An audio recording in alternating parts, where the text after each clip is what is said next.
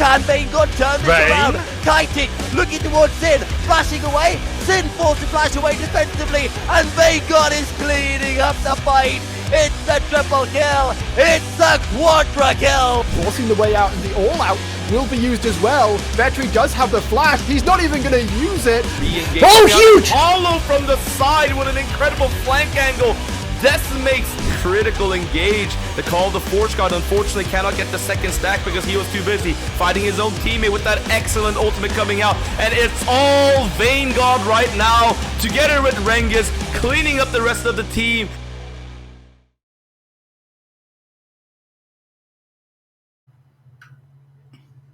And welcome in to not the quarters, not the semis, not the penultimate, but the finals of the UKEL Four Nations Autumn Season Playoffs is here, and we are here for it. It is going to be a banger like you've never seen before, and we have a lot in store for you guys to eat up before your dinner, before your late night. But this is the moment that it is all come down to. We've had 8 teams, they've gone to 2, only one can win, and the only way for you to find out is to stay tuned all day to this stream. But let me welcome in my guests for our pre-show. We are joined by Middlecott, Milky Cereal, and Synergy himself. Now we're going to go in reverse order. Synergy, how are you feeling about the fact that we are here? We're in the finals. It is the last stream. I can't believe it. It only seems like yesterday that we were speaking to Riot about this even being a thing. It was actually almost a year ago, and suddenly, first split is done. Like, where's it gone? These last 7-9 weeks have just flown by, so I can't believe it. Very excited to be here. Looking forward to this best of 5 as well, and I'm looking forward to what we've got in store in this pre-show. Yeah, indeed. Milky, how are you feeling? Obviously, you're returning it back to the scene. You've had your breakfast. I'm guessing it was cereal. How are you feeling? You must be fresh.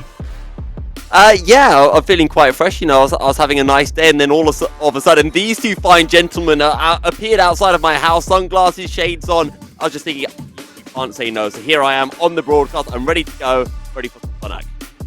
Indeed, and last but not least, returning back, casting the old UKEL, now here for the Four Nations tournament. Middlecott, welcome in. Obviously, you've been around a little bit this split, but it's finals time.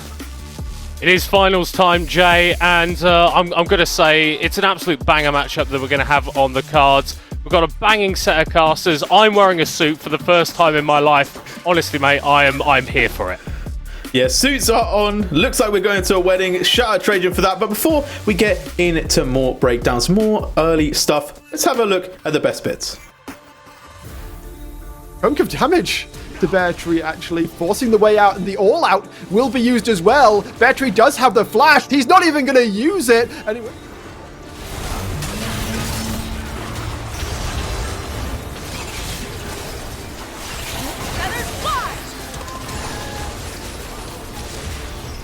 Oh, no. Look at this! Look at Lars, he's using it! He has the ultimate! Oh, he's even emoting! He knows he has it! He wins the game at Vertex! They make it to the next round! No issues going in. Yeah, the re-engage. Oh, huge! Hollow from the side with an incredible flank angle decimates the team of DMG. And this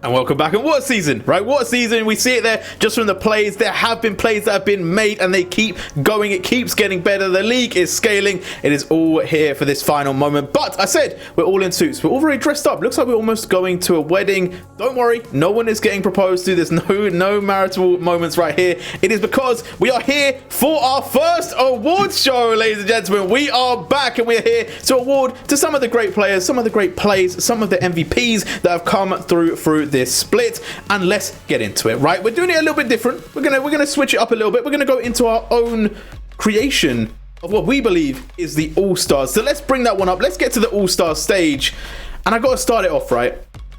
You guys have been thinking, you guys have been voting, we've had the casters vote, we've had players vote, all input has been collected, but first of all, we want to hear from the desk, right? Who have they decided as their picks? Let's start with the top lane, middle court. Who have you locked in? Who have you picked up as your MVP for the All-Stars for top lane?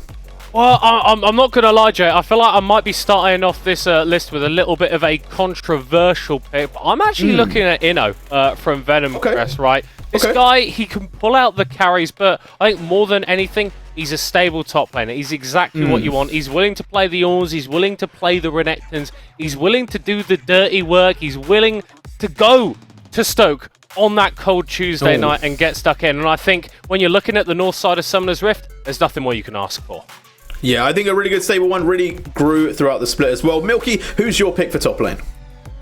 Oh, I've got to go with Battery. He's just been absolutely phenomenal for Tempest. Winning team, best top laner. There we go for me. All right, fair enough. Short and sweet. Synergy, how are you feeling about this one? Yeah, I'm going to go for someone different, but this may be not too surprising, but I'm going to go for Lars from Verzik Esports. I think that man has single-handedly carried them as far as they got. You know, I think they had a lot of their wins were off the back of just some insane backdoors, you know, some insane split pushing. And in terms of the actual, like, most valuable player, he is by far the most valuable player to his team. You know, these others, they're all good components of good teams. He's really made Verzik the team that they are, so that's why I've gone for him. No, completely fair. Yeah, I do think that he definitely deserved a shout. I'm going to give a quick shout out to Akaz as well. I think that he's really shone, especially in playoffs, or especially on those Jax carries. So maybe we'll talk about that a bit later, though. But onto the jungle. Synergy, you can kick us off as you went last time. Yeah, for sure. So in jungle, this one's maybe a bit more standard pick. I've gone for Donlosi from Tempest Gaming. Still getting away with it. Yep. Yeah, he is still getting away with it, as I'm sure we'll find out potentially a little bit more of later. But yeah, he's just been solid, and I think it's easy on that team to, you know, not stand out when you've got so many good players.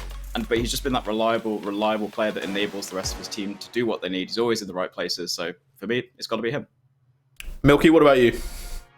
Well, there's an old saying that has transcended across the Rift for many years, which is better jungler wins, and Dunlosi's done the most winning, so it's got to be him just by pure maths.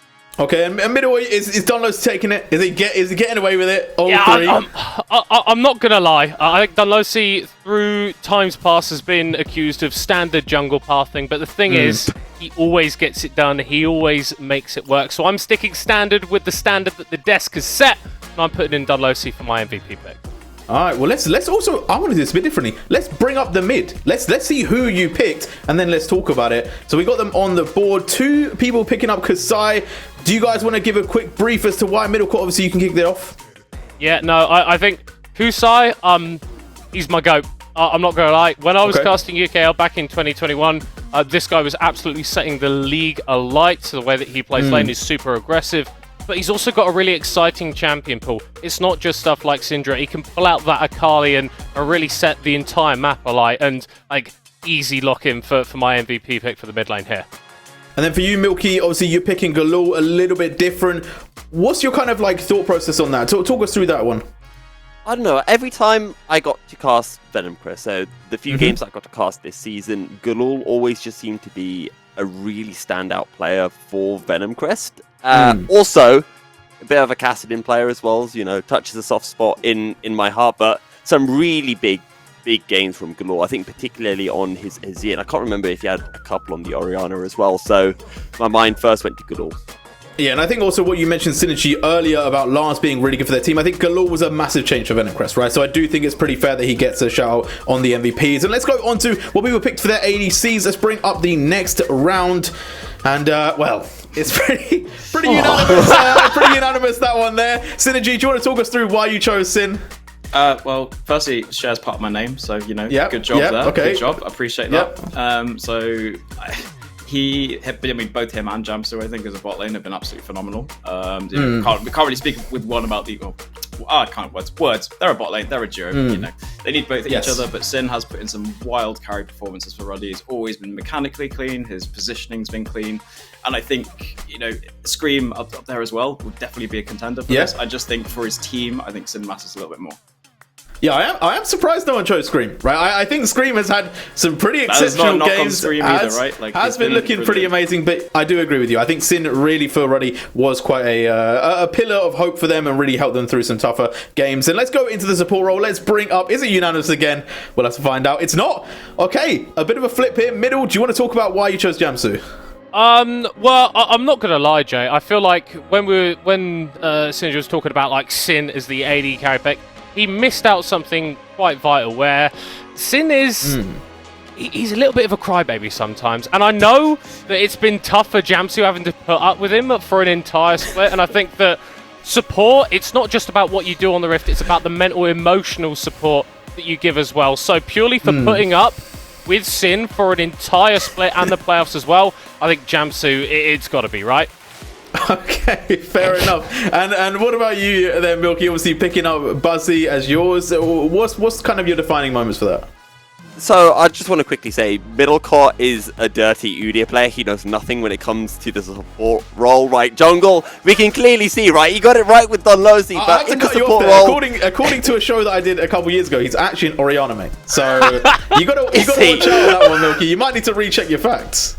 I'm going to be honest, last time I checked, Orianna wasn't in the bot lane either, so I'm going to continue with my rant here, and I'm just going to say, as the support here, I think a lot of people, they see, good ADC, therefore the support has to be with it, but I got to go with Buzzy. I've got more to come with this, but I'm saving that for later, and I'll go on a little spiel. We'll save it. All right, so that's been the All-Pro predictions from you guys. Let's have a look at actually who did make it to the All-Pro, right? Let's bring that one up. Let's see who was our final 5, and it is going to be pretty close to what people said, right? Bear Tree, Dunlosy, Kusai, Scream, and then Jamsu. So a lot of the names did come up. Obviously, Scream sneaking in where you guys maybe didn't feel like that was appropriate, but also Bear Tree coming in top as well, looking pretty good. Who could have predicted, that we'd get the All-Stars from primarily, well, actually all from the 2 finalists, eh? Yeah, not really super surprising, I think, but that's the way when you got players voting for the best players and you got talent voting. Clearly, it's going to go that way, right? I would say. Wow, 4 of the 5 players that went 13-1 through the regular split are on the All Pro list. Yeah, I'm really surprised by that. But Buzzy's calling his agent right now. I was like, I need to keep my spot on this team. Don't let Jamsu in. Don't let Jamsu in. Look, as a caster. With that being said, we are going to go on to the MVP of the split, right? We have all voted for them. We're going to go in turns to introduce who we think, and then we will reveal who it is. I'm going to kick it off. I think this is no shocker here. They got a lot of votes in that, and then the All-Star in the 5s. I'm going to pick Dunlosy for mine. I think Dunlosy was just really, really strong. I think that he was getting away with it quite a bit in the season, but in playoffs, he really shone and really had some standout games, especially on that Vi. So I do think that he's really kind of earned his spot. Middle, it's your turn. Yeah, and then I think from my point of view, whilst I meaned a little bit, my pick for the overall MVP is going to be Sin. I think that this is an incredibly skilled player in the AD carry role. He's a lot more stable, I think, than some of the other AD carries that I've seen playing in the UKL. And he's also got a pretty significant champion pool, which is not something that you see from a lot of AD carries willing to pull out stuff like the Misfortune that we don't typically see. So for the champion diversity and the overall level of play, Sin for me. Milky, on to you. Yeah, I think for this, we've got to take off the nice guy act, right? We've got to get serious. So for that, we've got a little bandana, right? Okay. The drip. The drip. We're going to get rid of this tie, right? Don't need that. So, all right. What do we all know about League? And that is that it's not the best team that will win. It will always be better jungle. Jungle diff. But if we listen to one of the greatest casters of all time, not me, or Middlecop, actually Cadril, better jungle diff is support diff, which means it has to be Buzzy. There is no other way around it, so it's Buzzy for me. Okay, fair enough. Synergy. How are you going to top that one? Well, no, I don't know. I can't possibly do it. I mean, But however, I will go with my pick, which I am going to say is Kusai. And I think the reason being is he has been utterly unstoppable in mid. Every team that's like Venom Crest tried that, which I think was in week 7 or something. They tried to shut him down really hard. They threw absolutely everything at him. Comes back and just carries the game on Jace, regardless of how many times he was ganked. His champion pool is insane. You can't ban this guy out, as we've seen people also try. He just pulls out the Talia, has an absolute carry performance on that. That's the kind of mid laner I would always want in my team because you can rely on them at every step of the way, and he's just the best in the league as well. I'm going to say it. All right, without further ado, let's find out who actually won MVP, who is going to take home that trophy, the prize, the coveted pride of being MVP. It is going to be Kusai. I feel like it's very, very worthy, right? I do agree with you, Synergy. I think that this player has just been exceptional throughout the split, right? They have just always been a turn-up player, and maybe not the one that we talk about every single day, but they've been consistently really, really top of this league. So all in all, congratulations to Kusai for picking up the MVP trophy there, and congratulations to everyone that made it to the All-Star roster. And if you didn't make the All-Star roster, get good. You know, that's what we can say. Like, we're not going to sugarcoat this. We're not going to give you some participation trophy. You know, if you want to be there, be the best, right? That's how it is. It is what it is. But I will say there were a lot of close contenders. People did almost make it through. Were there any like secret shoutouts that we haven't mentioned so far that you guys want to pick up? Synergy, you can kick us off. Put me on the spot there. I mean, I think I definitely, we kind of have spoken about it, but I just want to add my own of like Galul coming into Venom Crest, absolutely revolutionized that team. Yeah. And you know, where they were halfway through the split, and you know, they're actually down in like 5th, 6th place or something, to end up second in regular standings and then end up 3rd in playoffs. That's a huge impact, and that's something, you know, I don't want to shy away from. That's huge. Yeah, no, completely sure. I also kind of want to shout out Rengus. I feel like Rengus was someone that didn't really get too much recognition in this later start of the season because obviously they ended their run pretty early, but I think everyone said was quite consistent and quite a big part of their team pulling through. So with that being said, that is going to be all from our award show. We're going to go to a short break now and then a VT, but we'll see you shortly for a little extra surprise.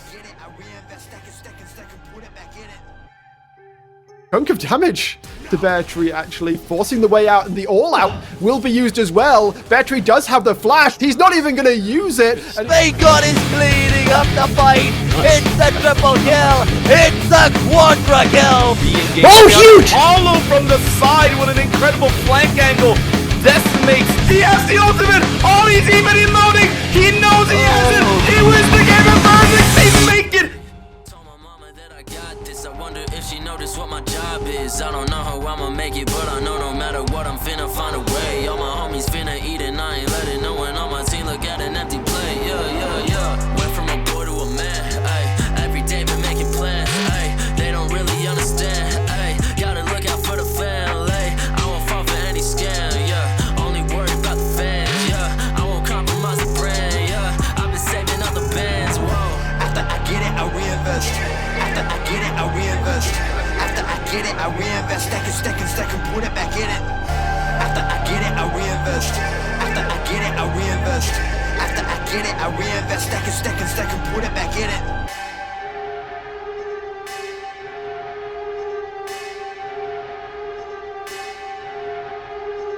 Spending money in some really funny ways, man. I promise you, man, really getting paid. Yeah, show a couple bands flexing on the Instagram, and nobody getting fans that way.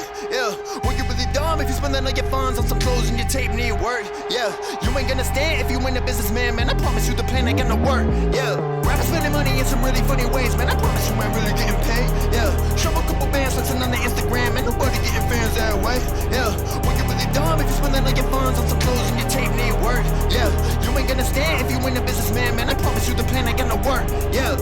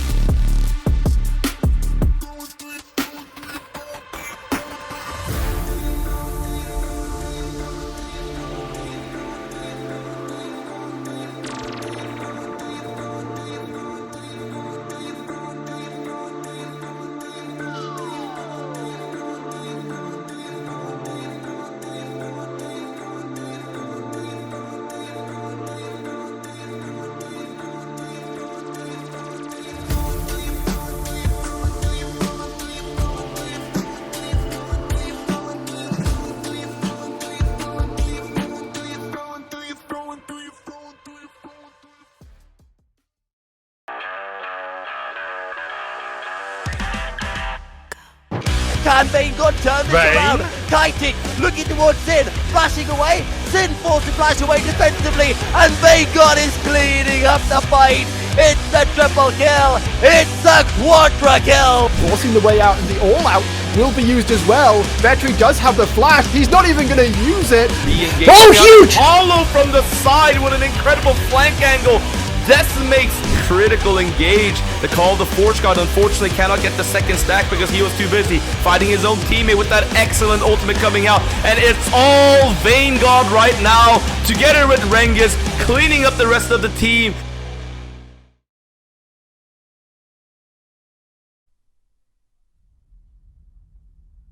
Hello, we are back and welcome in the man who made us all wear suits today. It is him. It is Trajan. Welcome in to the desk. I must say everyone stepped up very well. I'm very proud of all the boys for putting on the finery. You look fantastic. This is some serious heat coming from this jacket, brother. This waistcoat is flames. Like, it has to be said. I mean, this is only the second time it's been out, okay? This is not the debut, but it's close, and you gotta save the best, you know, for the highest of occasions, being the for the Four finals. Nations final. You know, yeah. Yeah. No. Indeed. Respect on the name has been shown. It's good. Obviously, you were kind of in the green room while we were all getting our prediction on, getting our rosters sorted. Are you agreeing, disagreeing? What are you kind of feeling about that? A lot of it was fairly on point, but I have to say a disgraceful lack of Scream fandom on that desk so far, so I'm glad the community were able to step up and give him that ADC MVP as he deserved. Indeed, with that being said, let's have a look at how this season went, because it was a lot. There was the season, there was the playoffs, there's a lot of things to look at, a lot of big clips, a lot of big moments, and we got that for you right now. The first split of Four Nations is coming to a close, and with Grand Finals around the corner, it's time to take you through how we got here. I'm your host Trajan, and let's take a look at the split so far. The Four Nations main season is an 8-team double round robin tournament taking place over 7 weeks, with the top 6 teams qualifying for playoffs where, in a gauntlet-style double elimination bracket, they compete for 2 spots in the NLC Regional Promotional Series to fight for a chance to qualify for NLC Division 2. At the start of the split, we welcomed 8 teams to the first season of the Four Nations. 4 teams were invited: Belfast Storm, Ruddy Esports, DMG Esports, and Lions Creed, and 4 teams fought their way through the open qualifier: Arcadia, Tempest Gaming, Verzik Esports, and Venomcrest Serpents. As the split started, Tempest Gaming set themselves apart from the crowd, securing 7 straight wins and putting themselves firmly in first place. Ruddy Painkillers followed closely behind, achieving a 5-3 record by week 4 and establishing themselves as the most aggressive team in the tournament. The middle of the pack remained hotly contested, with Verzik, Venomcrest, Belfast Storm, and DMG all fighting to secure 3rd, whilst Arcadia and Lions Creed battled it out for 7th and 8th. Whilst Belfast and Venomcrest continued putting on a strong performance, we saw Verzik holding on to 6th place off the back of some miracle Fiora play by Lars staying above Arcadia, whilst DMG plateaued, with their teamfight heavy playstyle and unique picks losing out to the other team's cautious approach.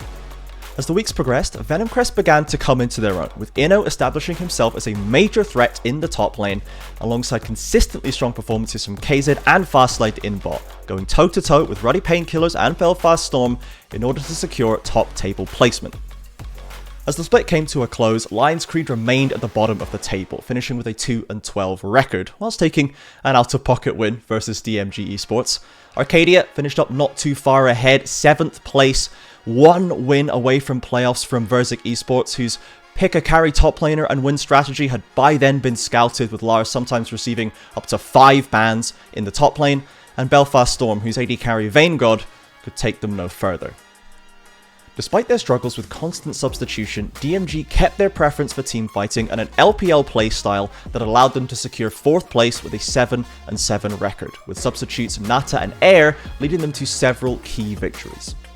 Leaning on strong solo lane performances from Inno and Galul, Venomcrest Serpents finished the second half of the split out strong, dropping only 1 game and taking 2nd place off Ruddy Painkillers, whose aggressive playstyle and some might say needless team fighting had left them often overcommitted. Tempest Gaming finished out strong at the top of the table, with Beartree's swap to AD carry being short-lived against Belfast Storm and only costing them their 1 loss of the split.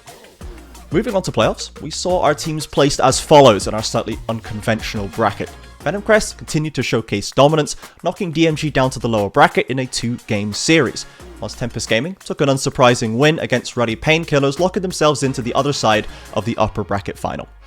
On the other side of the bracket, it looks like 5 bans is just not enough. That Lars dominance is back. Strong Olaf, Yone, Garen, and Gwen picks, allowing Verzik Esports to knock out Belfast Storm, to the disappointment of Twitch chat, and DMG Esports, gearing up for that match versus Ruddy Painkillers for a chance at the grand final. Venomcrest, having put on a promising performance so far, now have a chance to take on Tempest Gaming and show us all how far they really have come. Playing with Shoska in the top lane, going toe-to-toe with Bear Tree, they lost macro control of both games, resulting in a swift 2-game loss, leaving us all questioning whether replacing Inno up top was even a good idea. With the finals in their sights, Verzik took on Ruddy, desperate to continue their unexpected run through the tournament, but this proved to be a step too far, and Lars was unable to make enough impact on the Ornn and the Gwen, leaving Ruddy with a 2-0 and ending Verzik's unlikely story.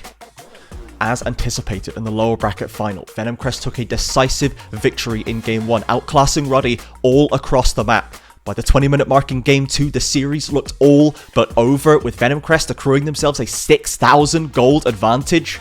However, after a series of heroic plays from Akers and Crisis, the series was pushed to Game 3, and with the momentum on their side, Ruddy smashed through that final game, securing themselves a spot in the grand final.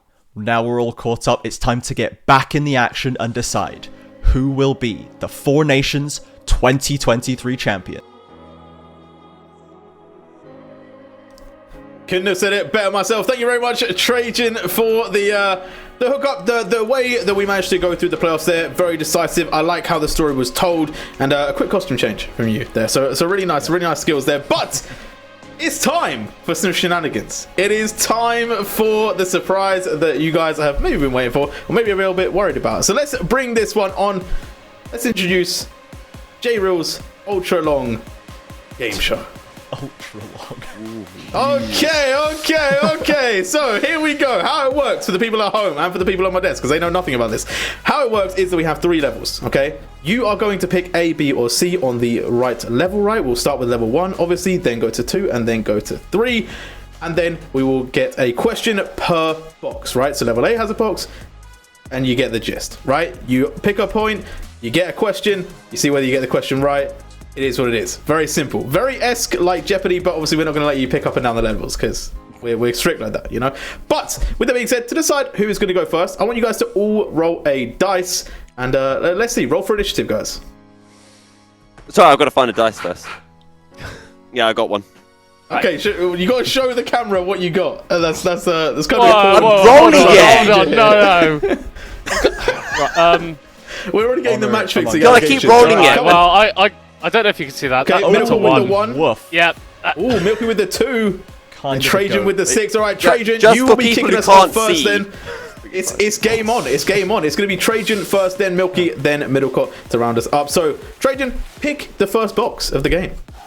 I'm going B1, strongest pick of the draft. That's gotta be lucky. Okay. Okay, B1. All right, so B1 is what you have chosen.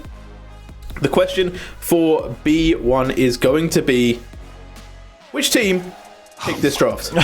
Oh, I wonder which one did this one burn into the memory of the Tempest Gaming Twitch account, I imagine. That's a Tempest draft if ever I saw one. That is indeed a Tempest draft. Now, we got to talk about this draft, right? Because this was obviously one of the wildest drafts that we saw, not only because of the picks that were chosen, but because of the role swaps that did occur. If anyone is not aware, they dropped Scream into the top lane, and they put Bear Tree into the bot lane to take on Belfast Storm. There was a bit of personal vendetta there, but it is what it is. Now, what I've got to ask you, Trajan, right? We'll go to you first. It was your question. Are we expecting maybe some shenanigans like this again coming out from Tempest? So I think the power of this draft cannot be understated. The fact that it managed to make Tempest lose a game just shows you how strong this draft is, right? It's got reality warping powers. And I don't think we're going to see it necessarily because that ran all the way through until Ruddy managed to actually make them lose an honest-to-goodness game of League of Legends. So maybe up to that point, maybe they were up 2-0, they might have had a bit of memeing and dreaming and a goof and a gaff and pulled something out like this in Game 3. But I don't think they're going to do it this time. I think the momentum is so important here, especially for a team like Ruddy, so I don't think you want to mess around with that. And Middle, I've got to ask you, right? We hear it in Worlds Cast, we hear it in these big tournaments where casters are like, okay, well, they might have sneaky picks that they haven't played. They don't want to show all of their cards. They're waiting for that perfect moment. When is the perfect moment, Middle? When do you throw out your new pick, the one that no one's really thinking about, your Soraka mid kind of stuff? I'm going to be honest, J-Real, you throw it out in scrims 3 weeks before you actually want to play it on officials, because if you're dropping Soraka mid random in the finals of Four Nations, I don't know, bro, I think you're asking to lose. Okay, we'll see if there are any picks. Milky, is there anything that you're thinking of, maybe brainstorming a little bit, some 400 IQ? Obviously, you had some pretty base reasons to why you pick MVP. Maybe you got some base reasons on some picks. Anything that you're looking for to maybe rear its head today that we haven't seen, something that's not meta? Look, all I'm going to say is regarding the Soraka mid, it might be terrible, but at the end of the day, nobody expects the banana. Okay. With that being said, let's go back to the board. It's time for question number 2. And it is your pick, Milky. What are you going to go for? Oh, see, I don't know. There's something about the fact that Trajan's face is over 1B that is gravitating my own pick towards it. And I would like to think that Trajan is my right-hand man. So I'm going to take 1C, so he's on my right. He's decided the authority order He would here. be on your left, but that's fine. No,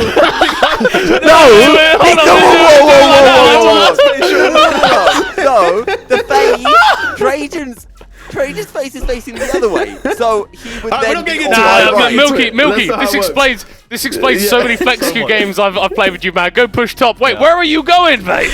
All right, with question 3, let's bring up question 3. Let's have a look. Who keeps getting away with it? Famously stated by Dr. Milky Cereal. Who does keep getting away with it?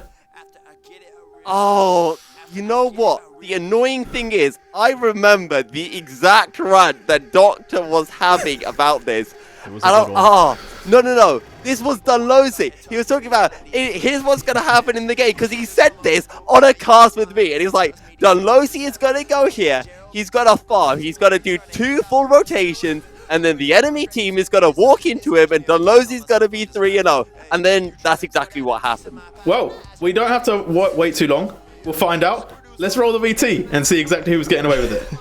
I believe it should be Tempest, as the team that has been running around these scenes, just strong. Dunlosey, Doctor, I know you got a lot of words to say, but he does keep getting away with it. It does. It's disgusting.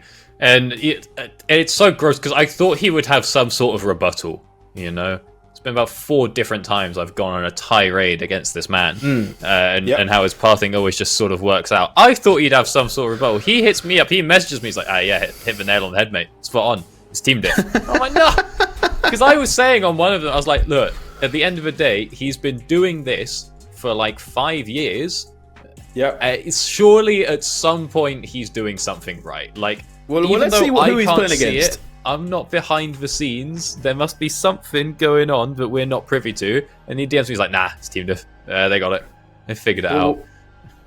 Well, let's jump on to the next team. Let's see who they're having to team diff against. Because obviously Tempest... And there you have it. One of Doctor's famous rants. So he's getting away with it. Now, the question is, I will say in season, maybe didn't have the most exhilarating performances, wasn't necessarily carrying the hardest, but middle court, like going through playoffs, Dunlosey has had some exceptional games. Yeah, he has. He's still getting away with it, J-Real. Hang on. I don't understand how it's happening. I don't know if he's still getting away with it. I feel like he's now starting to carry the team, right? Trajan, maybe you disagree. Do you feel like he's also just getting away with it, or are we saying that now he's coming to his own? I think there is a certain degree to which Dunlosey is always getting away with it, but he's definitely like evolving, changing as a player, becoming more of a carry threat on a roster which is already teeming with carry threat. So I think that's really impressive, just from first principles, right, to be able to shine that much on a roster that already has so many stars. I think the allegations were catching up to him a bit until Game 3 versus Ruddy in like the winners finals, when he went, okay, hang on, give me Vi. I will gank every lane 7 times before 10 minutes. I'll go 5-0, and I'll just then they'll leave me alone until next season when he's gonna do it all over again. Okay, well, let's go back to the board. Let's have a little look. We'll see if he gets away with it today as well. But let's go middle court. You've been left with A1. Let's reveal the question. Yeah, Milky with the chicken as well. We love some of these memes. But let's go to question A1. Okay. Week 5, day 2. Guess the build for this Twitch. There's five items. And that's what I'm going to tell you. If you get at least 3 of them, you'll get it right. This is going to be some heinous stuff. This is... Nah, bro. Oh. I was told that I didn't need to do much research before I came on, man. What is this right? It's Twitch. Surely you know the Twitch, Twitch, right? Okay, so Twitch. I don't need any of your assistance, no Milky. hints, no okay, hints, yeah. I've got this. Okay, so no help. I follow like NA Twitch like player on Twitter called Alice. She is a big fan of stuff like the Titanic Hydra, stuff like the Runan's Hurricane. Guess the 5. Okay, yeah. I've just got to guess the 5. So right, Zerka Greaves. Let's have that. Okay. Let's have that's an item. Bold. Titanic Hydra. We've got a Runan's Hurricane in there. We've got to be chucking like a Bork. I reckon we got Jack shows as well. What do you mean you reckon a Jack show? That's 5. Like dropping it like it's the most normal thing you've said. It's a normal item. It's a normal item on this AD character. That's 5 items. Let's reveal how close you were, because I feel like you were pretty close.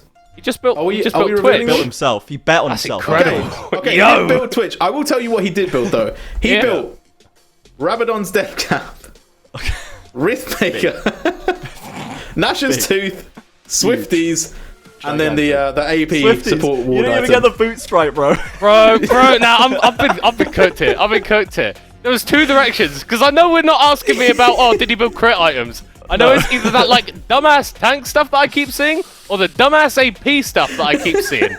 Okay? Well, it was indeed the AP. It was actually the game where Ruddy flipped the script a bit. They had Fuyu in, who played Cassiopeia ADC, and then it was Sin on the Twitch, which is a pick that he's played normally as well, but decided to go AP with that. And let's bring it back to the board. Let's go back to the board, and let's go on to round 2, because that is round 1. Obviously, so far, Trajan and Milky both picking up a win there. That A1 is going to be filled with a picture of me now, because you didn't get that one right. All right. Yep. So with that being said, let's go on to round 2. We're going to flip the order now. Middle court, you can pick first.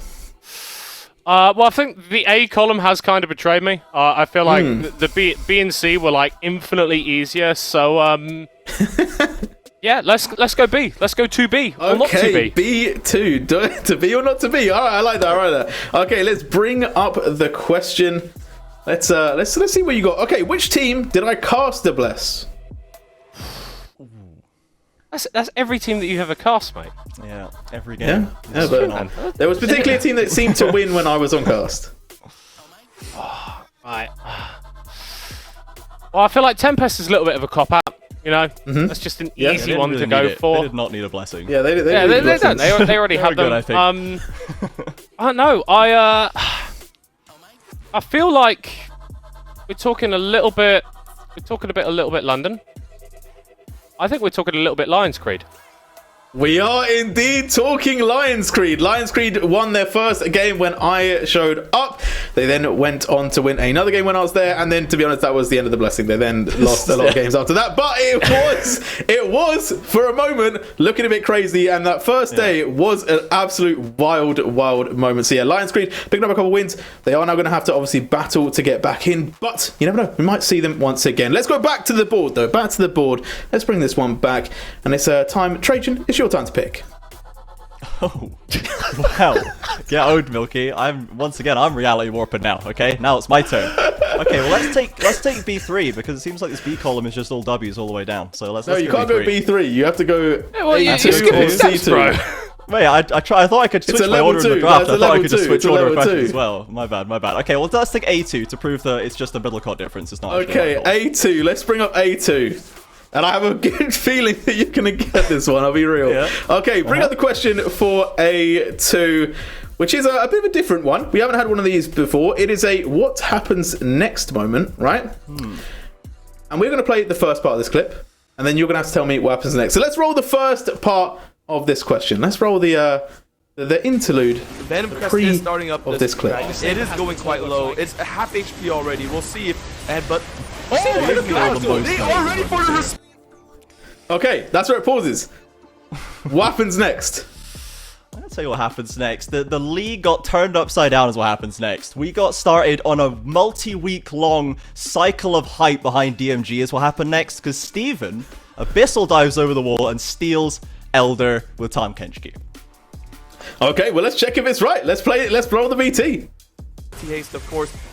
Venom Crest is starting up this dragon. It is going quite low. It's a half HP already. We'll see if but oh my god! They are ready for the response over here. They're going in.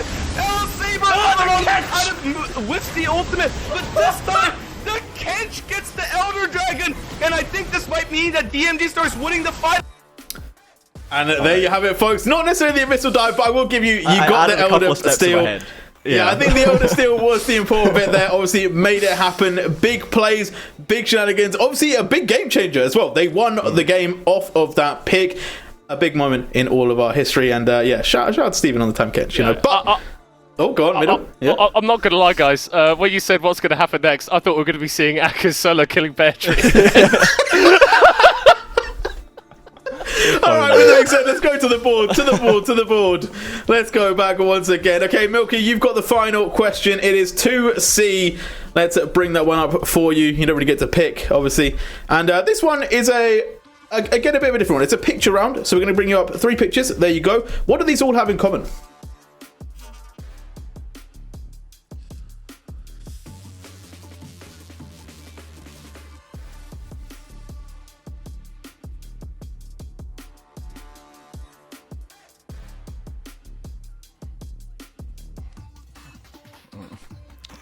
True. Oh, I was muted in VMix. Go through it again. Let the people know what you're thinking. Okay. So there's a serious way of going through this, right? We've got a couple of Demacian champions. I can't remember where Casante's from. But then we can remember that these are all incredibly obnoxious top laners. Every single one of them, anyone who plays them, should just be forced to uninstall the game. But the final one I'm thinking of is Vayne God plays Vayne. Who is it who plays loads of Fiora? I think it's Lars or Inno. I don't think we had any Fioras in this season, actually. Can't think of a one. No, we definitely did. No one Nah, man. So I'm going to go with, what do all of these champions have in common? They're all incredibly obnoxious top laners.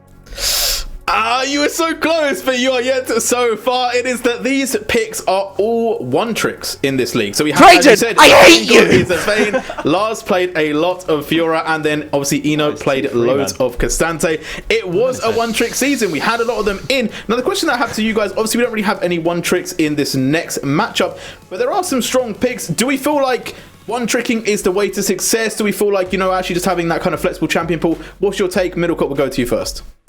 I think one tricks, maybe not. I think if you got 2 or 3 picks that are super duper scary, I think that's when it really gets tasty. If you can only play one champion, it's just going to get banned every draft phase. But if there are 2 or 3 that you're super scary on, then that's going to cause so many issues for your opponents. Okay, indeed. Well, let's go back to the board. Let's bring it onto level 3, where some of you have some ground to be making up. Trajan sitting pretty with 2 wins already. And as you see, I'm back on the board. So with that being said, we're going to make Trajan go last in this one. So, Milky, pick your level 3 question.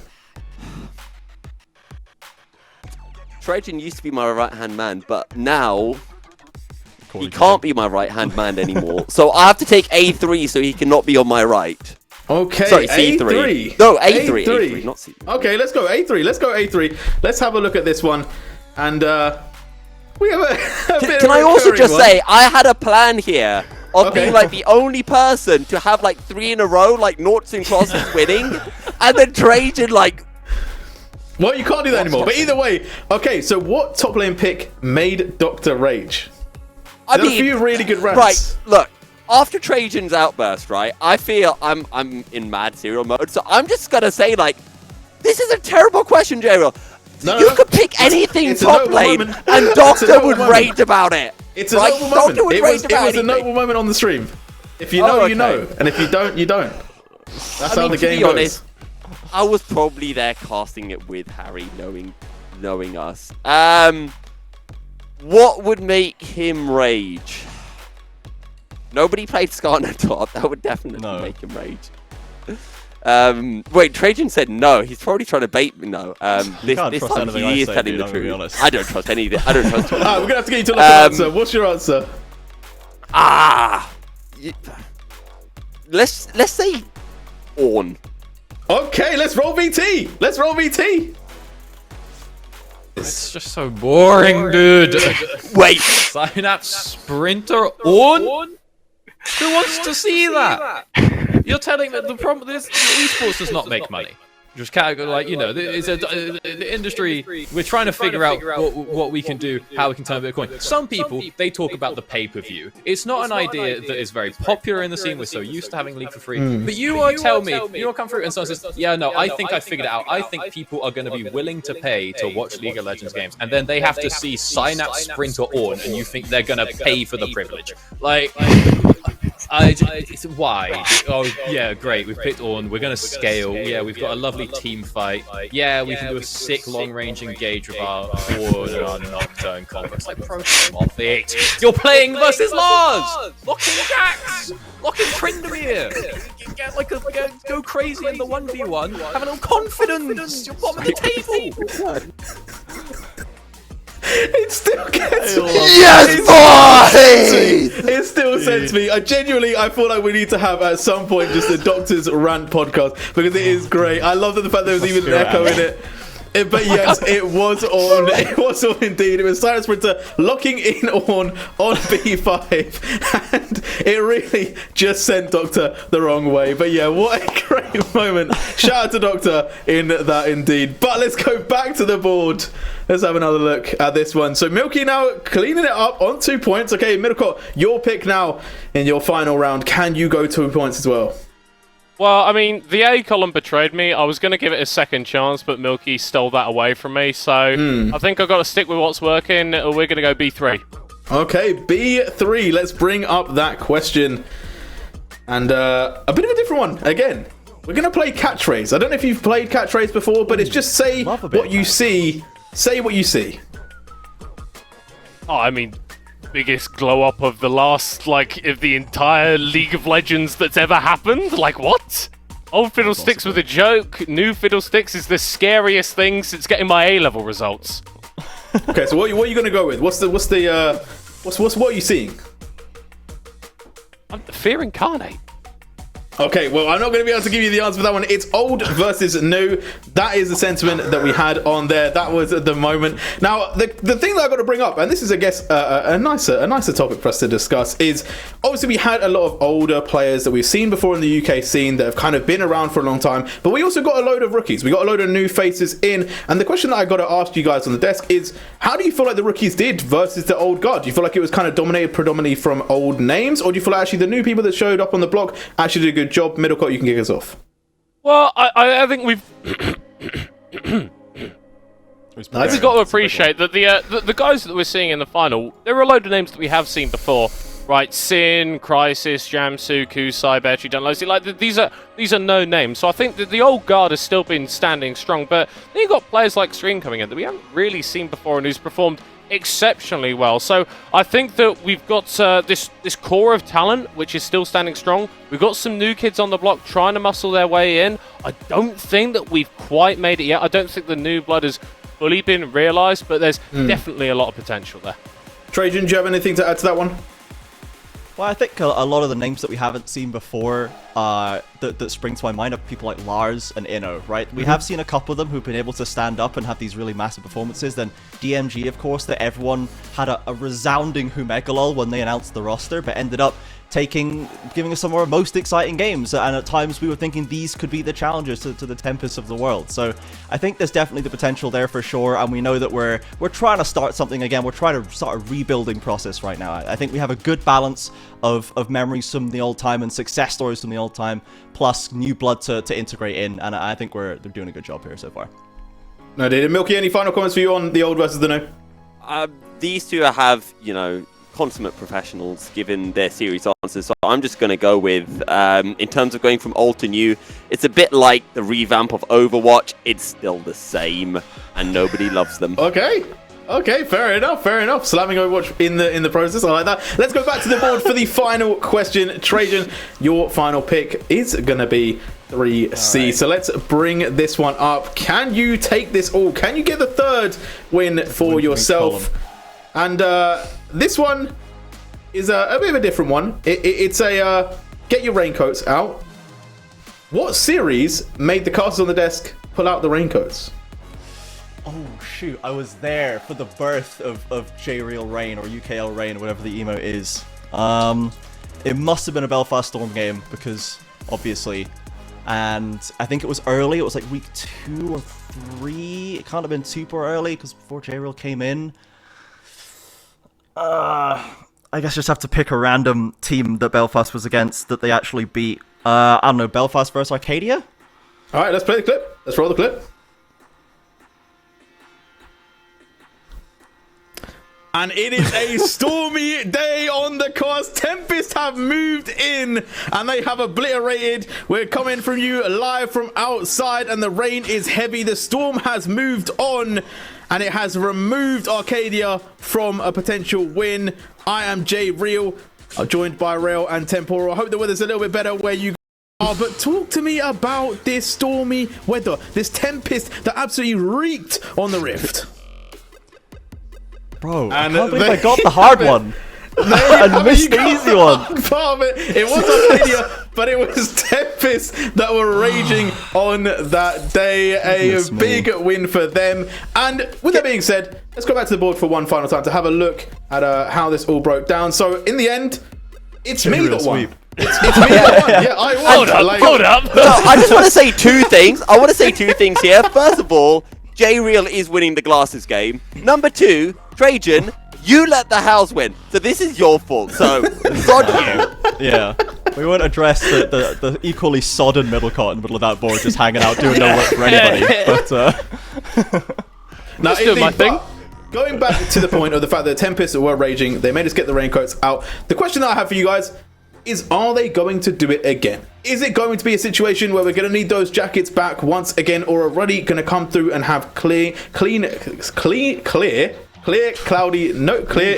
I can't even talk. Weather reporting, not my thing, definitely, as you can see. But when you're British. Clear skies. Yeah. With that being said, let's talk about predictions. Okay, I'm going to kick us off. I'm going straight up 3-1 Ruddy. Middle cut, you next. I'm not gonna lie. I've got a lot of love for the boys on Ruddy, but I think at the end of the day, my favourite play by the Bard himself is the Tempest, and it's Tempest Gaming who are going to be taking the series. I reckon it's 3-2 to the lads. Okay, Milky. See, sadly, Middlecott's vision is impaired by his glasses. He can't see clearly. That's why we're here. It's gonna be all Ruddy, boys. Ruddy Esports for the win. Let's go 3-2. Okay, and Trajan? Wow. I can't believe he's actually Ruddy dripped out, but I am gonna have to join Middlecott here with the eye protection, and it is gonna be Tempest. It just you know it is. It's always been Tempest from day 1 to day whatever the last number of days is. It's gonna be top to bottom Tempest. They've come in, they deserve it. Ruddy are gonna give us a show, but it's gonna happen, man. Tempest are taking it. Okay, with that being said, that is all. That has been J-Real's ultra long game show. Hope you enjoyed it. Obviously, your boy won. It's just standard. It is what it is. But with that being said, we've joined our predictions. We've had a bit of fun, but now it's time to get serious. We're going to throw to a break, and when we come back, Trajan is going to take us in to this mega series of a final. You sent me this sign, but excuse me, I can't help myself, I'm just laughing. Hey, you try to cut out a piece of my pie, and I asked you politely, what's it that you offer me? Yeah, I produce all my own beats, and I have no intention of losing my publisher. Yeah, independent individual, boy, I've been eating off passive residuals. Yeah, let's be professional. Thanks for your time, but I had to decline out that principle. I've been scheming up a plan. Hey, I've been saving all I can. Hey, you could call me David Rams. Hey, the way I handle these bands. Hey, we ain't messing with the old model. New kid, we full throttle. Just know that the come up is not a fluke. My amigos, they focus, know what to do. After I get it, I reinvent. reinvest. After I get it, I reinvest. After I get it, I reinvest. Stack and put it back in it. After I get it, I reinvest. After I get it, I reinvest. After I get it, I reinvest. Stack and put it back in it.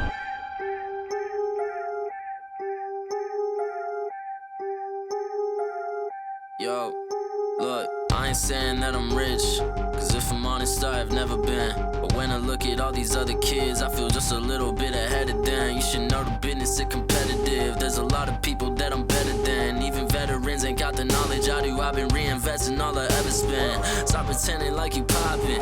Who been out here making profit?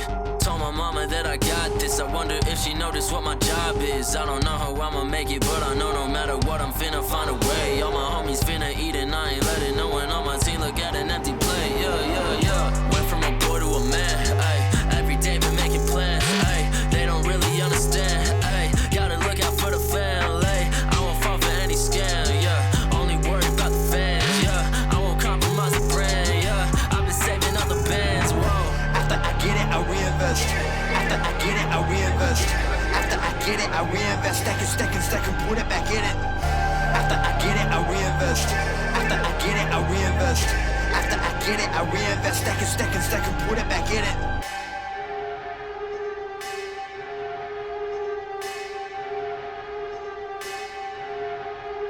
Rappers spending money in some really funny ways, man. I promise you ain't really getting paid. Yeah, show a couple bands flexing on the Instagram, and nobody getting fans that way. Yeah, well you really dumb if you spending all your funds on some clothes and your tape need work. Yeah, you ain't gonna stand if you ain't a businessman, man. I promise you the plan ain't gonna work. Yeah, rappers spending money in some really funny ways, man. I promise you ain't really getting paid. Yeah, show a couple bands flexing on the Instagram, and nobody getting fans that way. Yeah, well you really dumb if you spending all your funds on some clothes and your tape need work. Yeah, you ain't gonna stand if you ain't a businessman, man. I promise you the plan ain't gonna work. Yeah.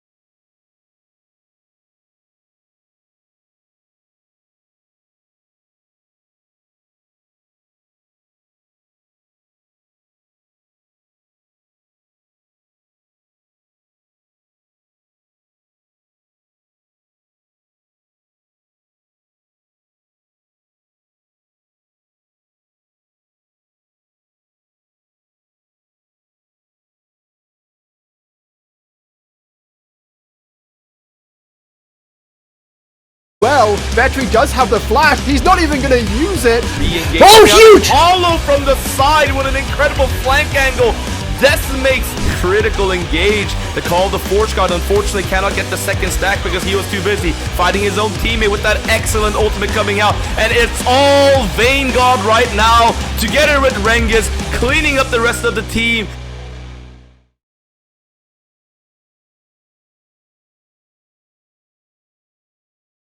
Welcome back, everybody. The finals is getting underway. My name is Trajan. I've taken over for the incomparable Jay Real. Shout out to him for an excellent pre-show. And now I'm joined by my analysts here, Black Bloxer and Torok. Put your Toroks in chat. We've got Torok back live on air after a hot minute. We'll come to you first, Mr. James Thompson. How are you doing? How are you feeling about this final? I am doing absolutely fantastic, Trajan. I'm stoked about this final. I think we're going to be here for a great best of 5, right? That much is clear based on these two teams and how they're doing in the UKL, and I'm just excited to be here for the ride. Absolutely. And Bloxer, tee it up for us. How are you feeling? Tempest versus Ruddy. We always knew it would come here, right? Oh yeah, I mean, these two teams, they look like some of the strongest right at the start. Ruddy, they had a little bit of an iffy moment during the middle of the split, but once we've gotten to playoffs, it feels like this team has really come alive recently, so I cannot wait to see them face off again. Okay, we do have a little highlight package here for Tempest versus Ruddy to just remind you of the crazy stuff that goes down when these two teams go up against each other. So let's have that one rolling. And while that is going through, Blocks, I'm going to come back to you first here. Out of the times these two teams play against each other, who do you think is often the biggest difference maker? Do you think there's anyone that's really acquitted themselves in this specific matchup? So the last time that we talked about these two teams, it was round 1 of the playoffs, Ruddy versus Tempest, and Tempest chose Ruddy. They wanted to fight up against them, and Ruddy handed them their first actual loss, and we highlighted before that game that we thought Bear Tree on Tempest was somebody you could try exploit. We had a little highlight reel of maybe a low light reel, let's call it, of things that Bear Tree had done that were a little iffy. And in that game 1, Akers smacked Bear Tree. He was incredible during that first game, and we were like, oh, maybe this is coming true. Maybe that top lane really can be a weak point. But since that first game of the first round of playoffs, Beartree has popped off. In the remaining 2 games versus Ruddy, in every other round that we've seen Tempest play so far, he has been absolutely incredible, so I could see that top lane being a real focus point for both of these teams. Yeah, for sure. And as these highlights roll on, Torok, you're someone that has been around for so long and has seen the ups and downs of many of these players. I guess, is there any of these players that you see, some of the old guard maybe, these names like Dunlosi, Kusai, and Sin, that you think have really shown a bit of growth up to this season, that are really playing some of the best league they've done before? Yeah, I mean, it's something to really account for, right? That these players have been in the UK scene for so long, and yet in some ways are still, I think, reaching new heights with their gameplay. People like Kusei, for instance, he's an extremely young player, and so even though he is well known, he's been around in previous iterations of the UKL, he's pretty much only finding his form even now, and I think his future is just getting brighter and brighter over time. So, I mean, for all of these players, I think we're seeing at least some more differentiation, some maybe more refinement of the way they fit into their team, the type of styles they can bring, and all nice things that players get over time, right? So I think, I mean, across the board, we've definitely seen an evolution in terms of all of these guys. Yeah, certainly Kusai, great name to flag up, right? Our season MVP here in the first season of the Four Nations. But let's bring up the Tempest roster. Let's get reacquainted with those 5 players. They have had none of the substitutions and swaps that a lot of the other teams have had. They just haven't needed it. Bear Tree in top, Dunlosi jungle, Kusai in mid, Scream and Buzzy in the bot lane with Coach Sama. So Black Bloxer, is there anything else that you want to touch on Tempest right now? Do we just want to keep praising Kusai because I'm down for that, or is there anyone else that you want to touch on before we move on? I mean, we can quickly once again say Kusai, he's brilliant, obviously. The mid lane has been one of those. More Kusai, I'm always going to be down for that. Literally. And in that Ruddy game, the one that Ruddy managed to beat Tempest in, actually he was popping off. He was the person that was trying to pull Tempest through and keep their undefeated, other than when they wanted to lose, record alive. You can see it right here. The gold, he did nearly 1,000 damage a minute, is insane. That's ridiculous stats for this guy, and he's got such a wide champion pool. But it's not just him. You know, we've got other teams where there was one person who was really popping off every time. Verzik and Lars, obviously. That is not what Tempest is. There are players all across the board that can pop off. Scream had a really good performance versus Ruddy in that round 1 as well, and everybody has just been playing so well, and it's not just the individual talent, because sure, that is a great part of what Tempest does, but it's the way they play together, the way that you constantly have more members in every lane, more people to every single team fight, and the rotation around the map is just so clean, and it's been one of Tempest's absolute greatest strengths. Of course, it's something that Ruddy don't do. They like to get scrappy, they like to really try to drag you down into the mud, and so if Tempest can keep the head above it and keep it clean, then they're going to have a really nice time, but we did see versus Ruddy last time that they can't always do that. Yeah, I love that you bring up that point about that super strong team performance blocks. As you can see, only 3 total losses there from Tempest in game score across the whole damn season so far. And I want to ask you to dig down a little bit deeper into this, Torque, about that early game that we see from Tempest. Because so many times we get what I often just refer to as the Tempest special, where they're down 2 or 3 kills, but they're up 4 or 5k gold. You know, it's so consistent how often this would happen. So talk to us through about how that can happen in this game. What do you think it is that is allowing Tempest to always be in control, even if they're not getting the kill advantage? Yeah, well, this is something we see from 1, good teams, and 2, good players, right? Is the simplest way of explaining it. When you look at how this team fights, they're taking fights in positions where they can nearly only come away with either a slight gold deficit or a really large gold advantage. And what I mean by that is, the way they play is they're often playing to push their wave in first. So if the enemy team wishes to respond to what they're doing, they have to choose to sacrifice their wave or whatever it's going to be. And what that means is it's very rare for them, even if they come out of a fight losing, for them to fall critically behind. They only fall a little bit behind because they're not missing out on all that other stuff. Whereas the other team that's maybe decided to come and fight them, let's say over a Raptor camp or something like this, if they've already abandoned resources on the map, such as golden experience, to come to that fight, they may come away with 3 kills, but they're not actually getting that giant advantage. And I think it's that pattern repeated many, many times throughout many, many games in small situations that just add up and give that inevitability to Tempest having a massive gold lead. Yeah, for sure. They are great at running that through for the win. However, one of the only teams that has been able to destabilize Tempest, to actually put them on the back foot in multiple stages of the game, has been Ruddy Painkiller. So let's get that roster up. Let's familiarize ourselves with them once again. We are back with the full roster here. Sin in the bot lane with Jamsu, Akers in top, Crisis in the jungle, and Ketsuo in mid lane. So, Bloxer, talk to me about Ruddy. What do you think it is that is actually allowing them to break through this kind of impenetrable armor that Tempest seems to have built up throughout the season? I think the best way to describe why it is that Ruddy seems to have a better time versus Tempest is when you look at Tempest versus Venomcrest, because those were 2 teams who were very, very similar in their playstyles, very calm, collected, and you just didn't actually get any of the craziness that you get with Ruddy. And Tempest, if you try to play on their level, on their very calm, collected level, they're just better. They are better individually and they're better across the map. Whereas Ruddy, they don't want to play like you want to play. They want to play aggressive and fast and try to get advantages all across the rest of the map. I mean, you see, just from the amount the Crisis is moving around, trying to find ganks into every single lane, the way that this man plays is so impressive. And then individually, you still end up with some massive pop-off performances. I think that Ruddy just need to keep to their playstyle, keep being aggressive, looking for those skirmishes at all times, and it's really going to be able to pull them through in a way that no other team has actually been able to push Tempest.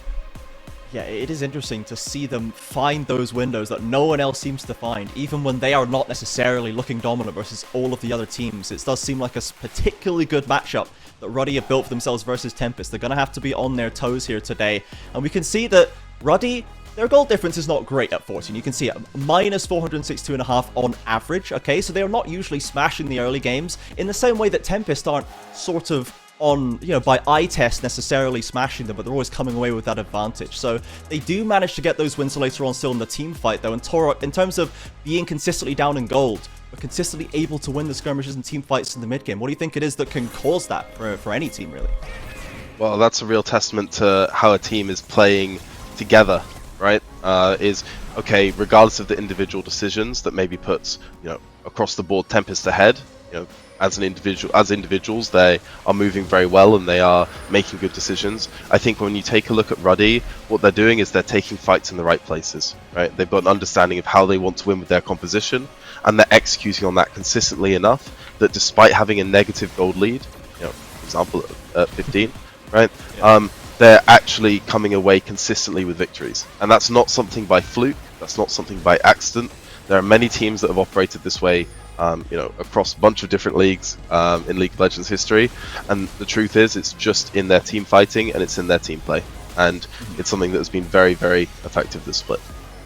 It's maybe somewhat antithetical to the kind of the Ruddy aesthetic that comes through, but that kind of, we always just fall behind early and then we're going to win late. It doesn't matter what we do in the early game, we're going to at some point decide to win. Feels very akin to the kind of wild card versus LCK second seed vibe that you get at Worlds or International, where they're not going to like do that much early on, and they're not going to look super aggressive and practiced early on, but at some point they'll just flip the switch and go, okay, we're now prepared, we're ready to go here, and we've picked this fight because it's the right fight, and they will just take the win. So perhaps Ruddy can be the T1 that we all need to save UK Esports. Who's to say at the end of this finals we might be able to see, but let's take a look at a specific matchup just to get an idea, drilling down at how these individual players can match up against each other. The matchup we picked to dive in is the top lane. This is something that has gone back and forth throughout this split. Akers versus Bear Tree. Now, Akers, Bloxer, we weren't super high on him through the middle of the season, right? He wasn't necessarily living up to the expectations we had for this player. No, he was fine. There was no point of Ruddy that was looking bad, but all of a sudden, once we got into the playoffs, he has been just balling out. We said already, versus Bear Tree, that was the point at which he seemed to really turn it on, and then in all of their subsequent matches versus Venom Crest, he's just been one of those absolute strongest members. His Cassante is just, I think there's no other way that you can describe it. The way that he plays on that champion is just truly ridiculous. But things like the Jax as well, those kind of fighters in the top lane, that's where he's really been able to shine. And it's not just the individual lane matchups, and I don't think it can be for top laners at the moment, just trying to beat out in your lane. It's the way that he plays the team fights, finding the flanks, finding the angles, and just getting that disruption in that Ruddy needs to really win out on these team fights. If the whole team is looking for messy fights, then he's kind of the main reason that they're able to find them. He gets into the backline, makes sure that your AD carry can't just sit there and auto-attack, chases them around in circles for a while, and also just looks for some of those really big engages that can just blow a team fight wide open. Yeah, for sure. We saw, again, the clips from Akers there really turning it on in the playoffs. But Bear Tree is someone who has been catching our eye since week 1, Torque. We have always been looking at this player from the early Alawi days, then him onto the Renekton, and always having a special pick to pull out to try and sway a matchup to his favor. Give me a read on Bear Tree. Do you think that he is that far and away, that #1 MVP top laner that he ended up being voting in this split? Or how close do you think this matchup is going to be, really? So I think this matchup is actually quite close, and that's why we're talking about it, right? I think even though Bear Tree has proven to be someone who is incredibly effective on a large repertoire of champions, he's been really useful on R5 to find stuff like Alawi and things like this in the past, right? But also, I mean, he's someone who's very confident just playing what the team needs at any given moment in draft. He's of course such a versatile and useful player that, you can't write him off by any means. But let's be clear that Akers is also someone who is very, very good at this game, and he's also had a very good history in competitive League of Legends. If you actually take, Bear Tree and Akers' history, and you sort of put them side by side, that's a very, very muddy water to get into as to which one is better or worse, right? And so even though there's this idea of, well, Bear Tree, obviously, phenomenal player. He's done a great job in terms of this entire split. I think the actual 1v1 in this top lane matchup is going to be very, very contested. Yeah, absolutely. Hotly contested top lane matchups is what we love to see. Now, we'll be getting into the draft before too long, but before we do, let's just take a quick moment to get your guys' specific predictions. We got the desk predictions earlier on. It was split down the middle. I think a varying of 3-1s and 3-2s. No 3-0 expectors on that desk. But Bloxer, Tempest or Ruddy, and a game score if you please. What do we think? Oh, okay. I would like to say, before I make this prediction, a terrible record with predictions. I have the opposite of the site. Whoever I pick loses immediately. So I'm really sorry to Tempest for this, but I think that they're gonna win this one. I think Ruddy are going to be able to take a game, at least. I don't think it goes to all 5, though. I think we end up with a 3-1 to Tempest, so congratulations to Ruddy on their 3-0. There's no way that Tempest come back from the blocks of prediction, that's for sure. Torok, how about you? Do you think Ruddy have it in? You have the source from the lower bracket run? Tempest 3-0. Oof. Okay. The most definitive call. 3-0. Not even a 1 game? Why not even a 1 game for Ruddy? You don't think they can take just even a little cheeky one? I think if Tempest play to their level, Ruddy should not get a game. That's the true analyst position. If the team that they should be every day on paper, when I look at my spreadsheet, they should be winning every single game versus Ruddy. And as based as that is, I think I will take Tempest as well. I'm not going to do a host split call for memes and dreams. I think it is Tempest as well, though I do think it will be a 3-1. I think that Ruddy came out so strong in their last series that they had clearly great preparation for that series in terms of the draft, or that's how it appeared. It felt like they were able to get good matchups in all their lanes, get those leads, and then play into their own style, and Tempest were a bit slow off the ground, that I think Ruddy in game 1 or 2 could probably pick one up. However, I think, was it maybe you, Bloxer, or someone else on that desk who mentioned that there might be a bit of a stamina issue coming out from Ruddy. Whole 3. Yeah. You've got to pull it out of the bag for 3 games at least. Possibly in and amongst 5, so you've got plenty of chances in this one, but yeah, it's a stamina problem for most teams versus Tempest. You might be able to do enough to beat them for 10 minutes in a game, but can you beat them for the full 30 to 40 that the game lasts? Ruddy have shown us that yes, once, but can you replicate that 2 more times? I don't know.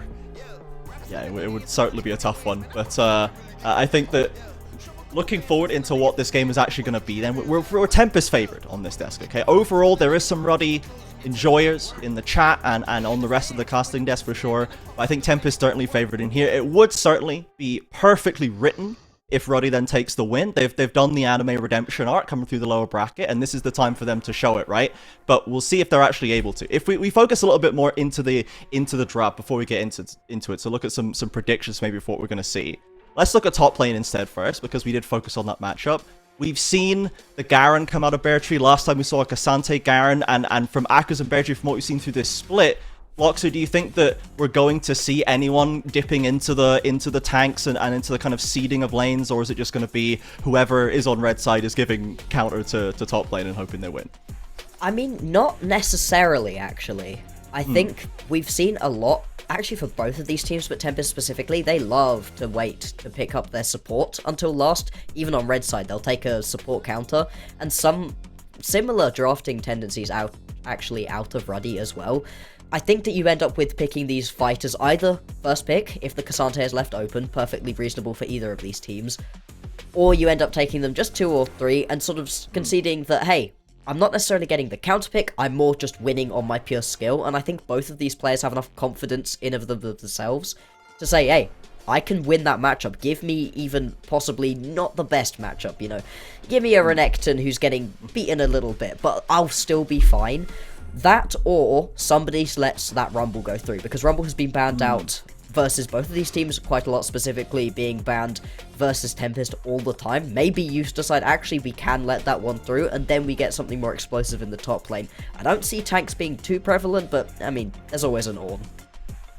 There's always an Ornn. Verzik taught us this. There's always an Ornn somewhere in the back pocket, but Torok, how do you feel about that top lane, the way the meta has evolved to this point, and with these two players being very bruiser focused, but having the Rumble as well? Do you think that this is a lane that is going to affect us very, very heavily? As we are getting into the draft, you can quickly just speak on how impactful you think this top lane match was going to be, like from the draft, like how much are we focusing on getting them their picks?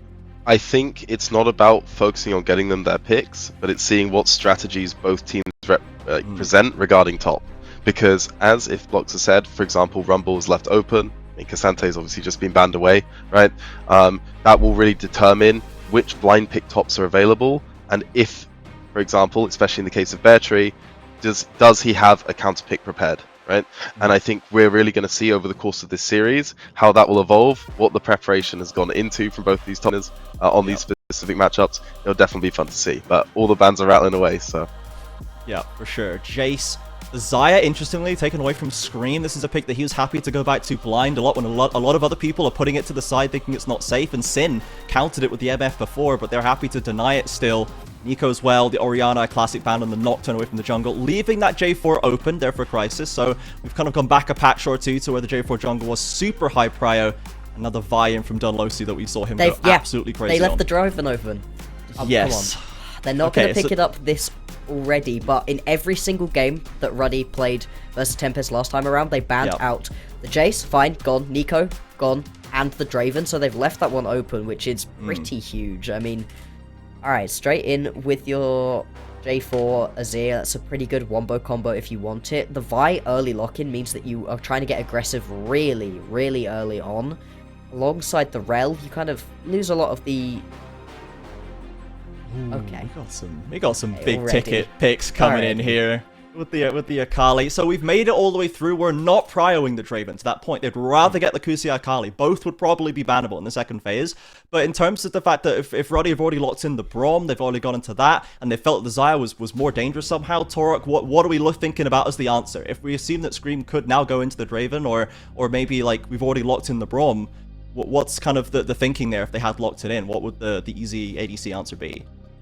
Yeah, so this is actually going to be quite tricky. I think Kai'Sa should be very high priority for Tempest in this position, though, because they're wanting multi-angle fights. They're wanting quick picks. They're wanting Kai'Sa to be able to join on whichever side Akali flanks on, Vi, Rel, stuff like this. Like, the entire theme of Tempest draft right now is all about getting across multiple angles, and Zeri will do just that as well because of the mobility that the champion provides, right? So it sticks within the correct theme. I think it's the slightly worse choice, but perhaps for Scream it's preferential.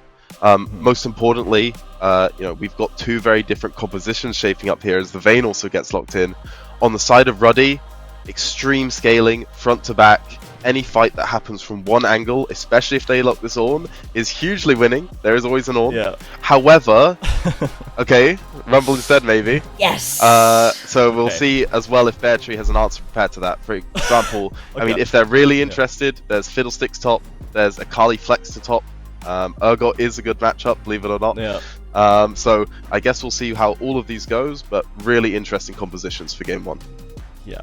When we bring Torok into the draft, you gotta know he's kind of like, just by the way, there's a fiddle top angle here, guys, that no one was thinking. No one was thinking of the fiddle top. And I'm gonna be honest, Victory, he's picked the #1 top lane pick instead. He's going to the Renekton. So this is something that I feel like, Akers can get a real foothold in this lane if he has enough early attention. So that top lane all-important matchup might be swinging to Ruddy early on, or Tempest might just be able to deal with it. You mentioned Bloxer, so just pick Renekton, I'll be okay kind of strategy. So how do you Bloxer think about the way they prioritize this top lane, and with the junglers factored in as well? Do you think anyone's super advantaged? Oh, Tempest, I feel like they've been dragged a little bit into the mud. This is the kind of draft that Tempest were getting pushed to when Ruddy managed to pick themselves up what they want. There's a lot of good in this Tempest composition. Top lane, you've got to play it so carefully. The Renekton is not particularly favoured into this one, but in an all-in, you do have the potential to play that matchup, especially alongside a Vi. Vi can get really aggressive. You're just looking to gank constantly, basically. You need to be ganking at all times as Ruddy, try to get as aggressive as possible, as early as possible, because once you get to those team fights, if the wombo combo that has been drafted comes through, that gets real risky. Yeah. So we haven't touched directly on the Vayne yet for Sin. I don't think we've seen Sin Vayne so far. He has carried the Spirit of Vayne God into the finals. Sadly, Belfast could not make it there themselves. With the Braum into Zeri on the other side, and I forget temporarily what the Rel I think was the support. So Torok, the Vayne is the answer. They were clearly waiting for Scream to pick and planning out, especially seeing what he's going to do. They slammed the Vayne in after. Is this good? Are we happy with this? I think I'm happy with the Vayne here. So they've already got a champion that's very happy taking over mid lane in the middle of the game, right? Which is Azir. He doesn't really want to be going onto side, and Vayne is very comfortable on side lane positions. And so you don't really have the typical issue of some Vayne comps where you run out of wave clear and you kind of lose every single mid wave. I think if Tempest play it well, they've got a position here where Vayne can definitely work. The individual matchup 2v2 on bot lane is very good. Vayne also does very well versus the dive threats that are being presented from the side of Ruddy. There's not many AD carries that can survive comfortably versus Akali, Vi, Rel, right, as the list goes on. Yeah. And that is something that Vayne can do. So I think this is a really strong Vayne pick.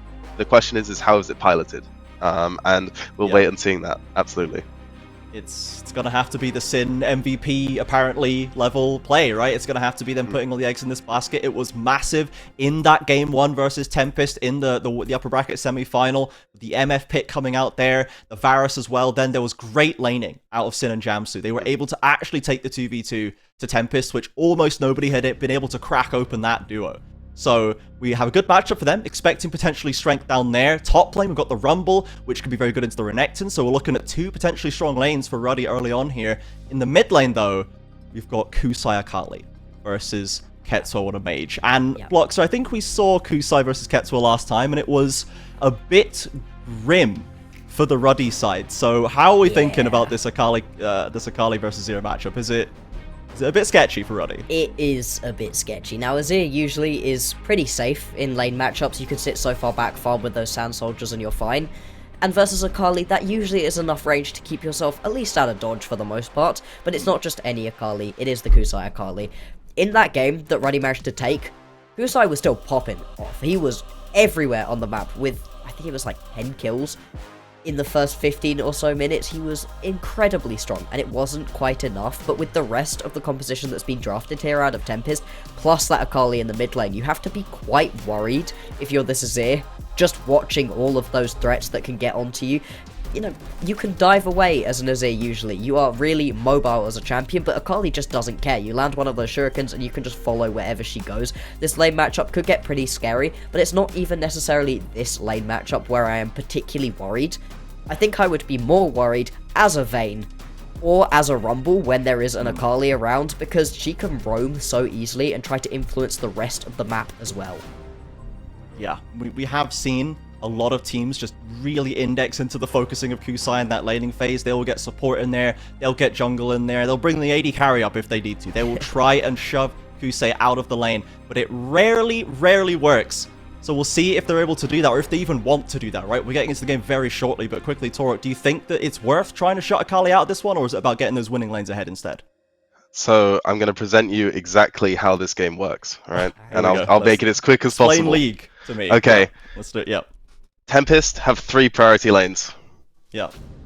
This jungle on the side of Ruddy is going to get invaded to the absolute max. It's not a question of trying to shut down Kusai. It's trying to shut down Tyrant. It's trying to get into Ruddy's jungle and absolutely just rip it to shreds, because there's going to be no control from the side of this Ruddy composition early that's going to stop them from just Jarvan, Braum, Azir just landing on top of Vi in her jungle, and she's weak in early levels. So we're attacking Ruddy's jungler. We're attacking the jungle position, not the mid lane position. That's the key. Okay. Torok has explained the game. Let's see if it pans out, or if we're going to have to bring another doctor out to explain how it all goes wrong. But for now, it's time to get into the game. Game number 1, Tempest versus Ruddy Esports. Over to the casters, Temporal and Brackish Brit. Thank you so much, Trajan. Welcome, friends, viewers, to our 4 nations. From this United Kingdom and Ireland, we've sent players around the world. To name a few, Freddy and Palek, Singh, Maxwell and Alfari have commanded that stage. And from this place, we bring League to the world. D-Man, Stress, Munchables, Orcs, Nymera and Initialize, the Hapgood Brothers, Jamada, Medivedi, Kadril, Dagda have all brought us the most brilliant of stories over many years. We coach all around EMEA. Previous, Torok, Innerflame, Veteran, Carter, Freddy, Mac and Peter Dunn have advanced League of Legends as it is today. And we got those that helped a friend in need and substituted back into this 4 nations split. Little Pants and Fuyu, who stepped up in dire times to help their friends this autumn. These finals are the celebration of our scene. They are the best of these 4 nations. To the champions of Finland, Epic Avalanche. The recently crowned Kings of Norway, DMG Norway. Swish victors in Bloodline Esports. And Garden Gaming of Denmark will be joining you soon to celebrate our homes, our region, this Northern Championship. This is as good as UK and Irish National League gets. It's the final of the inaugural 4 nations split as we get on to the Rift Temporal for game number 1. Ruddy on the blue, Tempest on the red. Let's get it. Absolutely. I'm so excited. Grand Finals has been a long time coming. We've missed this tournament so dearly. And I think we've got 2 really exciting teams to push it forwards. Torok sort of laid out there Tempest Gaming chose red side. They've chosen this aggressive 3 winning lane composition, as I realize I've got this backwards, but it doesn't matter. Tempest chose this draft. They've set up something a little special for us. Absolutely have, and we can talk about that aggression just that little bit more, because look at this top lane. Both opting for the Ignite in this lane. There are no teleports. We are having no gentleman's agreement whatsoever. Yes. It's full fisticuffs. Absolute bloodshed of the 2 top laners who are like, these are the solo bolo kings. I think we've chosen well, and we're going to eat well tonight, Brackish.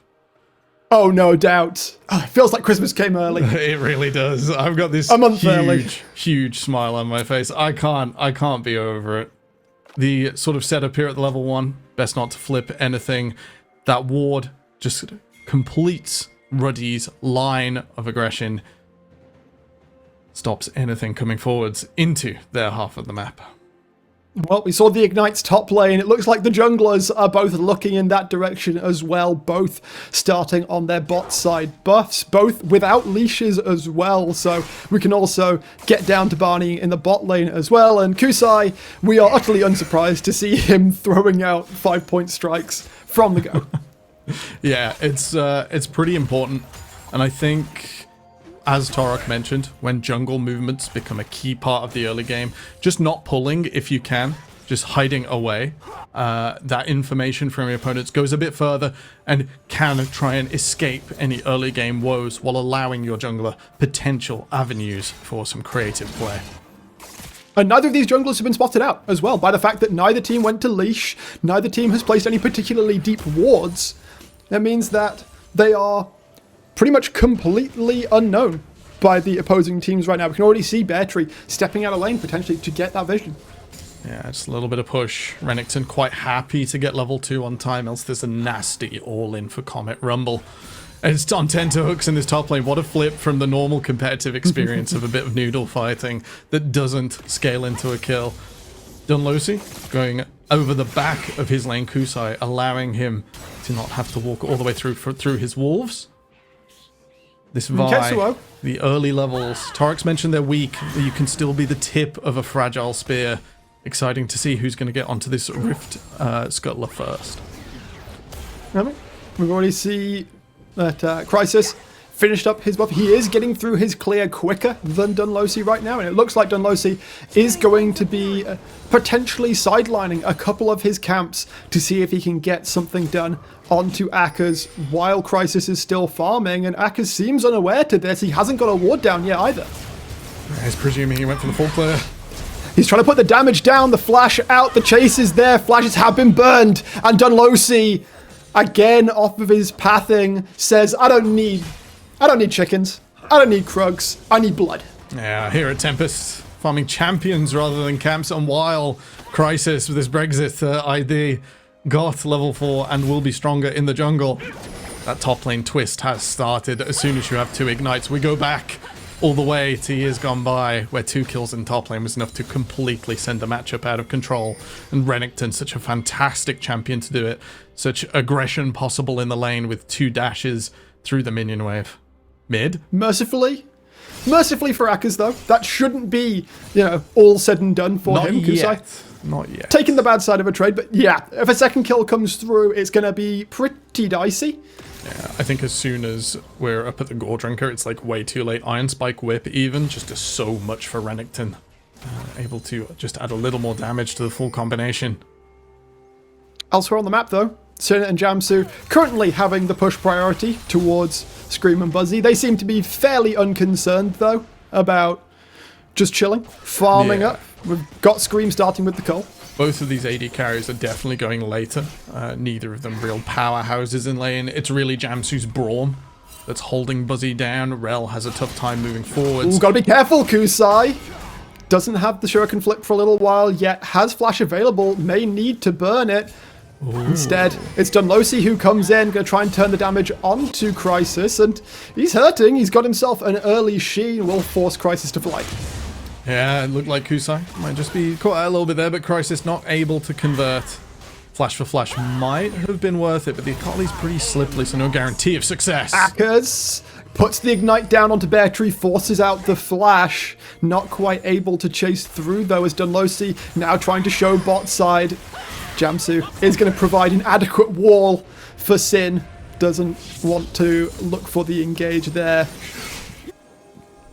Kusai gets his 6 here. Has the alternator and is already looking for the roam angle, or at least to protect Dunlosi as he starts off the Hextech Drake. Yeah, he's coming on down here. And I think with the push in bot lane as well, even though Ketsuo Woyao has come back into mid. Not enough there. Akers. Flash from Crisis feels a little bit aggressive. Not able to get anything on towards Bear Tree, as on the cross map, it will indeed be Tempest picking up the very early first Drake pickup towards the Hextech. Got an Infernal coming up in 5. They're still trying to apply pressure here. Yeah, I think in this 1 versus 1, this is a decent cross map. Brexit Crisis has to be careful to not get picked by Kusai here. He should just about make it in time. A flash from Kusai, maybe not even that. He will flash forwards and is immediately looking for the dive on towards Akers, holding the perfect execution. Unfortunately, Bear Tree not able to get the wave in time. He's going to look anyway, trying to chase on forwards. Akers has already used his ultimate. No equalizer to save him, but Jamsu is here with the assist. Can Kusai get the damage down? No! With a pixel of health. Akers will survive and will go back to base with that 300 gold in pocket. 25 health. All that stood between Kusai and taking down Erling Narland. Akers, that's an absolute tank.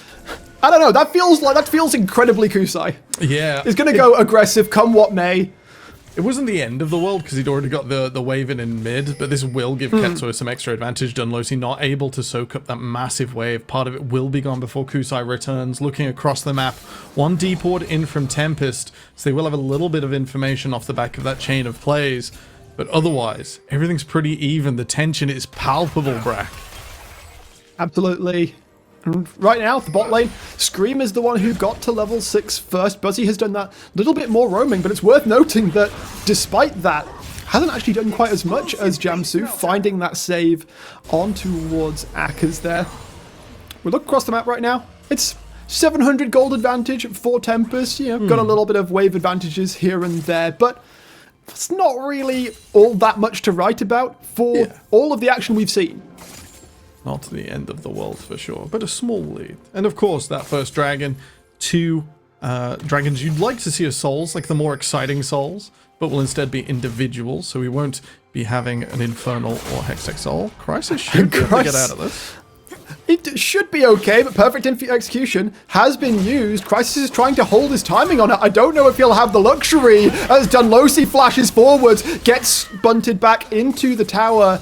Empress Divide, however, will not be able to trade it back, and Kusai will get a second. Yeah, looked like a little bit of miscommunication there. Brexit playing with his food, and a Crisis not averted, as just allowed Kusai to just keep throwing shurikens and let Dunlosi get in position over the wall.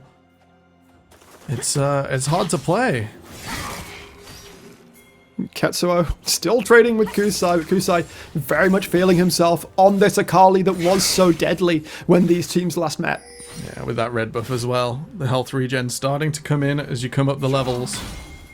And Crisis still level 5 at this stage. He's going to try and soak up this minion wave. He has just dinged level 6, not in time for this Rift Herald. Love to see that used to open up this next dragon to get Tempest as many extra bits of damage as you can. As you know, one offers cooldown and attack speed, the other AP and AD, all characters on their team. Happy to have some more of that.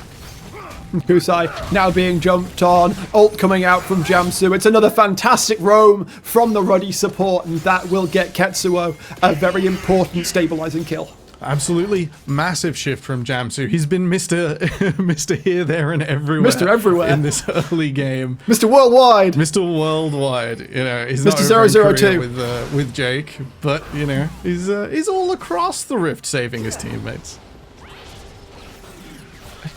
looking in towards the top lane once again. Battery potentially the target of some attention from Crisis. He doesn't have a flash available just yet. Battery is just going to try and brawl it out, and he's doing a heck of a lot of damage. Crisis will be able to finish that one up, but Dunlosi is looking. If Akers stays too long, it could be deadly.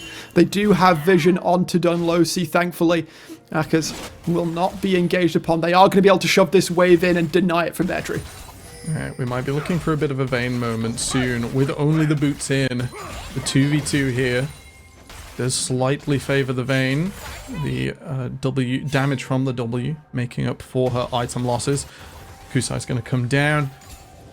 Really exciting to see the all-in against Battery in the top side. A little bit of heat mismanagement means that it did take Akers a little more time than he maybe would have liked. Didn't get those empowered auto attacks. With Dragon coming up, Dunlosi on the top side, we've got to see Tempest come towards this objective if they want to keep their streak going. Not much lies between Ruddy and that objective. See if they can actually start into it, because of course with Kusai moving into that bot side river a moment ago, it did give Scream and Buzzy the opportunity to shove this wave out. Sin and Jamsu are very much not the ones with priority right now. They are looking to trade back. Just had their bases cancelled. Sin taking a little bit of chip damage there, didn't see what it was from. They're still healthy enough to contest. They were looking in. Sin, very, very low here, stepping back, hiding underneath the tower. In fact, they are going to completely abandon it as Dunlosi is hunting as well.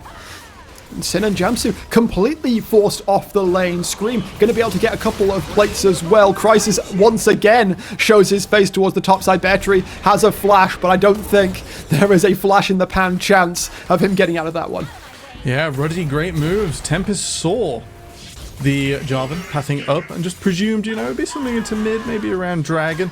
Continued playing the game forwards, and Sin and Jamsu lose gracefully in the bottom lane. They don't give up extra kills, they don't give up extra takedowns, and it means that Tempest only get a slim lead out of this. They will continue their Dragon stacking, but on the top side, Bear Tree is going to start struggling against a Rumble that now has all of its magic penetration and is rapidly getting towards his first item. Kusai getting some attention from Crisis. Can't land the Cataclysm, however, thanks to the Twilight Shroud.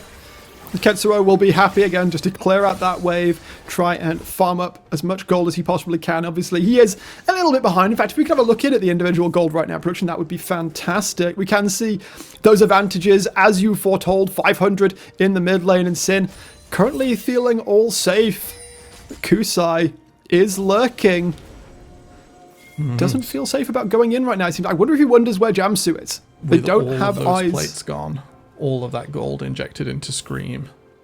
A 2,000 gold lead is on this Zeri.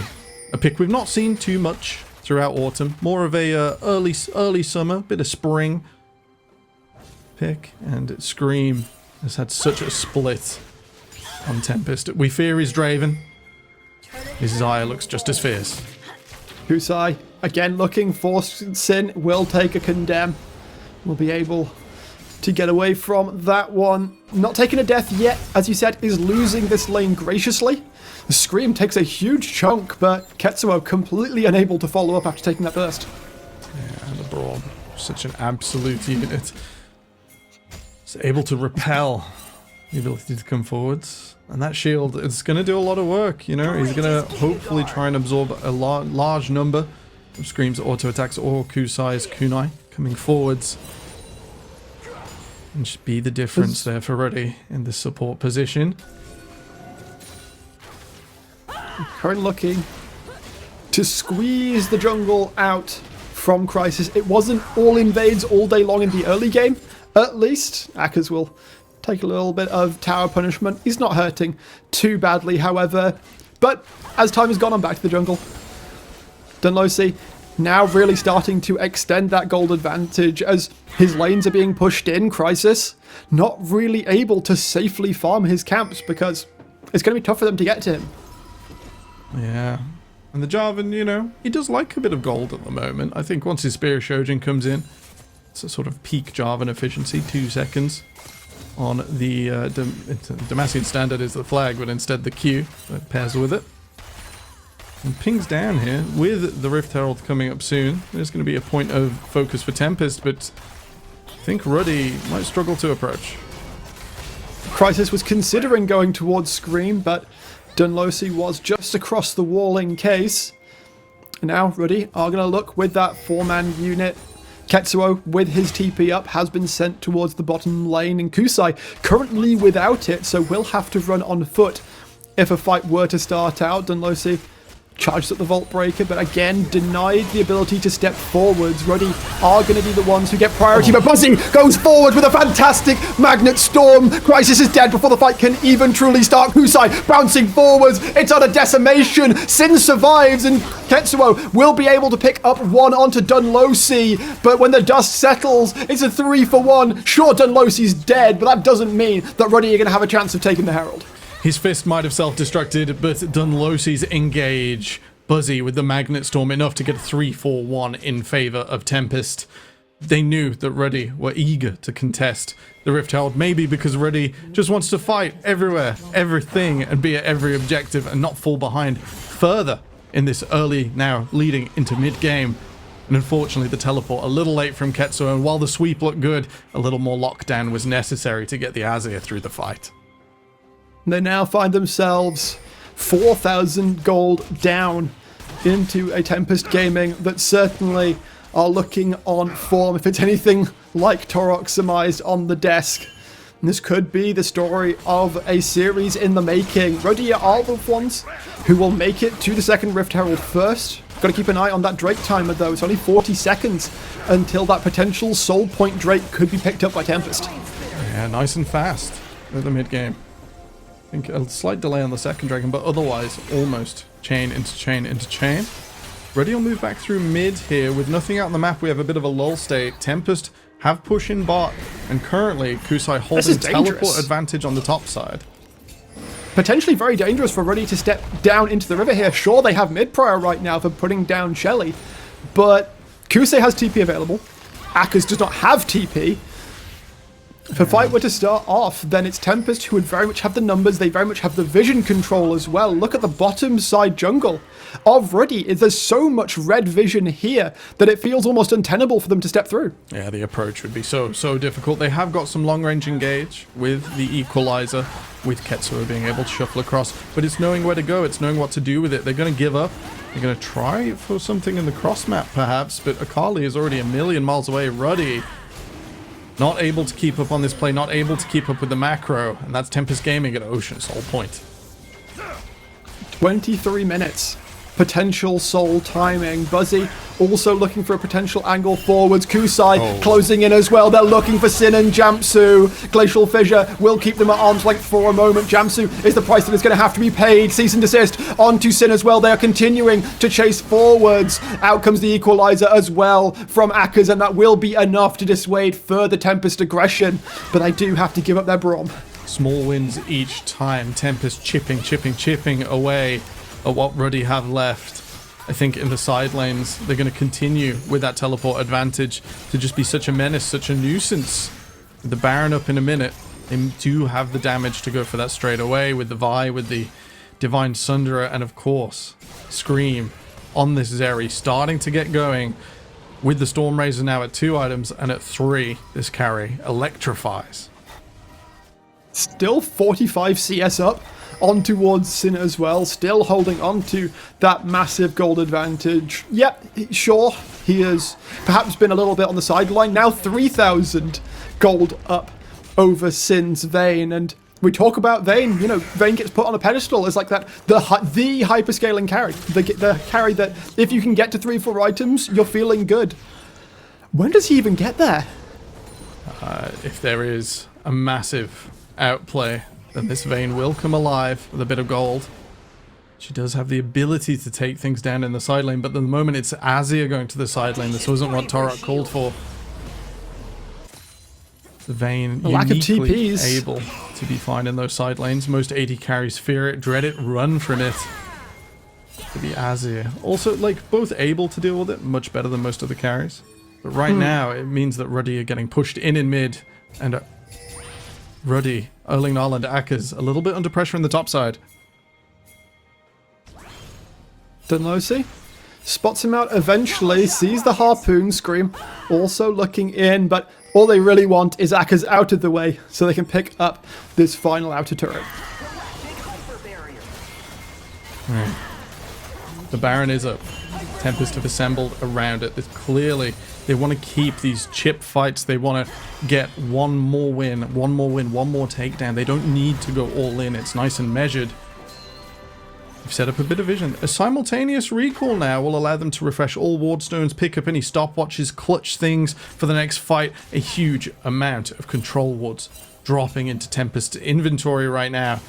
But they have given up that position. The river, once again, blue for Ruddy. For the time being, I'm sure once Boris has his next shipment of control wards into the shop, that Tempest will buy him right out as well. I wouldn't have minded if that's not a big item completion for Sin. It could have gone for the pick on Dunlosey there. Could have tried to just get a cheeky pick, you know, if everyone from Tempest base is together but doesn't come back out onto the map the same way, straight towards this Baron. That's sort of an avenue for getting these cheeky picks that can sometimes twist games. Well, not quite a pick, but Ruddy able to pick up their second Drake of the game. Akkas will be able to get that top lane turret down, which means in the grand scheme of things, despite being 4k in the advantage, Tempest are not actually able to accelerate it beyond it at this point. They're still only up one turret. It's still only these small wins, and they're not rushing. Tempest, you know, we've called them the cool, calm, and collected team. They don't lose games. They might be about to lose this side lane, though. Well, yep, Ketsuo getting very much dove on, will be able to knock them away, but the Shuriken flip, follow-up from Kusai, perfectly executed to execute the Emperor. On the other side of the map, however, they saw Dunlosey is already starting off the Baron. Kusai does have a TP to make it here. The Dunlosey has got to hotfoot it, and the Baron's health is dropping lower and lower. There is the TP coming through. Buzzy is able to find all four with the Magnet Storm. The damage is coming through. Jamsu has already dropped. Crisis going low. There's a kill picked up onto Scream, but Sin is left all alone in very unfriendly territory as Tempest Gaming say no thank you, and thank you very much for the Baron. Yeah, I think overcommitting that bot side could have been an issue, but they still had that teleport that we called earlier. They've still held it on that Akali for that long with that cross-map presence, able to secure their own Baron, push Ruddy back, and now this power play for the next 3 minutes includes their soul immediately in the Dragon Pit. And can Ruddy even get out onto the map in time to contest this? I am not entirely sure. We can talk about the potential looking forwards from here. I mean, the 7k now gold advantage thereabouts for Tempest Gaming. It feels very challenging for Ruddy to come back into this one. They are being completely zoned out. It's basically on a miracle steal from Crisis at this point. If they want to delay the dragons, that is true. They could just try and kill people, let the Elder spawn, try and flip the game on its head that way around. That dragon's going down awfully slowly, and Ruddy have come together. Jamsu stepping forwards, no fear, but Kusai has found the backside. He has found Sin. Crisis has to go back. Kusai and Dunlosey going forwards, though. They have found the vein. The hopes of Ruddy were in vain, perhaps, as Crisis will drop. Jamsu will flash, but the Braum, his hours, his seconds will be numbered. It's only Akka's that gets out, and Tempest Gaming will run on back for their Dragon Soul. Ruddy didn't have key cooldowns in that fight. They didn't have Jamsu's ult. They didn't have the equalizer from Akka's. It's a little too late, a little too rushed, a little too desperate. They fall at the dragon. It will go down. Tempest not even going to waste any time. They'll let their jungler finish that off while they push in at 2 lanes, trying to sync up these waves to get themselves an inhibitor. They should be able to do so. The wave shoves in. They actually will relent before reaching the mid lane inhibitor. Kusai, however, will get that tier 2 turret in the bottom lane. Battery pushing in towards the tier 2 in top as well. I think Ruddy should be able to respond in time, but they don't lose all of the standing gold outside of their base. But at this moment, it is looking dire for the Ducks. Absolutely. We're down to the level of, you know, it's got to be incredible outplays. It's got to be the shuffle of the century from Ketsuo. It's got to be an equalizer over the top of it. Tempest Gaming would really have to try and force their hand and get impatient if they're going to give away a big lead here. It's not impossible. Ketsuo. Just improbable. Kusai in the bot lane, by the way, doesn't give a damn about the Sun Disc. A fight is breaking out on the other side. Sin and Crisis have been able to find an angle in on towards Dunlosy. They will be able to get that win. Ketsuo has dropped on the other side of the map. However, Crisis trying to play this forwards, but Bear Tree going in, has the healing. They're trying to chase back. Buzzy finds 4 members with the Magnet Storm, and in comes Scream. He's going to keep on chasing with the Electric Surges. Bear Tree there in support. Buzzy will line them up, and Scream will knock them down as Tempest take yet another one, and every structure outside Ruddy's base is gone. Only home to hide in now, Ruddy. I think the way these sort of fights have played out have been a little bit too front to back for my liking. We haven't seen big flanks in from Crisis on this Jarvan, and it's allowed Scream to either be kiting back as a main target, not necessarily present at the front, or able to push forwards. In that last fight, Buzzy picked out here. Akka's doing a good chunk of damage, but he's got absolutely no follow-up. Ketsuo tries to go forwards, but may find himself engaged upon, manages to not get caught that situation. Yeah, a little but bit. But how of safe are you really feeling at this point, Temporal? Like, in your house, when there's a hurricane blowing outside? It's normally batten down the hatches. There is still the outplay. We've got these champions like Vayne, like the Rumble, that can just twist huge fights and do so much damage. I just think with the wallet check at this stage, it's going to be too much. Let's look. Look at the ADCs. Yeah, a bit brittle. 2 items down. A whole 2 items. A whole 5,000 gold in the bot lane position alone. Of the 12,000 gold lead Tempest have accrued, they have come to absolutely decimate this grand finals. And right now, I don't think Ruddy have a way back in. You could try and batten down the hatches, but are the hatches even left? It might be a knock the house down and go to game 2 angle. Killing Scream is going to be so difficult. He hasn't sort of gone all in on the all damage build. Instead, not only is there a GA and a shield bow there, but the Knight's Vow coming across from Buzzy. This is a hard target to kill. I think it's going to be a little overwhelming for Ruddy. Even if you hold them still, they get to stand up, they get a flash, they get to find a wall, flip on over it. For Tempest to end the game, we really do need to see them come forwards though. They're taking it so slowly, and it is allowing Ruddy to farm at 4 items. There is not much more of a ceiling for Scream Zeri. It'll just be on Vayne to catch up. 40 seconds until the Baron spawns back onto Summoner's Rift. You look at the vision, it's all red pretty much everywhere on this map. Ruddy, they need to get out of their base, they need to place some wards down, but of course, Tempest are lurking in that fog. The jungle is dark and full of terrors, and Akkas may have stepped just too far forwards. He's got a flash. It's not going to matter though with all of the CC that Tempest can bring to bear. He tries to burn down Bear Tree. It's not going to do a damn thing. Less toasting him and more lightly singeing.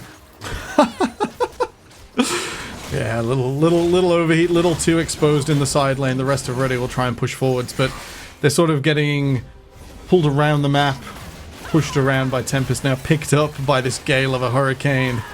And at 13,000 gold, this Baron power play starting off, the Elder Dragon in a minute 25. Tempest have taken the safe way out of this first game.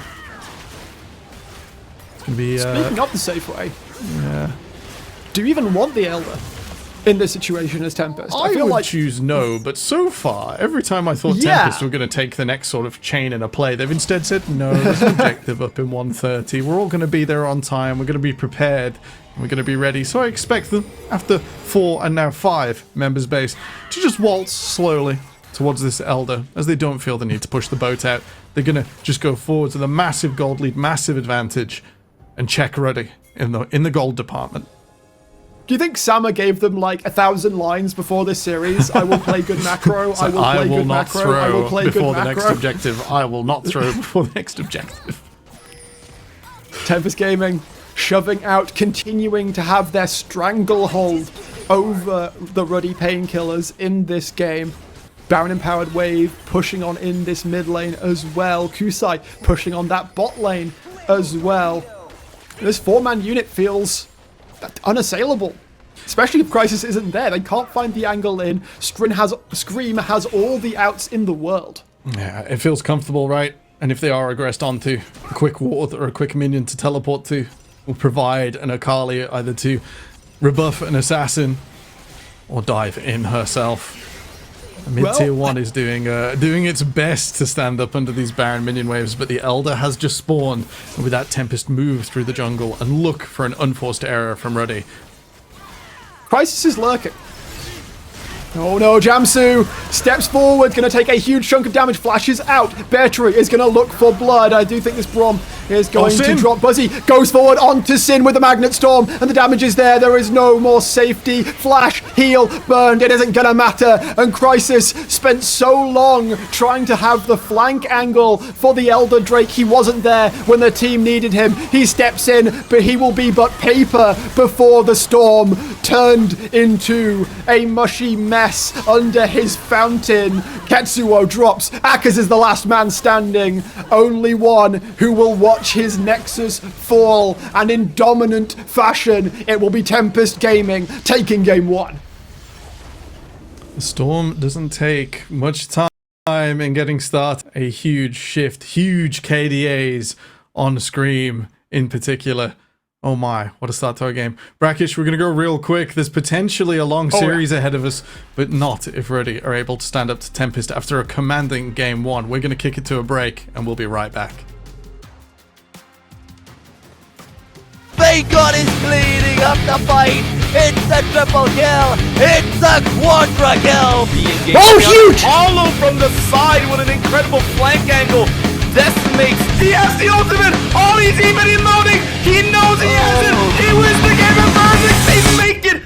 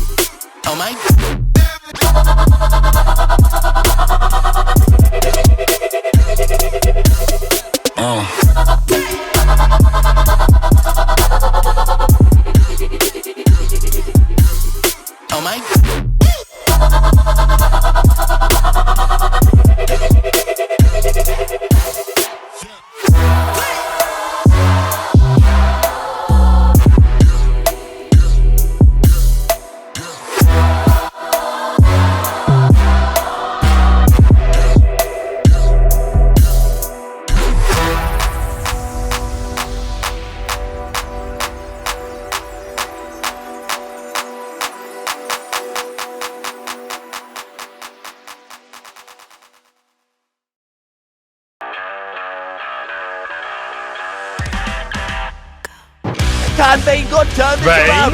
Kiting, looking towards Sin, flashing away. Sin forced to flash away defensively, and Vanguard is cleaning up the fight. It's a triple kill. It's a quadra kill. Forcing the way out, and the all-out will be used as well. Vetri does have the flash. He's not even going to use it. Oh, huge! Hollow from the side with an incredible flank angle.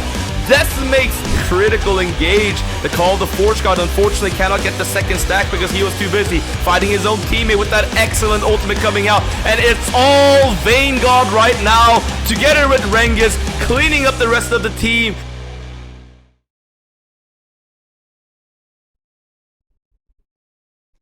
Well, that did not take too long, did it, folks? That was a swift win from Tempest. A very strong start to them in this Grand Final series, moving up to 1-0. Let's get the leaderboard up here. Let's take a quick look at the post-game stats before we dive in a little bit deeper. But Bloxer, what's your immediate feeling here? Is Tempest, are we peaking right now? Is Tempest peaking right now in the Grand Finals? Nah. They have been this good the entire split. Yeah, they have been this good. The only difference is they've come out of the gate screaming, unlike the first time that they played Ruddy. This time around, they knew what they wanted, they got themselves a really aggressive draft, and they played it pretty well. There were a couple of iffy moments, you know, Kusai going a little bit too aggressive sometimes, but overall, that's the kind of Tempest that we were expecting to see throughout the whole split, and especially today. Yeah, we did not have the super strong Ruddy start like we saw in the upper bracket semi-final. And this began from minute one as Torok, we've put some time aside for you to just talk us about the early game. Okay, give us your breakdown. Let's get that early game up on the screen. Tee us up first. What are we looking at here? Yeah, so you're gonna have to let me cook a little bit here because I'm about to tell you of a parallel universe where the early game looks very, very different. And it has to be said, I was not impressed with the first 3 levels on the side of Ruddy this game. I think they had the draft where they should have been able to press very directly onto Vi, and the fact that they weren't doing that at all, and Vi essentially just gets to clear straight into top and kill Akkers, that's not a good time, right? And so what we're going to see instead is a very sad replay, but what should instead be happening, I'll describe as the replay comes up, because there's some big things that should have been changing in this early game, so it should be pretty exciting. I mean, just across the board, right? I think it set the pace for the game, Trajan, because, you know, when you're playing a composition like the one Ruddy presented, it's one that is supposed to apply pressure onto the enemy jungler.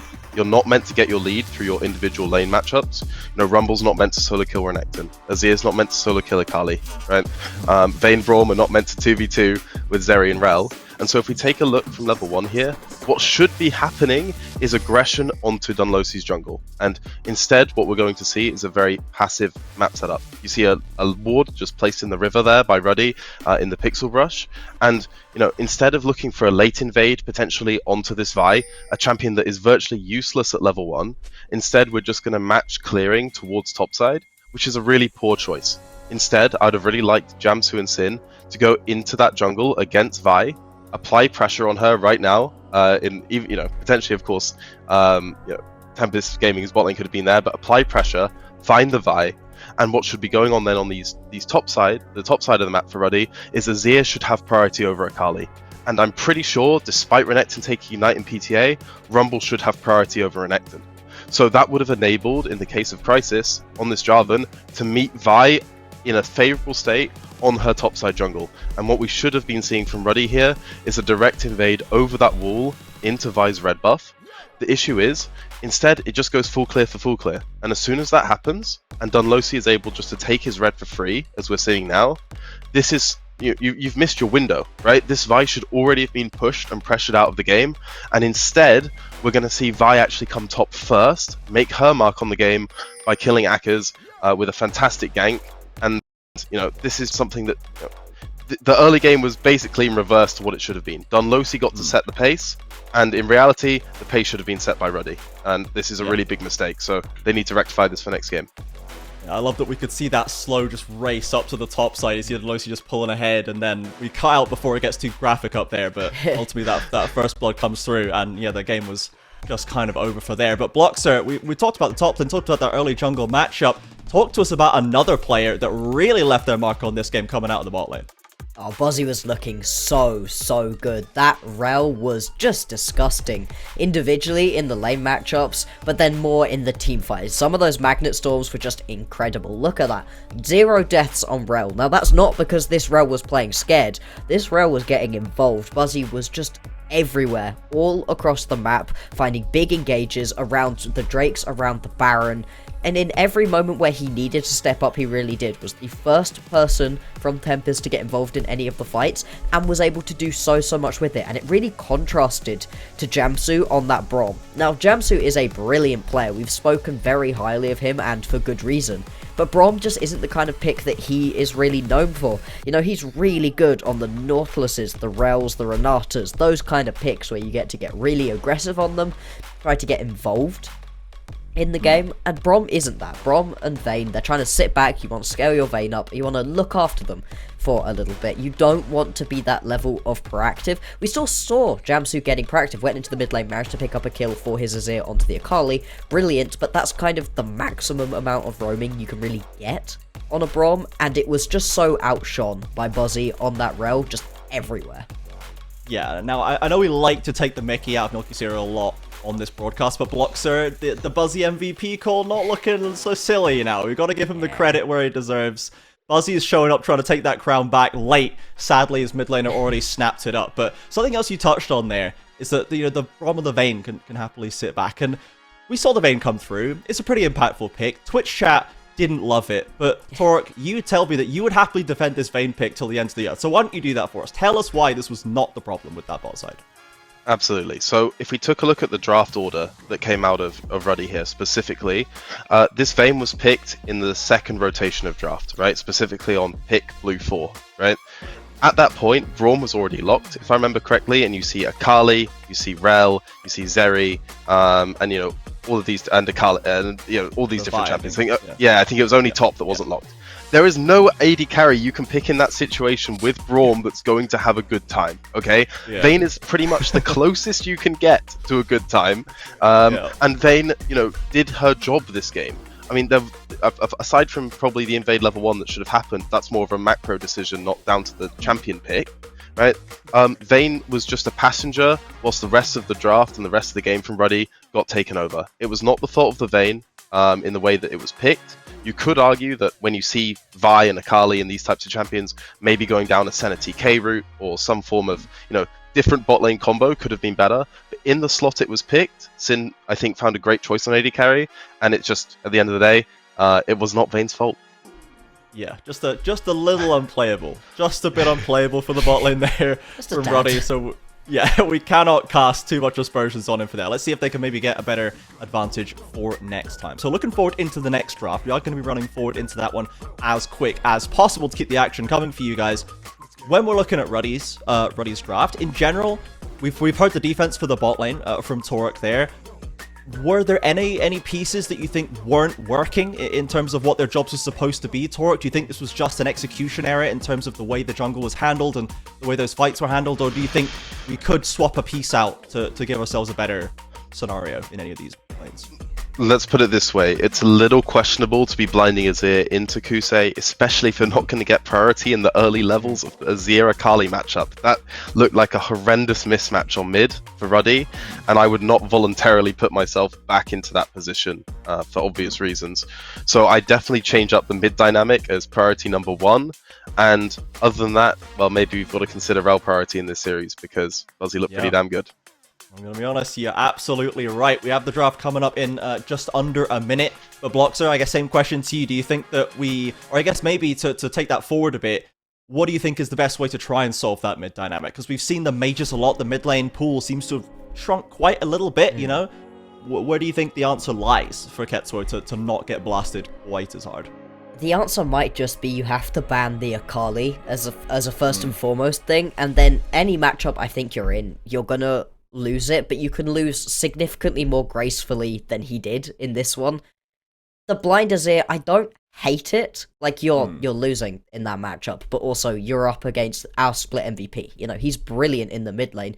So losing just a little bit more gracefully, I think you can still try to pick yourselves up things like the Azir, like the Orianna, those kind of control mages that can just sit back. If you want to get a little bit more aggressive, maybe something like the Syndra. We've seen that pop up quite often, and it does have a little bit more individual kill threat once you hit that level 6 than maybe the Azir does, where you're trying to ramp up to a couple more items, and that could be a potential to look through. But really, if you're trying to win the next game as Ruddy, I don't think trying to win it through mid is the way. I think you could have gotten a lot more help towards the top side of the map. Rumble is banned so often. You finally get it through and you just don't do anything with it. I mean, that's gotta feel bad.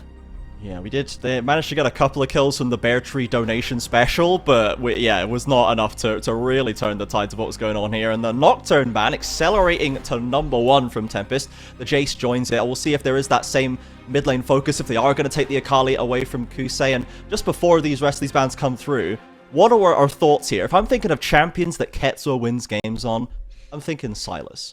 Where is Silas right now? Is this running it down? He's bad? Disaster. Okay, well, into the bin with Silas. Unlucky Ketsuo. You're not allowed to play, actually, it seems. No? That one banned out. The Renata as well, another really strong pick that Jamsu has been having. The Jarvan is taken off the board. I really do like that adaptation out of Ruddy. And we'll see. First, I respect that. Tempest are the only team in the league who I've seen first pick and last pick their support more than any other role, but that's just because Buzzy's so good. Yeah. Buzzy will do whatever it needs to be done. The Varus coming out blinding for Sin, and we haven't seen that locked in yet. We'll have to hold them for now, but the Varus for Sin has been very good. This was a champion that has gotten a lot of priority over Scream in the laning phase, but into the Ziggs now instead. This is a very common answer to these long-range carries to just not really get pushed around. Torok, is the Varus into Ziggs kind of a similar story? Is Ziggs just going to be able to take control as he so often does?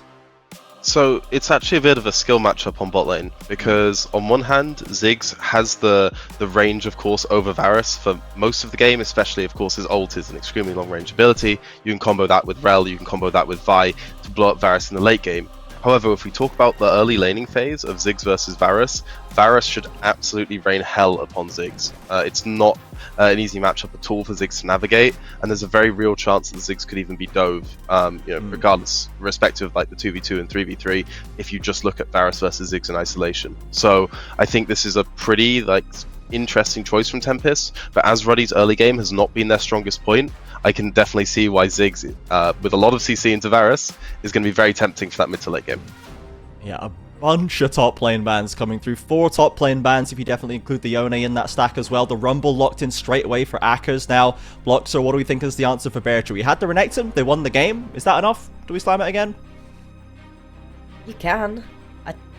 Or we get the Beartree out. We get the old Beartree Urgot. Or you could do that. There we go. Beartree gonna pop off, and it is... Is that locked? No, okay, that's not quite locked yet. Won't talk about that one until it actually does get fully locked in. I like the Urgot into that matchup in the top lane versus the Rumble. You have to get pretty aggressive with it in order to really make it work. You can get pushed in quite heavily by the Rumble, but if you are able to get that all in, then you are just going to be able to pretty much completely win that one. It is going to be the Azir, so this composition is quite early game focused again. The Azir and the Rumble can give you a little bit more late game focus. See what Ruddy's going to respond with. Come on, get something interesting. Yep. Yeah, we do. Yeah. We do, in fact, have something interesting. Torok, so I saw your face when the blind Azir came in again. Even if it's Kusai doing it, we still don't like it, And then tell us about that and the Yasuo answer for Ketsuo. This is a pick that we know and love from him in the past as well. Yeah, I think the draft for Tempest was going incredibly well. I was sat here, I was like, this is great, doing everything they need, they're getting more setup, the Urgot is really good here, everything's going on, and then this Azir pick comes in, and it's just so wonky, it's so misplaced. There's nothing here that indicates that you want Azir, but they decided to lock it in. And so, what I can say is that the Yasuo pick is going to be very useful this game. It's good into Ziggs, it's good into Azir in relation. I think that does give a winning mid 2v2 over to the side of Ruddy. And, on the whole, I think that Azir pick has opened up a potential winning draft for the side of Ruddy, which is something they absolutely needed. On the flip side, for Tempest, everything was going really well, and then you decided to take 2 mages. In this game, a very off-theme Azir that just doesn't fit with the rest of your team's identity and how it interacts with the other team's composition, at least in my opinion. And I think you've really exposed yourself to have a bit of a weakness here. Your comp has become infinitely harder to play because of this decision. And if there's any game that Tempest is going to drop, it should be this one.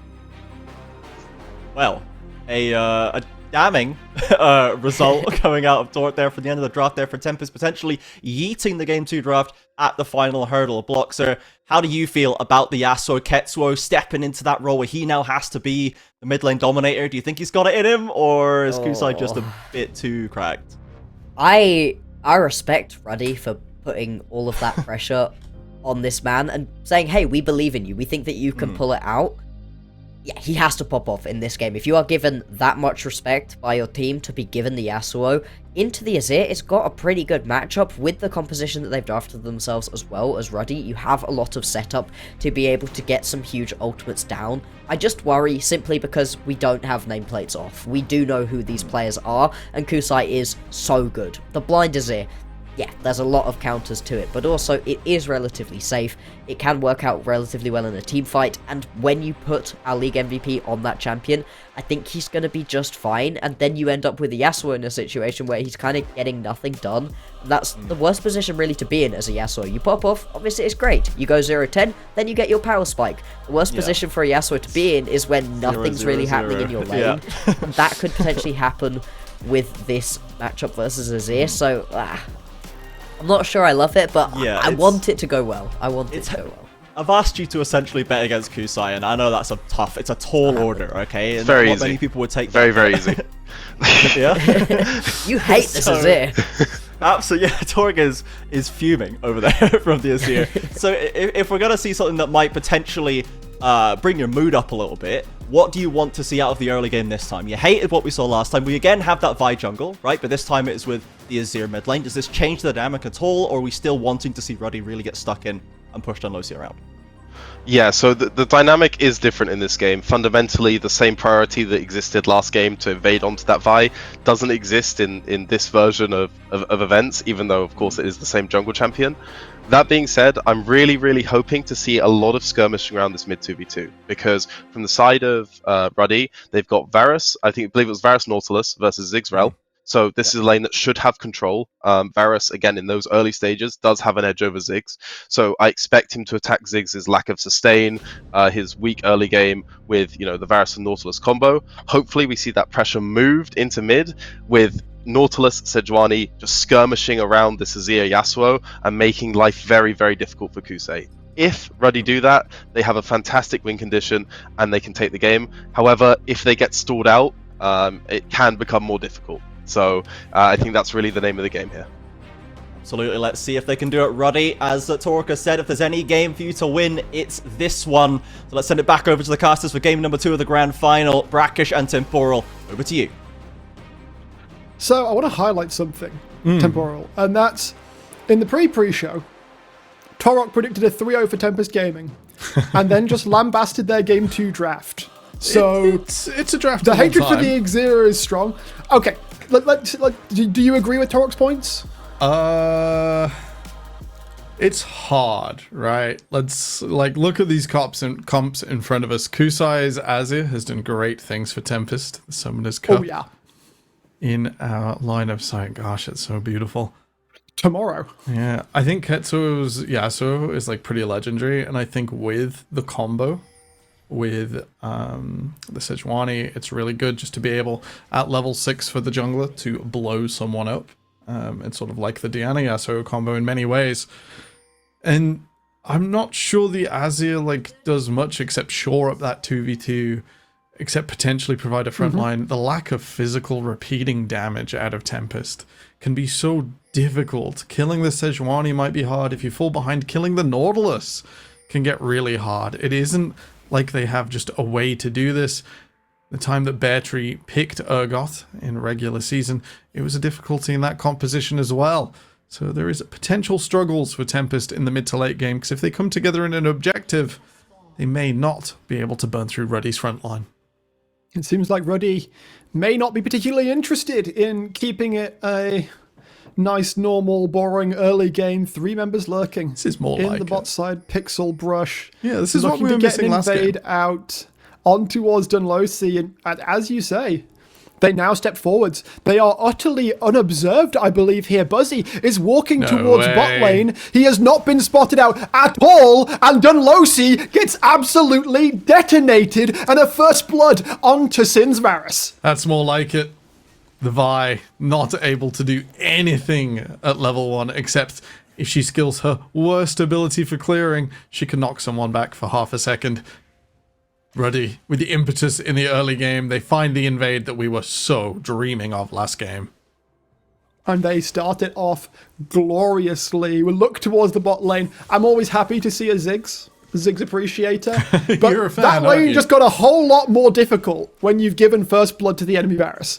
Yeah, Torok highlighted as well. already the level 2s coming through, and they're being shoved right back under the tower. Yeah, this Varus has a pretty decent time against the Ziggs. I can think the only caveat for Ziggs, if I was like forced into this matchup, at least you can sometimes hit Varus if he has to stand in the wave, if Buzzy can stand as far forwards as possible without being aggressed onto, you can maybe like try and fix the range. It's very difficult though, and it's definitely going to be on Scream to survive through this lane. They're doing okay for the time being, Scream and Buzzy. They're keeping the health up, obviously.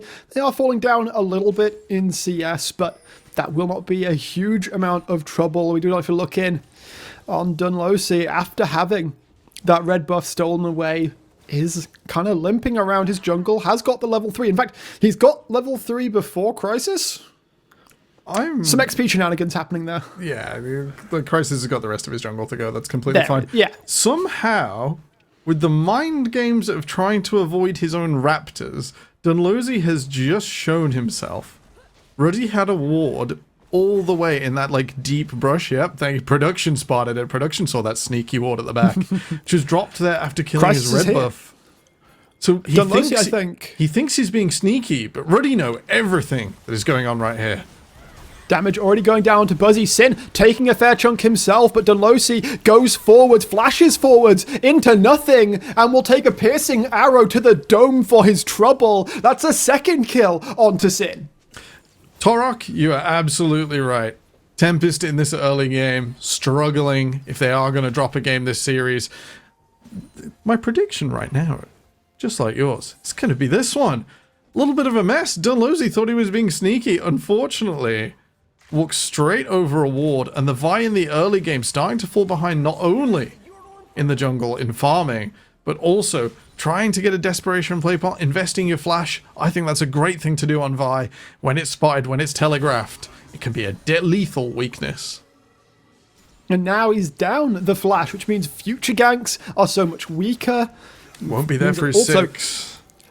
That much slower to get in on these plays. Ketsuo, I think, just providing himself as juicy bait. Exactly. Kusai gets locked up. Jamsu and Crisis are going to get right out. And Dunlosy takes a steal. Tempest is going to be another kill picked up. Ruddy are running away with this early game. The goose is well and truly loose.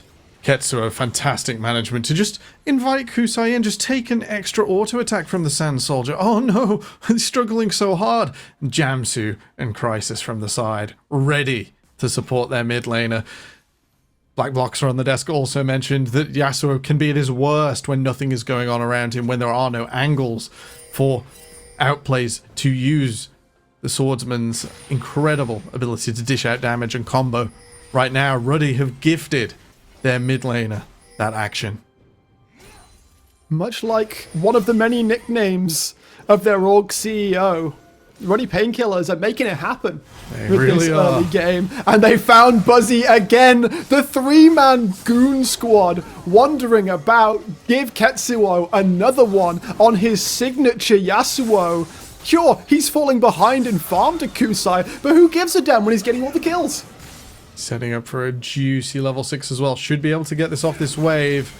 If Nautilus moves mid, as Jamsu's already on it, he already knows he's ready. Unless Dunlosy comes to defend, Ketsuo will be ulting. There is the level 6. Kusai was able to get away and will be able the hook so narrowly. I think there was some Z-axis shenanigans happening there. Jamsu might find himself in some trouble though. No flash to speak of. Crisis trying to come in and assist. The Emperor's Divide will be able to secure a kill for Kusai. So Tempest far from done in this game. Yeah, a little bit wide on the first tornado, and the second, I think you're right, over the wall. That's a hard one to line up. A little bit difficult. And even then, Jamsu was in deep 1 versus 3. Ruddy, a little bit of overexcitement. They get the objective, but on a doubling down play, they don't make it. Aka's here, has Dunlosy behind him. And he's running the long way round. Kusai gonna try and box him in. Dunlosy able to put down some damage, but still woefully lacking in items. Jamsu's as on the Crisis long rotation. Now steps forward. Jamsu is indeed coming in this direction. Kusai had to give up the wave in mid here to attempt this play, which means that Ketsuo, with the help of Jamsu, can shove in this wave, deny all this farm to Kusai, potentially, since Crisis is there as well, get a play or two. At least without that teleport. There'll be a significant experience advantage for Woyao for Ketsuo here. There was no Rift Herald ups, there was no Coast to Coast, but Jamsu's going to catch Buzzy out in the jungle. Again. Not again! Buzzy tries to get out, but the hook is there. The CC is there for many, many days, and Ketsuo will be able to make that his last breath and goes on to a killing spree.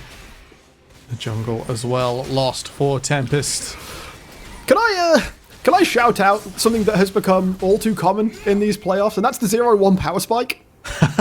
Lose the first game, and then game 2, suddenly you just turn it on. Like, I don't know, maybe you had your Weetabix like an hour or so late today, and the energy is only kicking in now. Scoffing breakfast during game 1, like, no, please, don't lock in, I'm not ready.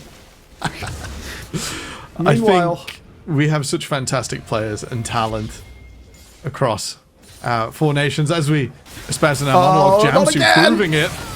Kusai has a flash, Emperor's Divide, trying to get out, but it'll be followed up by the Permafrost and another Steel Tempest in. Ketsuo is absolutely dictating the pace of this game. Well, actually, I would say it's Crisis and Jamsu doing that. It's just Ketsuo who's getting all the gold from it. I think Kusai's being invited to do it, right? We've just called him the MVP. He feels the pressure of being behind this Azir.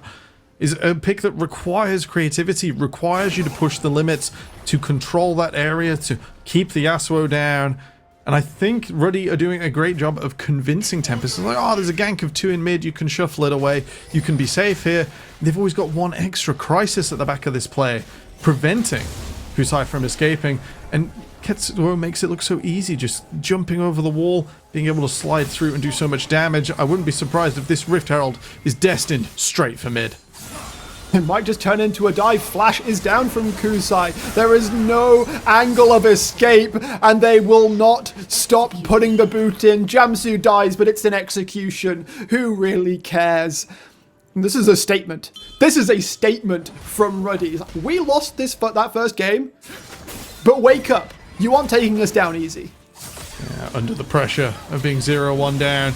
We say best of 5s, you know, grand finals, it's a long series, but as soon as your back is back up against the wall, as soon as you take a step backwards and your opponent espouses their gameplay, it's a lot of pressure. Diamonds made under these mountains can be the difference further throughout the series. Ruddy striking back, not collapsing under that pressure. And this early game, as Torok said, exposed, it seems, by Ruddy. Kusai's very aggressive playstyle has been preyed upon time and time again. You talk about the creativity this champion requires as well, also preyed upon. And we're just past 10 minutes, and Ruddy has a 3.5k gold lead. Yeah, across all lanes as well. Not a big difference in top, but if we look down mid, if we look down the carry position, 500 in bot, multiple kills, 2,000 gold up for Ketsuo. A massive hurdle to overcome. The Yasuo a bit more vulnerable than something like a control mage, but how on earth are you going to get towards him when these winds blow and that wind wall stops the advance? And Akka's Spidey senses Buzzy in the top lane. Betri has not been able to do anything to him. Akka's has been able to go toe-to-toe with him time and time again. Buzzy now looking towards the mid lane.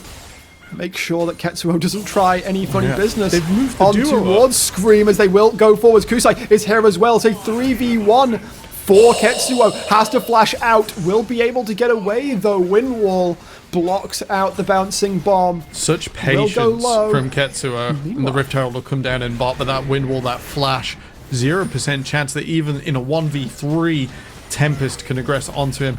This is Zia now, lost without a home. Kusai's been to bot mid and back again. Not able to actually reach the minion wave to contribute to this play. Scream having to play so respectful of this incredibly fed Yasuo. Tempest Gaming cannot step into the river to look to pick up a Drake here, and it's a reversal of game number 1. We always talk about, of course, yes, red side do have an easier time of getting into the Drake pit just because of the direction in which it faces, but this is more than that. It is absolutely more than that. I think, you know, I'm a big fan of blue side right now. I think if you play all of the champions, if you play sort of similar to Tier 1. There is nothing like setting up those last few bans, getting a nice in early phase, and just picking strong champions and then tweaking it later. But in this series, clear that both teams have the sort of depth that you need to play red side, and the ability to play more champions, to go to stuff like the Yasuo, to go to stuff like this Ziggs, to try and twist this series in your favor. Twisting and turning this series is turning out to be. We look towards the top lane. Battery has had a couple of games of the Urgot this split. One of them, he got heavily bullied, but was still able to do some good work with it, command space. This game has been a whole lot of nothing. Yeah. Top lane, they've been completely left out. Although Akers, you got to be careful. Already takes the Q, followed up with the cease and desist. The Fear Beyond Death does miss, but the damage is there. It is enough, and I cursed it because finally something happened top lane. The equalizer comes down to prevent the minion wave crashing in. It means Battery won't be able to capitalize hugely off of this. A real shame, because Erling Haaland, Akers' flamethrower, nearly gave away Dunlosey in the bush. The comet would have come through and revealed him, but alas, not to be. And Tempest strike back in the top side. Still 5,000 gold lead, still quite far behind. That's a daring Glacial Prison out of Crisis there, although cooldown is short enough. It shouldn't matter a great deal, especially since there's no major objectives coming up for a little while. Yeah, but right now, I love to see this. A little bit of a loss. Look at Jamsu and Ketsuo though. Just chilling in the enemy bot side jungle. Just take away the blue buff. You know. Take away the red buff. Kusai knows something's going on, but's already taking a depth charge, trying to get out of this one, and we followed up with the last breath. The damage is there. He has a flash. He's going to try and use it to get out. The snipe is there, though. A Sim will set it up for Jamsu to burn it down. Not even breaking a sweat. Sin there. Nearly max range on the piercing arrow. And it's been a hard time for Kusai. I think it was called in draft by Tarek. This mage doesn't really fit this composition. Could have gone to something like an AD carry in mid. I still play Caitlyn mid against a bunch of things. Yasuo really effective against it. Oh no. It's getting out of hand. That's a problem you have as Ziggs. You take one piece of CC, especially against a composition like this, you are taking another, and by the time the third hits, you're probably already dead. Yeah, too tough. And not a game I think you'd necessarily want. Cleansing would leave you a bit vulnerable in the 2v2, which we'd mentioned was difficult. The teleport taken to try and mitigate that difference. Ruddy now look across the map, they're onto the Rift Herald. And at 15 minutes, 6,000 gold lead. Something this team may not be used to up against Tempest. Only in their first game, their first match of playoffs, did they have this sort of lead? Did they command Tempest Gaming in a immediate game? So, with that, looking across the map, we can maybe move the Yasuo to sides of Varus, controls mid very, very well. The bot lane, 1 minute 30 on this dragon, likely the focus. Akers has got the teleport this game, less 1 versus 1 challenge with ignites. So they're going to move him up there as they look to be present as 5 at this objective. Important thing to note though, we have that frame of reference, the game at the start of playoffs where Ruddy won. They put Tempest to an 0-1 situation, and when they had the lead, they did not let go of it for a second. They were able to amplify, they were able to push it, but do so in a way that was measured, that was safe. And this game, it's looking like very much the same as Ketsuo is respectful. He steps away from the bot lane tier 1. He smells that a potential dive is coming. Yeah, and I think there is another parallel in the way that they needed a wombo combo. They needed big team fight objectives. Here it's going to be the Yasuo chaining in off of the back of multiple knockups on this team, off the depth charge, off of the Sejuani Q. And Scream getting absolutely detonated. There's a good magnet storm there, but Jamsu's the one taking most of the damage. Sin now gets engaged upon with the cease and desist. Going to take a large chunk of damage, will eventually drop down, but the remaining members of Tempest are falling apart. Battery now on the run. Ruddy are not going to let him just wander away. Or maybe they will. Giant enemy crab got his weak point not found, not hit for massive damage. Not at least in this fight. Yeah, I think Battery not the true prize here. Ketsuo crashing that in. Oh, never mind. He just detonates. Mistake to make her.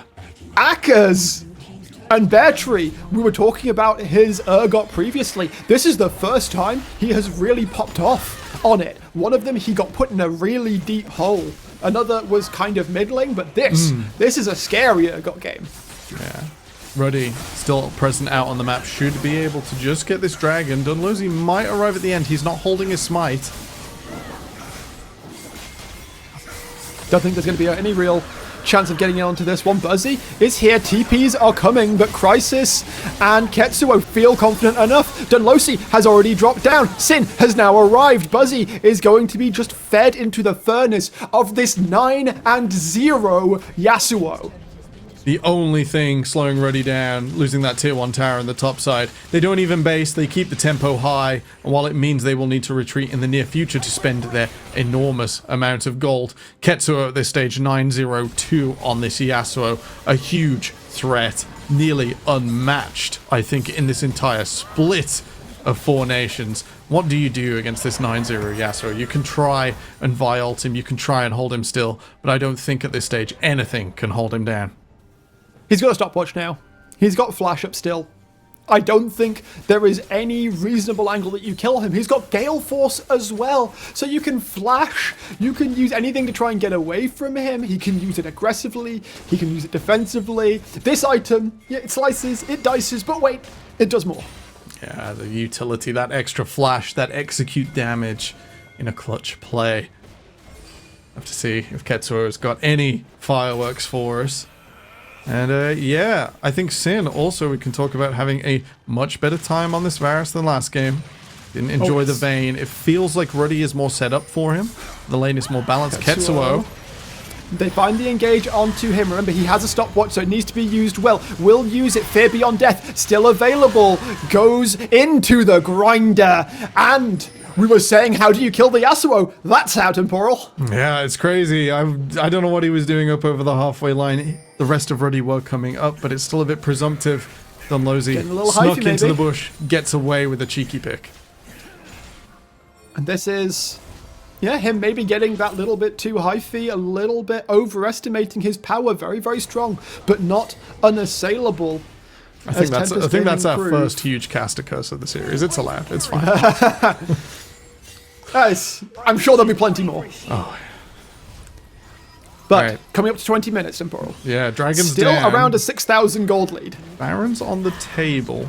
And with Rumble having that demonic embrace, with this Varus being the on-hit Blade of the Ruin King special, so much damage to this objective between the Blight and that max health percentage damage. Let's see what Ruddy do to set up this objective. They don't necessarily need to gun for it, but they can try and invite Tempest in. They can try and, instead of being picked out by Bear Tree and his Fear Beyond Death, which has seen 2 great uses, so our early game critique of Bear Tree not landing much hasn't really stuck. The mid game's been good to him. Ruddy, gotta set up that objective. Or have they already started?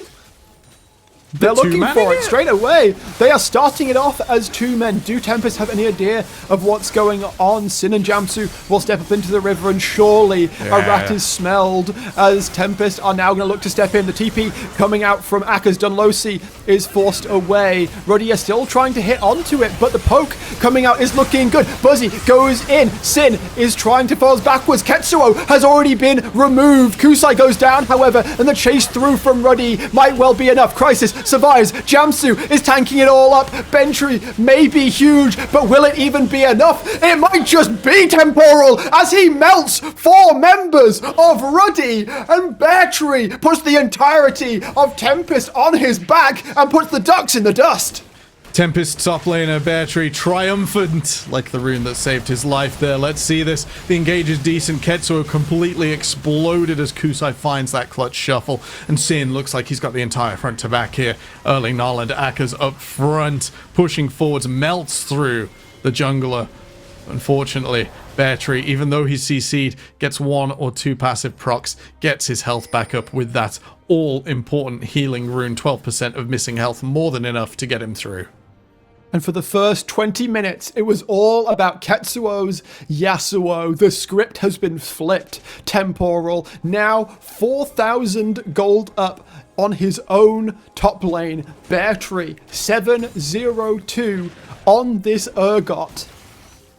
looking ready to potentially carry Tempest Gaming to match point. Absolutely massive threat in the side lanes, and even in these team fights with that Radiant Virtue, he'll offer his teammates the survivability through this Yasuo if he's able to slow him down through and evade the wind wall.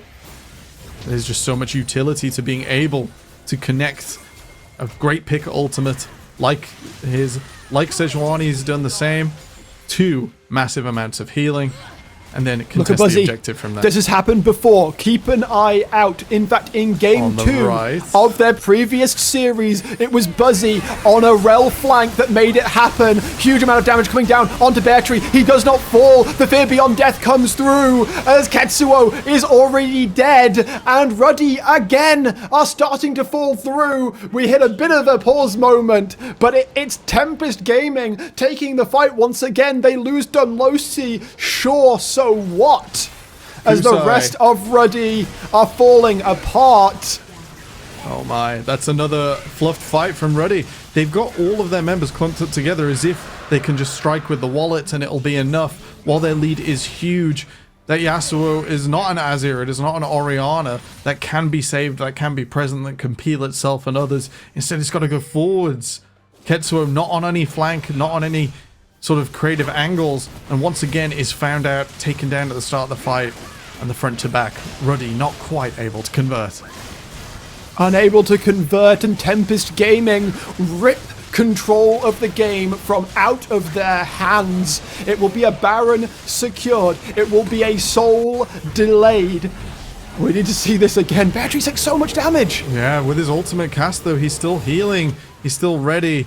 He's able to pull out. Members of Ruddy, Sin not able to play through the Azir, not able to find the range with this on-hit build. Tempest Gaming, what a last 3 minutes for them. 2 huge fights that have got them right back into this game. That gold lead was massive, Brack. But now, 6K. Only 500 gold in it. It was 6K 4 minutes ago. Temporal. Yep. 4,000 in Tempest top, Gaming. and no longer 4,000 in mid. That was what Ketsuo previously held over the Azir, over Kusai. Now a meager half of that. This Yasuo has been missing these last 2 fights. Let's see if Ruddy can come together, come again, and try, and find a way to start a fight that doesn't involve Ketsuo Wo Yao falling immediately. With Beartree so big though, I was talking about even when he's behind, Beartree so good at controlling space on this champion. When he's ahead, you don't want to step anywhere near him, which is so challenging for a Yasuo, for a Sejuani, for a Nautilus. Yeah, they need to just send one. They need to have the others come in over the top, not allow Tempest's AoE ultimates from Ziggs and Azir do too much damage to the entire pack. You lose a tier 1 there, not the end of the world, not so big stakes, but setting up for this dragon on a very early rotation. Tempest not going to be unhappy with 2 towers across the map. They do get the mid lane at tier 2 as well, and they can just rotate on back to bot lane, try and secure that tier 2 for themselves as well. Ruddy should be able to clear out this wave. The wave clear, of course, that is provided by the combination of Yasuo and Varus will be enough, will be safe enough as well for the moment. I like the Knight's Vow here onto Ketsuo. His Jamsu will be sharing a little bit of damage, trying to get him to live a little longer. And this is something Tempest Comp is really good at. The siege from their members. Kusai, able to be such a threat at pushing people off towers. Not right there, but the teleport in always present. Scream, killing the minion wave, and Beartree. Such effective damage onto these structures. A real worry now for Ruddy. They've hit a stall point. They really do have to find a good fight in the next few minutes, else they're going to continue to tumble behind. It's a real worry. It really is. The gold lead has flipped into Tempest Gaming's favor, and the siege that is so good coming out from a Ziggs on 3 items right now. We're going to see the TP coming in onto the mid lane. It's just continuing the push, continuing the pressure. They do not want to give Ruddy any breathing room at all. There's a minute 30 before the next Drake, and they want to keep them rammed inside their base. Ruddy just farming up, just trying to get what they can from this map. I would love to see a huge equalizer, a huge Yasuo ultimate onto Scream, even onto Bear Tree. I think the armor penetration it might give might allow Ketsuo through that 1 versus 1. And it's just difficult to see the way they're going to get this Yasuo, who's died so fast twice through the fight. He's got a little bit of life still. He's got the components for a GA. He's not ready yet. 45 seconds on the dragon. It'll be real close if this Yasuo can make it. Gold-wise, he's looking to scrounge for any amount of gold that is left on the map. Maybe this wave will be enough. Of course, he does have the TP, so would be able to get out onto the map. Bear Tree taking it back right now. And we will find ourselves into a brief pause. We just take stock of the situation. Temporal. Tempest Gaming. Tempest. Over the past 6 minutes. Yeah, Tempest recalling their 2 members with teleport. So, completely flipped the gold lead around. Yeah. Tempest shouldn't have got away with that. I think like we can throw... Is it just the whole squad thing now? It's not just Dunlosy? Yeah, it's not just Dunlosy anymore. Like how did you guys get away with that? Absolutely.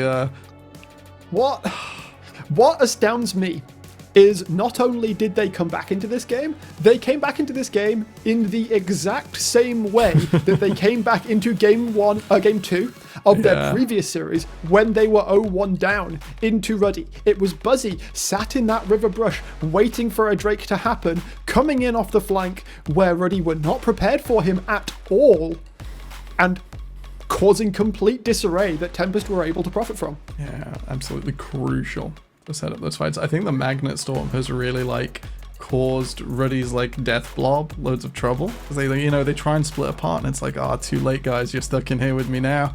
By the time they can get out of it, they're already dead. The Azzy are coming across doing loads of damage and has set themselves up out of a rough early game. Bear Tree able to pick out anyone who's low, and then the fear sort of denies the escape or allows the play forwards. Tempest having such a great time now that they're actually using a composition that we criticized for weak early game, for weak ability to play League of Legends, but in the team fight, Tempest can make it work. They certainly can, and they certainly are.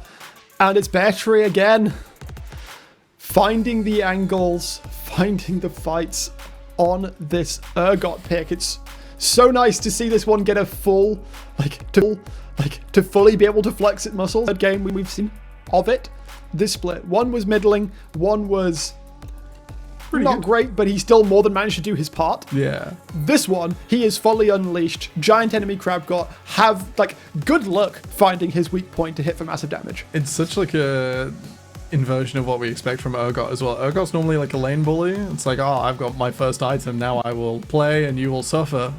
With that being the Titanic Hydra or the Black Cleaver. There's a little bit of customization there. But both of them tend to do the same thing. It's my 1v1 is unstoppable. And it's just the exact opposite. Bear Tree got no advantage in the 1 versus 1 when kind of even with the Rumble. But instead of the equalizer being the difference, he's been the difference. And Buzzy once again looking for an engage. That is members from Ruddy teleporting in. Both teams psyching themselves up before this dragon. Buzzy still just keeping an eye out. Has a flash available. There's a long TP. Unseen again by Ruddy and Tempest Gaming. Just vision checking Ruddy. They do now get spotted out. Kusai going to continue to let the poke happen. Sin able to put some poke through there. Is the equalizer coming down? Ruddy are looking to find their angle. We've got to watch out for the shuffle from Kusai. Jamsu goes forward. They try to find the shuttle. Sin is able to get away though. Scream has already gone down. The damage coming through. Buzzy dropping low. Will drop down. Bear Tree again. It's all left to this top laner. He survives for so long, but it's not going to be enough this time, Temporal. As Ruddy, they pass the check. They respect the vision. They respect the flank, and they take the fight. Despite that deep teleport from Kusai into Ruddy's jungle, despite the vision setup earlier on. Let's have a look here. That's slightly late in the fight, so we'll just go from the wombo combo. Yasuo able to do so much, able to shred Bear Tree to pieces. The mid T3 inhibitor will fall in live as we come back, as Ruddy advance forwards. It's going to be priority for them in mid lane ahead of the Baron. They've left it late to recall. 15 seconds before that comes up. Brack, the main difference maker. The Yasuo was able to flank. The Yasuo was able to absolutely have his impact, and he was able to survive. Thanks in no small part to the Knight's Vow you pointed out earlier. Jamsu nearly died for his trouble, was able to flash away from the Fear Beyond Death. If that had landed, I do not even want to consider what would have happened in that fight. That would have been a fear onto 4 members of Ruddy. Yeah. I think Beartree just walks that fight in from that point. Potentially. With the Triumph as well, it's healed him all the way at the bottom. 12% of a lot is still quite a lot. Can we check production? How much healing Beartree has got from Triumph this game? That's an interesting stat for me. Should be present on his runes. Bit difficult to find out. Never mind. We're on to another Baron dance, Temporal. And it's Tempest this time who are looking to start it up. Ruddy are going to have to run into this one. No flanks. It's just straight up honest League of Legends. Oh, wait, hang on. Keep an eye on Buzzy. Yeah, off to the side of this one. Ketsuo spotted him out though, and Beartree gets left out to dry. Buzzy is not able to enter the fight. Akers drops super low, but he is not going to drop. Galactic Hyper Barrier will keep him alive. And now 4 members looking to finish off this Baron. Gotta get Sin out. Dunlosi comes over the wall. He steals it. And Tempest Gaming will still look to play this one out. They will pay with many of their lives. But the carries, Kusai and Scream, they survive. Teleports they maintain into the their Barons. Attempted teleport from Ketsuo to end the game. He will begin the push. The remaining members of Ruddy are on their way. But the wave clear from Scream and Buzzy is so very good, and pushing against these Baron waves is so difficult. They weren't able to remove the side lane waves there, so they'll have to fall away. Won't have 3 pushing lanes for now. Ruddy, even though they dropped the objective, they managed once again not to be picked out. Just before this, we had Ketsuo marking Buzzy on that backside just a little below our view, and it means when this fight starts up, the Beartree left out to dry. The rest of Tempest weren't able to come forwards, weren't willing to take that fight for fear of a 5-man Yasuo ult. It just left them a little broken, a little disorganized with that. Ruddy able to wipe, able to push forward. Oh no, there's still Baron and Kusai, tell a lie. Able to push forwards into the base. Yeah. While we were in the replay there, Kusai did have to burn a stopwatch. Hello. As Beartree has been caught alone by 4 members in the top lane. Yeah. Okay. Yes, he tried to stop some bases. There was the giant enemy crab, and they found his weak point. You can't just be a kaiju and try and be sneaky, right? Godzilla can't just be like, I'm going to try and fight King Kong here. He won't see me coming. Little too tall, little too present. And yeah, 50 seconds the death timer on Beartree right now. We're getting a bit later, Brack. We're definitely over that. I think it's 29-minute mark, or is it 27? We kind of breezed over the fact that that was a Mountain Soul picked up for Ruddy as well. Ah, that's small beans. Small beans. Seems to be having big bean impact on the rest of this game, however, Temporal. Yeah. And Ruddy, that extra bit of survivability, keeping Ketsuo alive in these fights so he can do that damage as this gigantic Yasuo.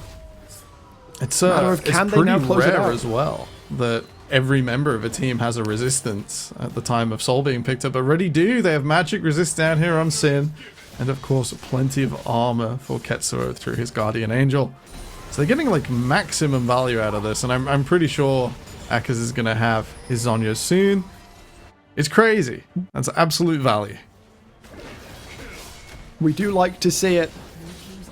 We talk about value, and speaking of that Zhonya's Hourglass, it will be picked up by Akers just as we speak. So the game, it bounces back once again into Ruddy's favour. Not quite to the same extent as before. We're still around 3.5k in the advantage. But in our eyes, 1 minute and 10 seconds time, Temporal, will be the Elder Dragon. As Dunlosi gets spotted out in the jungle. Ruddy pretty happy to just shove out this wave right now. They don't really need to step in. Yeah, I see it just holding everyone at range, but they are off the wave. That is Ruddy trying to get this cannon minion in to potentially do some damage. If not, they'll buy plenty of vision, plenty of space out of this mid lane.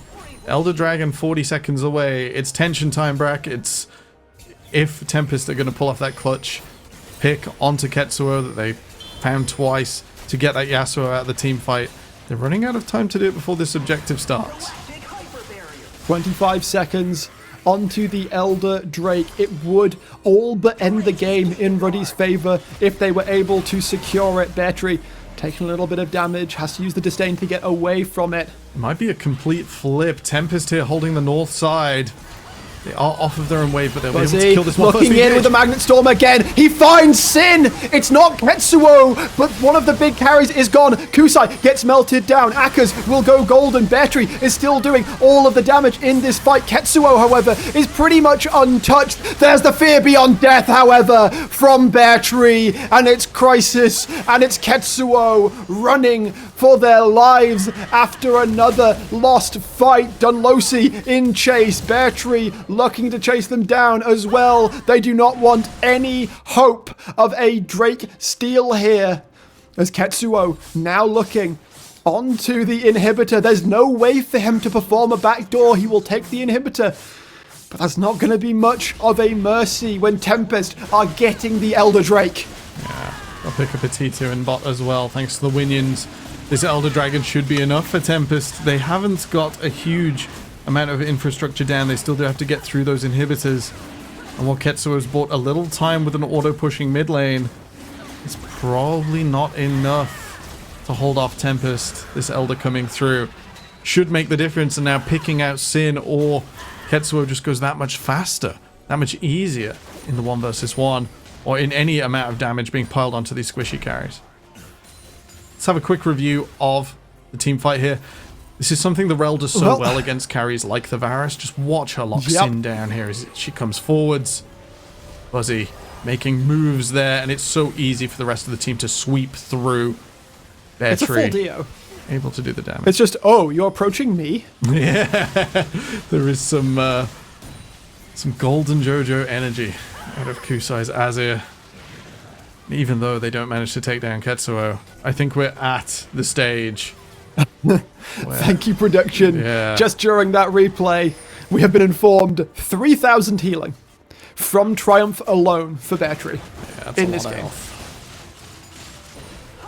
It's like 8 big effective end of health bar specials, because I don't think his health is that much bigger than 3k now if we account for previous. The Baron going over to Tempest. This is something that Elder has bought them. They'll just be ready to hold minion waves now. 3 minutes. They have to survive. 3 Barons, by the way. Go again? 3 Barons picked up by Tempest Gaming. Gosh. And this game is still going on. One of them stolen, so they didn't get much use out of it. But yeah, fair. Tempest at this disadvantage. You know, the gold is still even. It's still not able to push forwards and take down any inhibitors. A mercy for Ruddy, however, is the fact that 2/3 of this Elder Drake buff has already expired, and they have not been able to find any fights, find any pick angles. Ruddy have fully respected it, and that tier 1 turret is the only thing they have lost for that privilege. Obviously, they might lose some more off the back of the Baron buff, but it looks like they're in a pretty good spot to catch these waves. Yeah, just about holding on.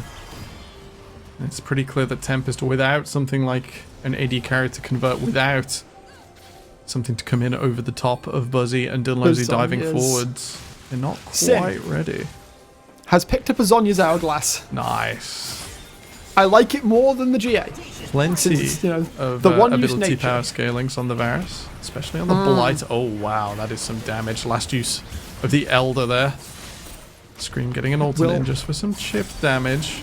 Looks like everyone's coalescing around top lane from Tempest. They're not syncing up the waves. No one wants to come down here and challenge Ketsuo. Bot will push itself in, but I'm not sure that's going to be enough to make a play off of. Scream is landing some poke in towards the top side as Crisis is going to go in. Equalizer is dropped down. Ketsuo jumping in, but he gets scooped up and thrown back into the team. He will go into the GA. Buzzy has dropped, but Battery is doing all of the damage. Sin is trying to fight this one, but he gets hit with a cease and desist, and it will be a cease and desist mailed all the way to Ruddy's base by Tempest Gaming. They fell 6,000 gold behind before 20 minutes. minutes, but Tempest Gaming turn it around, and they are going to look to take their pound of flesh. They're going to look to take game 2, and they're going to look to put Ruddy in the hole, requiring a reverse sweep to have any hope of winning this UKEL 4-nation split. Resolute, resilient, and resound. Tempest Gaming hold on after the rockiest games, I think, of their entire split. They managed to do it. 3 Barons and an Elder Dragon is what it takes to put Ruddy out. Backs well and truly up against the wall. 0-2. Alrighty. Well, Ruddy, you may need to grab some painkillers, my friends. There's going to be a long series ahead. If you want to win, if you want to be the kings, you got to take those kings down. Tempest Gaming, one step away from the title. We're going to throw it to a break, but in a moment, Trajan and the desk will break that game down and set the stage for game number 3. Vagon is cleaning up the fight. It's a triple kill. It's a quadra kill. Oh, huge! Hollow from the side with an incredible flank angle. Decimates. He has the ultimate. All he's even emoting. He knows he has it. He wins the game of perfect. They make it.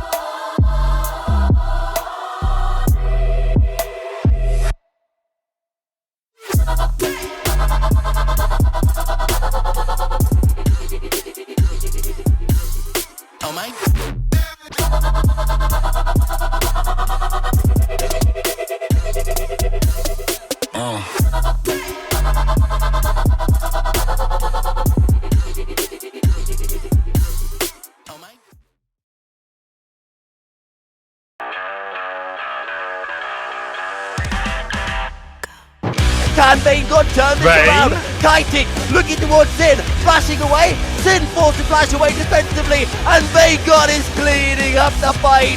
It's a triple kill. It's a quadra kill. Forcing the way out, and the all-out will be used as well. Vetri does have the flash. He's not even going to use it. Oh, huge! Hollow from the side with an incredible flank angle.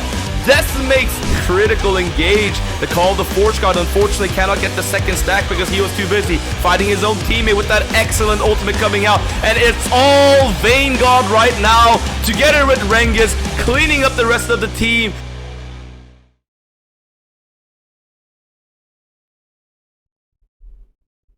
Welcome back to the analyst desk. What a roller coaster that game was. And there's one person on this desk who's well chuffed.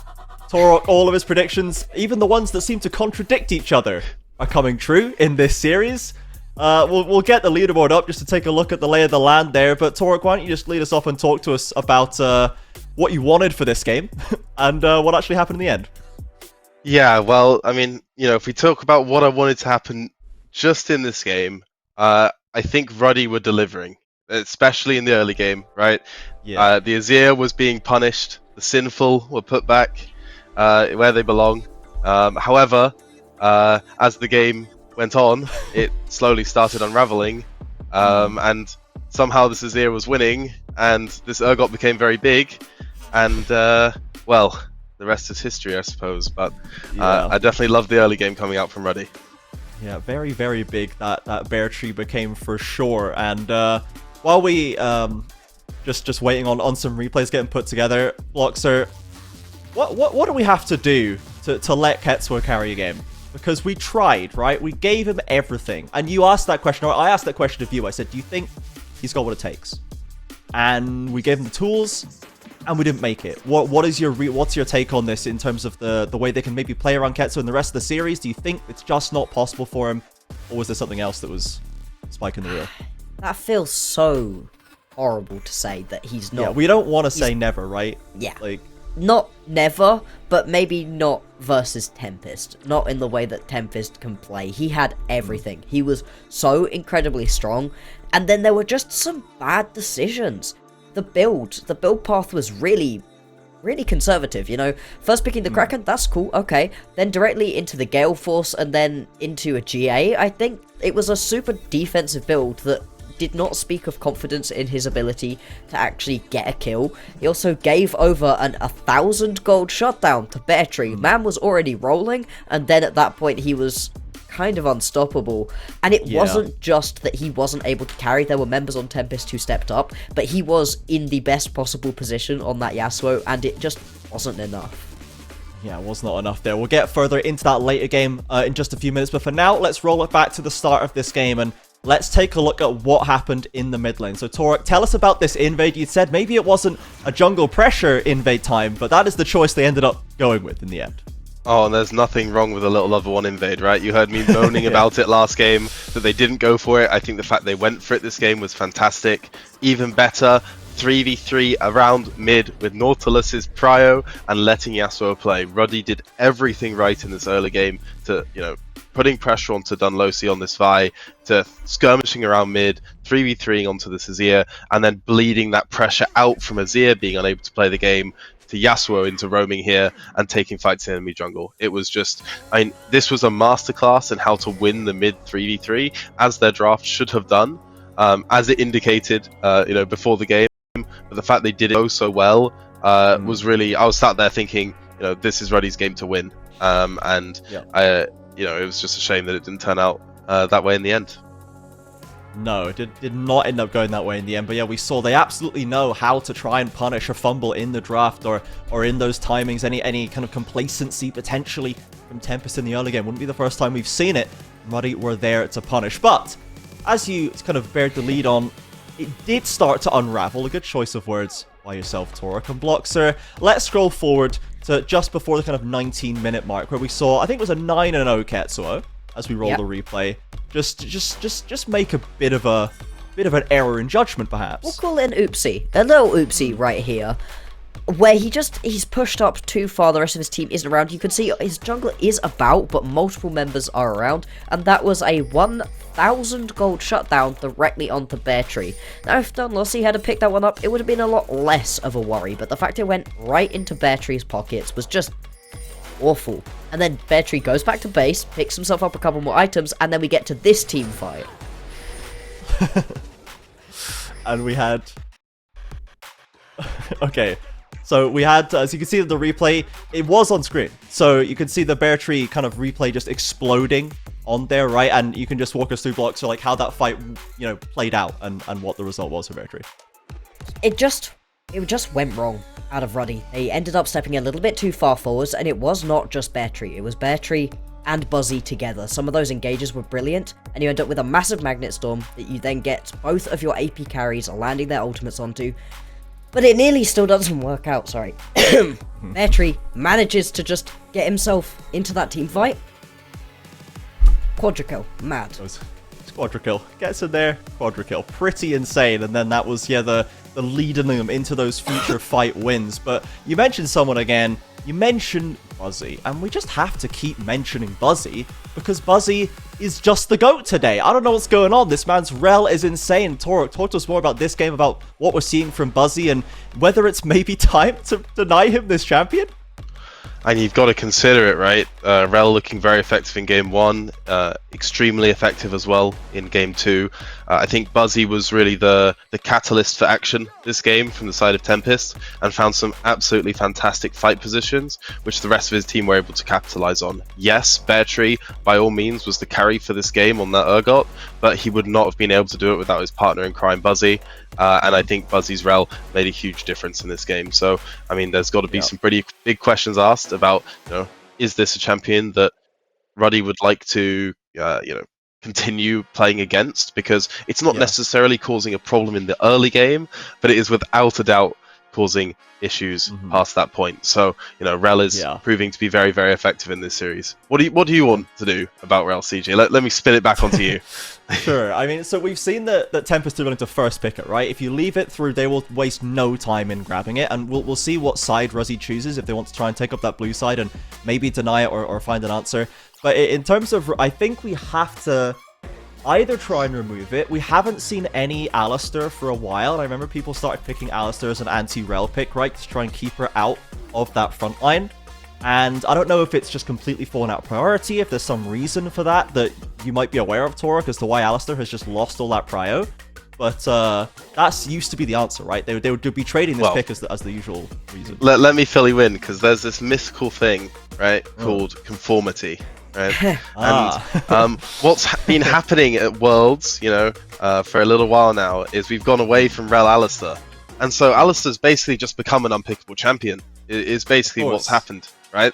And so, despite receiving absolutely no changes between, let's say when that pick was pretty good into Rel, and now it just mysteriously has become unpickable in the champion select phase of the game. So, I mean, as much as you may want to take that Alistar matchup, that's really not on the cards based on the current League of Legends metagame until T1 does it. And I guess not being picked, and then it falls off the algorithm. It's not being put at the top of their feeds, so they don't see it anymore. Don't think about it. The next World Championship games tomorrow, we're not gonna be able to fix that in tonight's series, right? So, fortunately, Alistar probably won't be seen tonight. No. We can't mention T1's very own Buzzy Carrier to be like, can you just give us one Alistar game, please, just to fix the meta, because we're really having trouble with it over here. But yeah, so we'll see if the answer is going to be a pick, or maybe Bloxer, if the answer is to be the ban. If we think about because it does need to be a first rotation ban by the look of it, as we've been told Ruddy are staying on the red side. So if it's open B1, I don't think there's a reason that the Tempest wouldn't pick it, right? So what are we not banning, I guess, instead of the Rel? They like to take Jace away from Kusai, the Nico, Raven maybe? I'm trying to remember what their other... They've been letting the Draven through, actually, on this game, and it's been fine so far. It has been a lot of priority onto that Jace and Nico. If I had to pick one, I'd rather let the Nico through, it's got to be honest. Like, the Jace, the flexibility that can come out of it, just how strong it can be. We've seen in this series itself, as well as across the entire tournament, how much you can have both Bear Tree and Kusai pop off. So either one of those can pick up the Jace and play that to great effect. I'd rather see the Nico go through, but I think you still ban those two. Ban out the Rel, and then see what you can do about it. I mean, you're in such a tough position, because what we needed to see from Ruddy was a really good early game that they closed out. We had the good early game, and they didn't manage to close it out. Yeah, it's not able to work out, and even... No, I really liked the Varus pick, specifically for Sin. I think him going, I believe we went blind into it, and just think, I'm really good at this pick. We've played it, and it's worked well in that matchup before, and he was massive, again, doing huge amounts of damage, but still, ultimately, when Buzzy was there, and just managed to get him with the flash ult that is pretty hard to react to, and also people go, Sin, just flash it, XD, and you're going, well...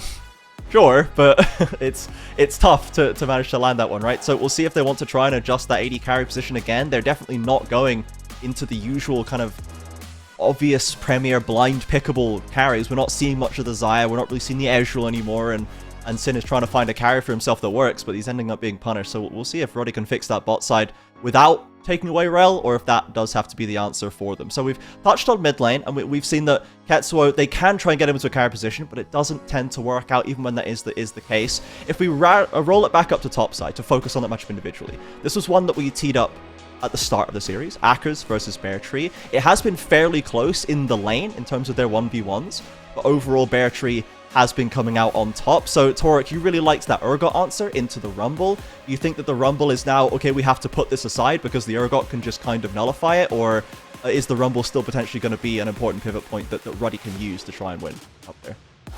Well, there's nothing wrong with Rumble blind pick, even with versus Urgot, right? I mean, Urgot did end up carrying this game, but all it means is that Rumble is no longer the main character, right? Often, Rumble, when he's picked, even blind, is able to essentially get priority in nearly any top lane matchup, apply a lot of pressure in the early game, and then transition that very aggressively with insanely good AP ratios and a very low cooldown ultimate, right? That's Rumble's game plan. Urgot does disrupt that in the sense that it does block Rumble's priority game, right? And as we've seen in 2 games now from Rumble, I believe the Rumble even lost priority in the Renekton matchup as well versus Bear Tree. So you've got to wonder, is it really working for you, right? I mean, Rumble's game plan is definitely not happening. It does seem the answers are there for the Rumble blind. I would suggest it could be worth looking in another direction, but I also don't think it's the fault of Rumble that Ruddy are losing these games. So it's really, that for them to weigh up, but I could see arguments on both sides. Yeah, and we do see so much focus on that top lane matchup in the second round of bans. Game 2, of course, having 4 top lane bans in it. Yeah. There's also the Cassante has been there in both times. I think Tempest taking it away from Akers, so Bloxer. Are we potentially, is it worth trying to get a power pick for Akers in that first rotation? Is there any other of these positions you can sacrifice into the second round to try and get Akers something good? Or is this really, we need to prioritize maybe getting that bot lane and jungle on deck as they have been so far? I think you could probably sacrifice mid a little bit, and possibly even the bot lane too. I mean, you've tried play through mid, you've tried play through the Vayne bot lane. Both of those haven't worked, so I could see an argument for trying to go up into the top lane. But also, if it goes wrong, we've seen what can happen. If you feed a couple of kills accidentally into Bear Tree, we have seen what can happen, and it's not a good look for Ruddy in any way. And it just, that worries me. That worries me to try to put a lot of focus up into that top lane because it can be such a volatile matchup. To be honest, for Ruddy, I think their best bet is to keep trying to exploit onto that jungle position, actually. Dunlossie, the last one, had a pretty bad one. I don't think anybody can really disagree with that. And even in game 1, he found some early aggression, but it wasn't him being the main carry for the team. If he continues to want to play the Vi, I think that's pretty easily exploitable, like you've been saying, Torek, through invades, through trying to make it uncomfortable during the early game. So I could see that as being one way for Ruddy to really try to get in on this game. Okay, back into the draft. So we're seeing if they're going to add the rel to the bans, if there's anything else that's going to switch up here. Ruddy sticking on the red side, so we're looking for that first pick out of Tempest and seeing what Ruddy have as the answer. They have always been the people trying to find the answer to what Tempest's doing. They're the ones who have sometimes been able to put Tempest on the back foot in the pick ban. No one else has really been able to do this. And so far it is remaining the same. So we'll see what those answers are. The Nocturne jungle taken away as well. And let's see if Ruddy, you give him the rel. The Orianna now taking 2 mid lane bans. I don't know if it's going to be enough, but we'll see if Tempest want to change their focus as well. Yeah, pretty standard bans so far. Don't really want to give Jamsu over that Renata. It's been one of his absolute best pickups. Jamsu's still been playing pretty well. Oh, you're really giving over quite a lot still. Tempest pretty much wide open in terms of what they want to do. And they're just going to first pick the... I mean, I would do it. Yeah, lock it in right there. Give it to Buzzy again. That's a risk by Ruddy. If he pops off again on Rel, it's not the main problem, but it is such a big part of the way that Tempest are trying to play. The response will be the virus. You get quite a lot of aggression potentially onto the Rel because you are so long range, good poke, so maybe that could be a way of dealing with it. Maybe we're just thinking, well, that game was a 1 game, and then if we didn't have that slip up in the top side into the Baron fight, we never would have had this issue. We never would have gotten to the point where it was even a question that we win these fights. So they're like, well, let's just do the same thing, and we'll simply not give away a 1k shutdown. W secured. As Dunlossie happy to go back onto the Vi, they denied the Jarvan, preempting a pivot there from Ruddy, but Dunlossie happy to go back into this one. He's had a good game and a bad game, so we'll see what happens here. And then Crisis back on the Sejuani, happy to focus that mid. And we won't believe the Draven Hover until we see it, but Scream has just been going into the defensive picks, and we're back in there with the Sivir. Makes a lot more sense, that Sivir does. The response going to be very quick. Nautilus, I mean, it's a fine matchup. I don't love this Vi. We've seen it now 3 games in a row, and it's been fine. I don't love it, though. Torek is... What's up, Torek? It's gone. What are we... give us a... He's gone. Okay, when he's back near the mic, he can maybe let us know what's going on. The Yasuo ban has come in there from Tempest, so a bit of respect earned by Ketsuo. Fair enough, and then the rest are the standard top lane fare. Is it enough to get Akers a good champion that he can win on here? I don't know. Torok, why don't you give us an emotional update? It's not going well in this in the draft corner over here on the right hand side. You know, you've just seen Siva and Rel locked in, and Vi on the enemy team. Alistair, you know, that fantastic champion.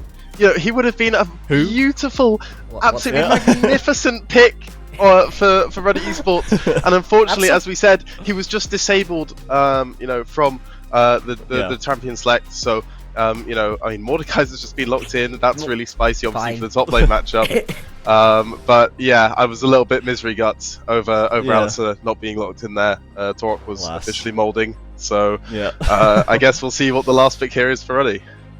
Okay, look, so talk to me about this Mordekaiser as an answer into the Renekton before we get onto the mid lane matchup. It's a pretty skill-based matchup. The Mordekaiser should be able to win out onto that one. You have to be careful not to get all-in, but once you hit that level 6 specifically, that's the point at which you can actually just take somebody and remove them from the fight, which, you know, is always going to be a good thing. You could pair it up with the Akali, too. Hang on. He's done it. It is the Sylas. Alright, not to jump right off of the top lane discussion, but that is a Sylas. There are some pretty decent ultimates to steal. I mean, really, you're looking at the Vi, the Rel, maybe even the Mordekaiser as the main ones to go for, but this composition out of Ruddy, I think it's more cohesive than what we've been seeing out of them previously. Have we saved it, Torok? Because Sylas saved the day on the last pick, or because we weren't super psyched about it earlier in the series, you know? I offered it as a Ketsuo pick, and we were like, well, Sylas, so... Sorry. Right. Look, Sylas is decent here. Okay, I think with the way things have rounded out for Ruddy, it's okay. They've got a lot of skirmish power. They can play for topside 3v3s relatively convincingly. You know, stuff like this. I think they still probably have priority bot, but it's a bit hard to say. So I'm a bit concerned that Sylas might just not be allowed to play the game the way he wants to. What I'll say is this: Ruddy had the draft win on the table at multiple points. They could have, with the Alistair on their third pick, that was a huge draft win. I think if they were good at drafting or able to flex this champion, put Renekton mid and counterpick the Mordekaiser on top would have actually been a better route in that situation, because Renekton and Sejuani obviously very good versus Akali and Vi. It would make the game very oppressive, and you know, they could take something like Olaf top and Varus goes AP. That would probably be like the best solution there, for example. Of course, that is a bit of a reach. I think Sylas was an okay answer given the circumstances, but I think Ruddy needed a bigger draft win than this to overcome the gap in skill that's become apparent over this series. And I think, given that fact, Tempest have a very good chance of taking Game 3. Very good chance to close it out. And I mean, this could be the end of the road for Ruddy. We have spoken about how important momentum is for Ruddy and the lack of stamina potentially that they have. Bloxer, is there a flicker of faith still that there is a recovery to be made with the draft there potentially being playable, you know, with some comfort on there still, but up against Usai Akali and stuff? I don't know, man. Yeah. What percentage of faith do we have in here? Like, my faith is minimal. I did say that I thought Ruddy would be able to pick up a game. Unfortunately, the game they should have picked up was the last one. Was Game 2, yeah. But as it stands, I still like this composition. I like what they've drafted for themselves. I think that it can get really aggressive in places. Your top lane matchup's really good. I like the Sejuani in this game. I haven't been that impressed with Dunlossie's Vi so far, so, you know, like I said, that's a possible exploitable weakness. But then again, you've got a Mordekaiser on Bear Tree, you've got Akali into the mid lane for Kusai. This is a very winnable game for both of these teams. And if this was the drafts in Game 1, I'd probably have given it a little bit over to Ruddy, but as it stands, I do think that we are going to have this one closed out, and we're going to be, you know, wrapping up the UKL pretty soon.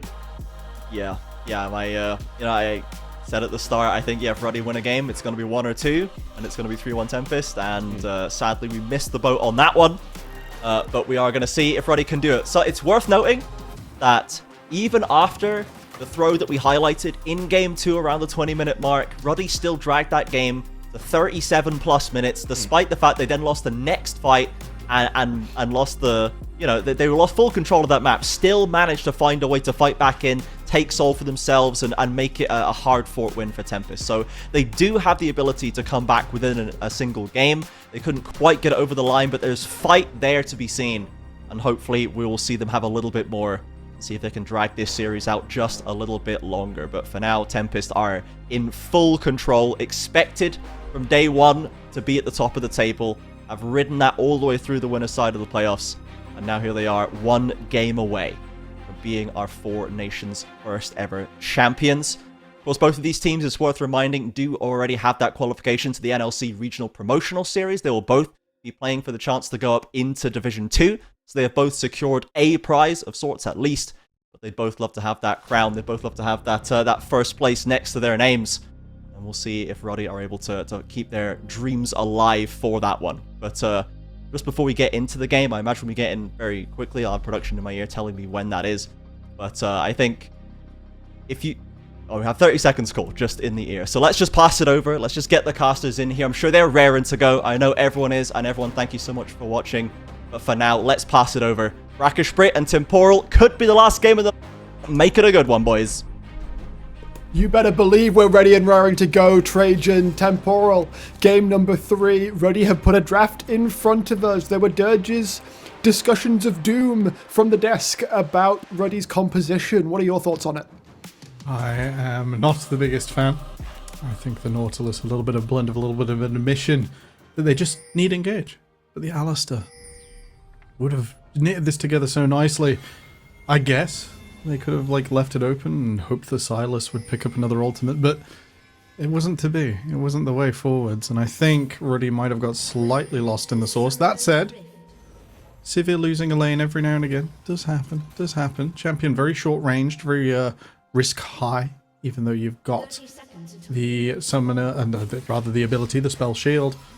Battery on this Mordekaiser also a bit of a risk. Not a champion we see too often in competitive. While its 1 versus 1 agency is really high, it does have some weak points throughout the game, particularly before he gets his items and his Omnivamp going. Quite exciting. Quite exciting. If you're going to end the series, Painkillers. This is going to be a way to do it. The Painkillers looking to try and get another invade going. They are unable to do so. That does mean that Dunlosi and Kusai will be able to get just that sneaky little bit of early vision. There is no sweeper picked up by Crisis, so he will be spotted out on his red buff. No wards placed down in any really convincing place from the side of Ruddy, and so Dunlosi's start will be shielded to a certain extent. Yeah, I think it's the first time we've had both junglers up on the top side of the map, looking towards influencing the bottom lane. Maybe cheekily level 2 going top. We'll have to see if anyone takes that avenue. Both of these junglers can take their Q at level 2 and just try and get a bit rude, a little bit unusual. Tempest are able to see Hook will land. The trades will always be coming through in this early bottom lane, but Tempest were able to spot that there is no super fast clear coming out from Crisis there. We saw him go to his Krugs. He's going to go to his chickens again now. And, I mean, Kusai is doing Kusai things on his Akali. He is pushing on into Ketsuo. This is precisely what we expect to happen in this situation. Nice to see, of course, that Sejuani does have 2 melee solo laners to maximize permafrost proccing. But yeah. And I think with the Sivir ult as well later on, the synergy that these carries get just by being able to run forwards just allows Buzzy, Battery, and Kusai to do a bit more. Kusai. Speaking of, Kusai is respecting, manages to put the Twilight Shroud down, has hit the level 3, is trying to get away from this one. Shuriken Flip will be able to extract him from that situation. No summoners need to be burned. Yeah, dodging away. Nice and efficiently. Does take a nasty trade afterwards. The Kingslayer keeps Ketsuo, Royao's health bar pretty high in this lane. And got a biscuit in pocket as well. Oh, first blood in the top Meanwhile, lane. Battery just, alright then. Yeah. Casually. Leaving the wave behind as well, so that it won't push away from him, won't give Akaz any way back in. That's a rage teleport back into the top lane if I've ever seen one. Akaz has got to get this minion wave in. Don't think he's going to be able to do it in time. There is a return to the lane with a blasting wand in the pocket of Bear Tree. A whole bunch more AP, more bullying power as Dunlosi will find himself towards the bot lane. Buzzy not quite able to find the Shattering Strike onto Sin. Ghost was popped, however, Dunlosi might be the one finding himself in some trouble, has to flash out of that situation. So his gank power, a little bit blunted. Yeah, kind of a little bit of a worse end there for Tempest. Looks like Crisis just a little bit of a surprise over the wall. And it's been such a pleasure to watch Kusai in this series. I think there is a flash out. Crisis making his presence known in mid lane again. I mean, Kusai undeterred, still he does trading not care. aggressively. He wants to trade. He wants to go damage. in. It's been so fantastic to watch. I think the Azir game a little bit quieter. This is a 1v1 of the first blood, so they both go quite deep. Bear Tree burns the shield down, and it just seems to be enough with the passive keeps ticking away. It's like Akaz didn't think Bear Tree would just sit there and sort of hold his nerve, and might panic in the 1v1. Didn't quite work out. The healing not enough for the Renekton. Yeah, the darkness rises, and it's too much for the Croc to deal with. Another great start for Bear Tree in this game. We did see Crisis try and make his way top lane as well. Unable to do so. Dunlosi has snuck in behind this bottom lane. Looking for the angle in, waiting for the cooldown on the Vault Breaker. Dragons just spawned. If they get this, they can try and get the Sivir rolling, get the wave in, and get the objectives done. Dunlosi's feeling it. Buzzy forwards. Flash with the Shattering Strike onto Sin. There should be a flash out, but he realizes there is no way out here, and Scream is going to be able to knock him down. One more auto would have traded back onto that one, but Tempest Gaming come out of the gate strong like they did in game 1. Yeah, straight flying. And that's gold onto both of their side lanes. It's a dangerous position to be in from Ruddy. They've got to get this Silas ahead. They've got to try something. Jamsu finds the Ignite onto Scream. Will be able to secure that one. Is able to secure a double under his own turret as Crisis will come in. You maniac! Jamsu turns it around and just racks up 3 kills. Makes that 4 for Ruddy as Ketsuo finds the solo kill. I was just about to say, I'm not sure how they come back into this. And Crisis was so sneaky getting into this bottom lane. I didn't even see him coming. 4 quick kills, Ruddy executing in this early game. That's something you'd be terrified about? Stealth Boar Cavalry? Yeah, I'm completely out of my mind that they would even go for that without sitting there. Jamsu, the beneficiary of a lot of it, so we got to see this Nautilus be the difference. Let's have a look at this 1v1 in mid that occurred right at the end there. It looks like Kusai flies it back in for the empowered damage, and the Kingslayer enough to survive through Akali's perfect execution. Akaz, though, now the target of 3 members of Tempest Gaming, the full-blown goon squad. Going to try and find the damage forwards. The flash out from Akaz will avoid the Vault Breaker. He survives, but that is a major cooldown burnt in the flash. Yeah, that'll be another opportunity for Bear Tree in the next few minutes, be it through a gank or an ultimate that Akaz might not be able to survive in without his flash. Be a bit more of a difficult position. Not a clear way forwards on how to use it, but it's the opportunity, as the Rift Herald will be the next point of focus, with the dragon already going down. Let's remind ourselves the situation we find ourselves in. Tempest Gaming, dominant throughout the entire split, dominant in playoffs. Now, 1 game away from locking in that #1 spot in the UKEL 4 Nations tournament. Crisis trying to show his way top. There is, of course, an ultimate available for Bear Tree if he wants to try and fight this one instead. He's going to try and make it out. Flashes out to ensure the permafrost will not land.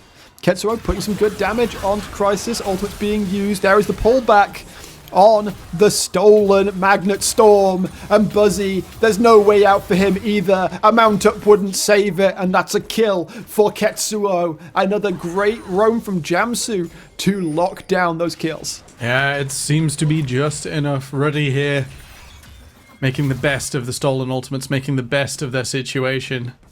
Real question though. Would Alistair have done this better? Yes. Okay, cool. So we are still on that train. I don't think there's been a moment where, like, not having a Nautilus hook through minions so far this game would have made the difference. I think something that could be pointed to is that Kusai will now, instead of just having to avoid an Alistair setup, have to avoid a depth charge that cannot miss. So that'll be probably for Dunlosy or Kusai later on. Maybe Scream if the shield is made to go awry. And unlike the Alistair, that cannot be dodged away from. Ruddy started very Tempest favoured, but Ruddy have been able to swing back very much so. They now find themselves 1.5k gold ahead. They got that first Drake. Ocean Drake secured. It is a Cloud coming up next, which means all two of the three most powerful souls are on the table in the Infernal and the Hex tech. Yeah. Wouldn't mind a Chem tech for either of these teams. I think there's a lot of living on low health. Perfect execution stolen. This is Kusai's time to shine. Getting away. Yep, chooses not to follow onto the Shuriken flip there. It's a reset taken by Scream. Not up to any full items just yet, but people stacking up pretty quickly at the last chapter on Ketsuo. Again, having a very good early game. 2 kills to his name. Akka's just waiting to pick up that. I think it was the Fade she was looking to finish up there before going back to lane. Yeah, either way. Just a bit of combat stats. It's what the Renekton wants right now. Up against this Mordekaiser, the 1v1 challenge. Hard to deal with. Its perfect execution hasn't seen a lot of use in mid. It should fall away in about a minute's time. And from there, Kusai might be able to find something in the 1v1. This is a pretty frustrating part of the Akali-Sylas matchup, where Sylas is just able to use your ult with a slightly higher ratio. Kusai's able to put some damage down, but he knows he has to respect the stolen perfect execution and the fact that Ketsuo is a higher level than he is. Just like earlier games in this series, Jamsu's out on the map first. Buzzy's found those late game flanks, but Ruddy in the early game has been the movement. And it is once again. Dunlosy flashes out, tries to get out with the Vault Breaker. The flash follow-up cease and desist will drop down onto Crisis, but the tower hits will not be enough as Ruddy continue to accelerate their lead, their path back into this series. Never giving up, never giving in. It's what got Tempest their win in game 2 rather. But now Ruddy, reverse sweep, the only way they can be the path to they can have a path to being 4 Nations champions.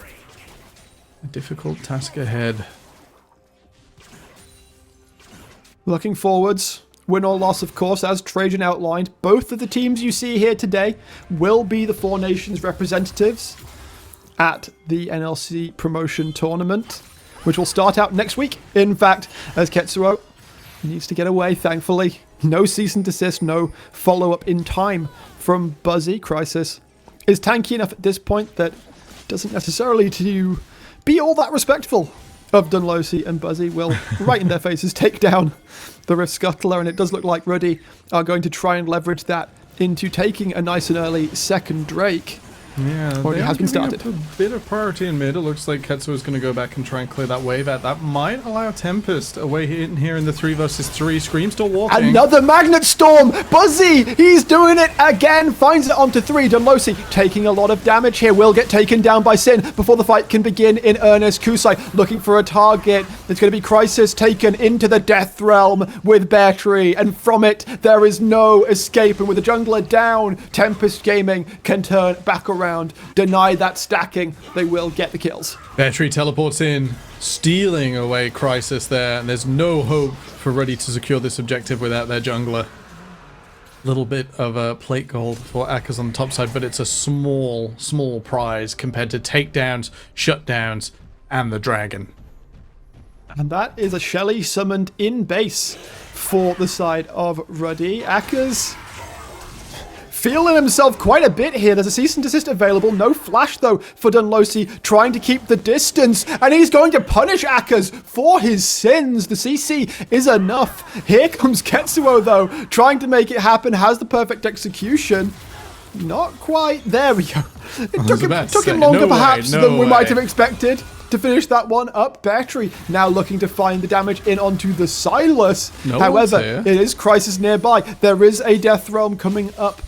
Actually, still got half the cooldown left on it. Has to burn the flash to get away from it. Gosh, a series of events. I think the Renekton, I'd have gone for that dive 10 out of 10 times. Maybe Aka's just a little bit in his own head. He's in a difficult position this game. Wasn't sure if the Mordekaiser was maybe already back, as he took quite a long time to base after doing the dragon. Dunlosy gets away with it once again. This is far and away the closest game in the series thus far. I think it's... Yeah. Game one, Tempest came out with an early lead. Yes, they were stuck at the lead for a certain while. Kusai has a flash available. There's permafrost stacked upon him as well. Perfect execution will be able to get him out, extricate him from that situation. Again, the flash is conserved. Objectives, few and far between right now. So we've got 3 minutes till the next raid comes onto the Rift Temporal. Big old Where are we state. wanting to prioritize? I think invades into the jungle like this, catching your opponent's rotations as plates fall off. It's a nice way to know what you're playing with. Try and formulate a plan from there. The dive with this Magnet Storm would be great, but Dunlosy's here. Kusai's moving down from mid. That's enough to dissuade Ruddy. In the top lane, they do have teleport advantage out of Aka's. What to do with it before an objective? Probably save it and play just before. But at that stage, they might have to put it with Bear Tree as well. With this pushing in bot lane, the attention coming down here makes a lot of sense. Dunlosy enough to distract from it for now. Kusai again gets somebody chilling in towards the bot lane as Buzzy gonna find the engage in. TP is being burned out from Aka's. Sin gets taken down. It's a double TT, in fact, towards the bottom lane. Dunlosy will go down. Buzzy will fall as well. They will not try to extend their pressure on towards Scream. They are able to trade it out 2 for 1, but Sin going down isn't the person you want to lose there. Ideally not, no. Keeping the AD carry alive would have been nice. Kusai might try for some cleanup here. Jamsu does have the way in. There is no perfect execution, and the hook will land. Twilight Shroud needs to do a lot of work here. Ketsuo not quite able. Kingslayer goes forward. Jamsu goes unstoppable on this Nautilus. I'm almost disappointed he went for Locket this game. Get some damage on you, my man. Dunlosy comes back in. They're trying the dive here now as well. Jamsu in trouble. Ketsuo is able to secure the kill onto Scream, but he dies for his trouble and gives the shutdown over. Jamsu has a huge amount of gold on him as well. That's going to go into the pocket of Dunlosy. An 800 gold shutdown off of a support. It's not the 2 for 2 that Ruddy were looking for. Tempest there. Get everything back. This tier 1 tower I don't think even will go down. Dunlosy able to be present to teleport in as well from Kusai. And it was a great dive. Ruddy's composition does this so well. The Renekton, the Silas, just so effective at getting in under that tower, choosing an ult that suits. You got the Magnet Storm, the Cease and Desist. Yeah, really, really strong. They'll move over to this objective. They do have priority out on the map, with Ruddy having to run back out of their base. Hex gates or not, they won't make it in time to this Rift Herald.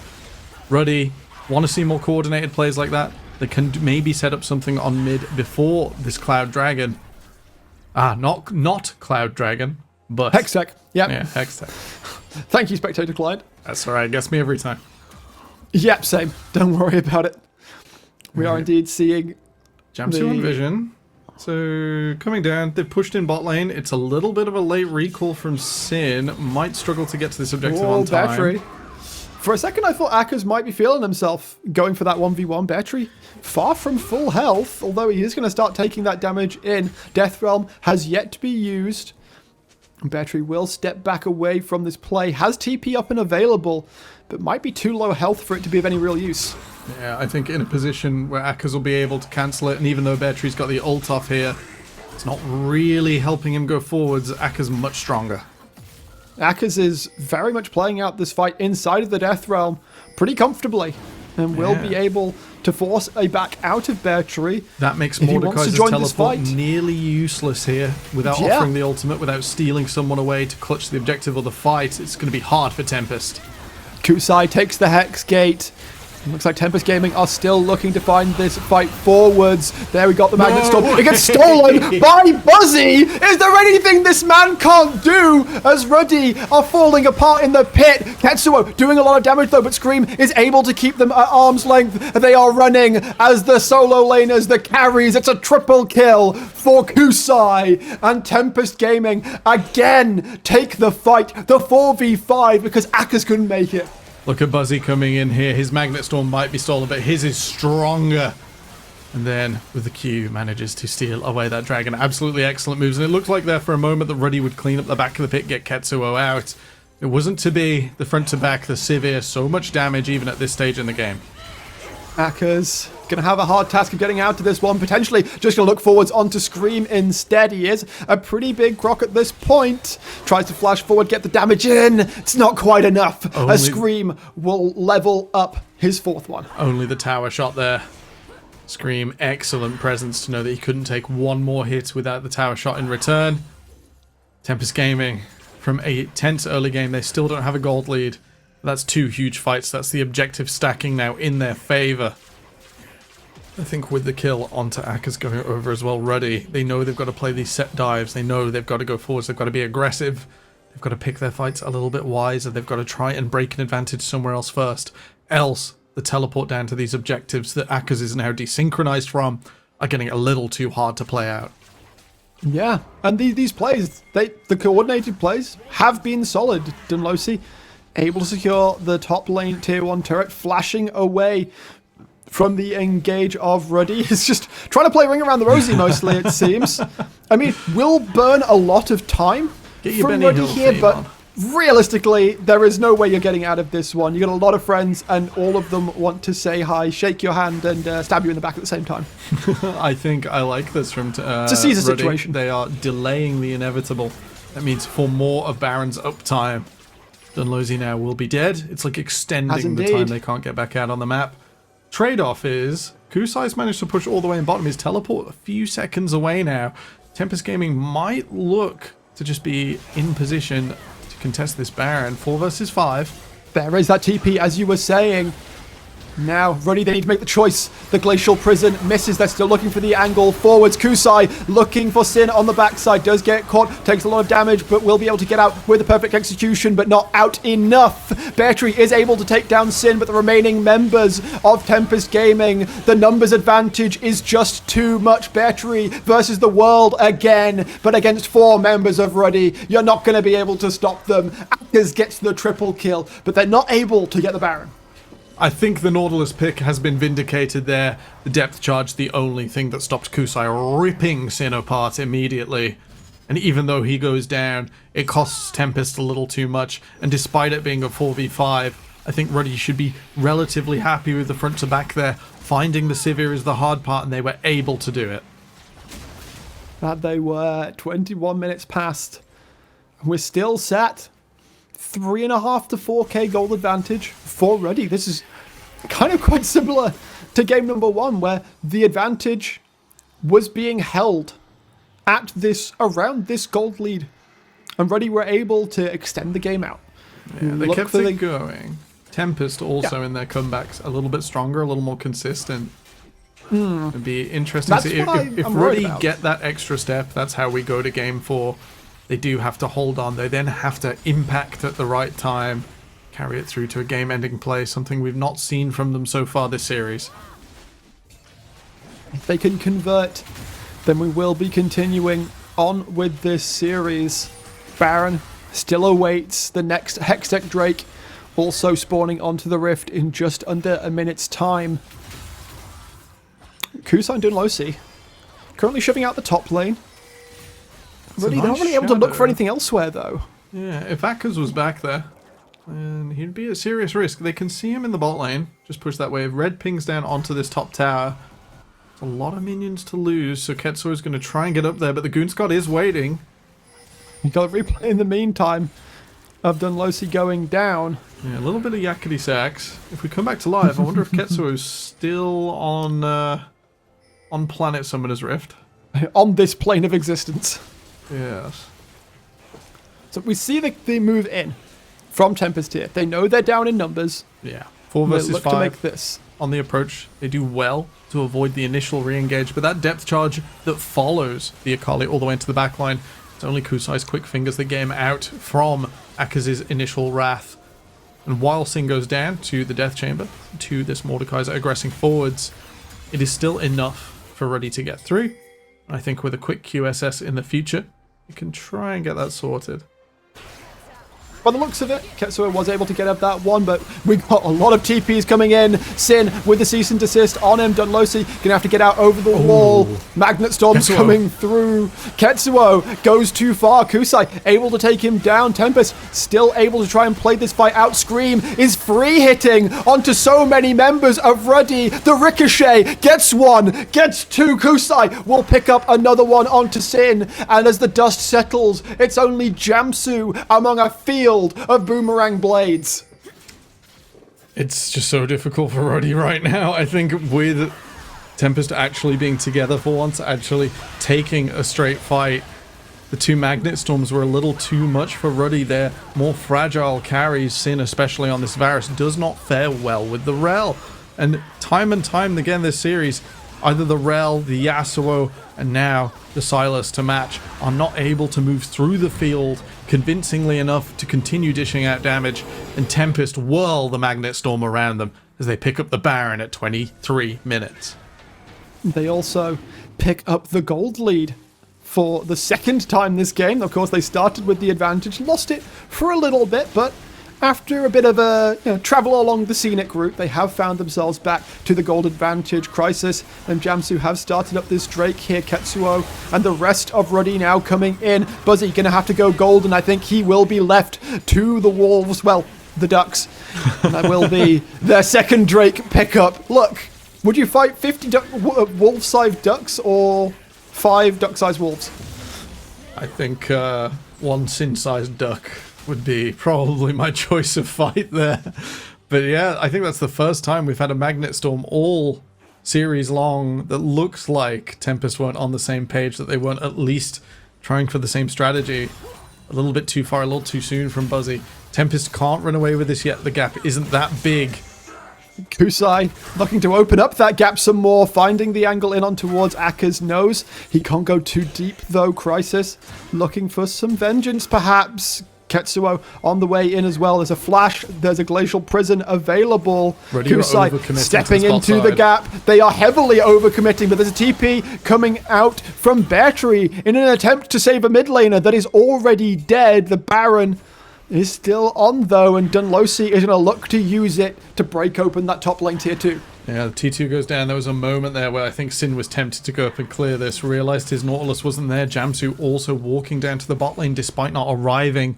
And while Ruddy get the pick and they get the kill, they're still bleeding gold across the map.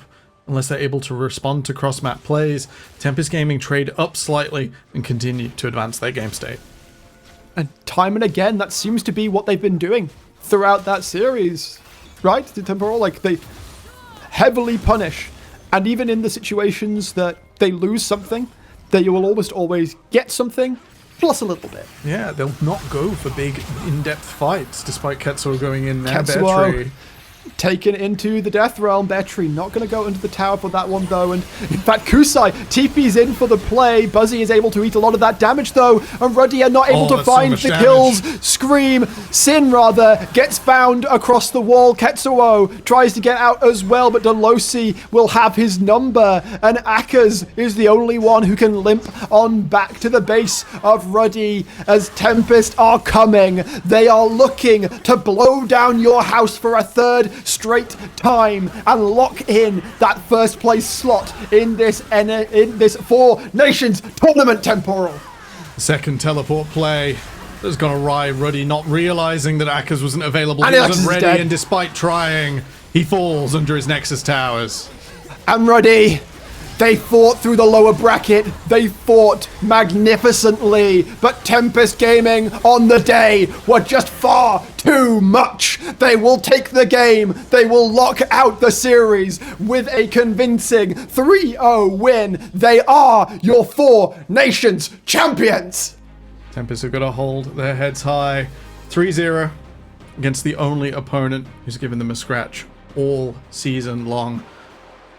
It's a bit bittersweet. We'll see them both again in the regional promotion series from Monday.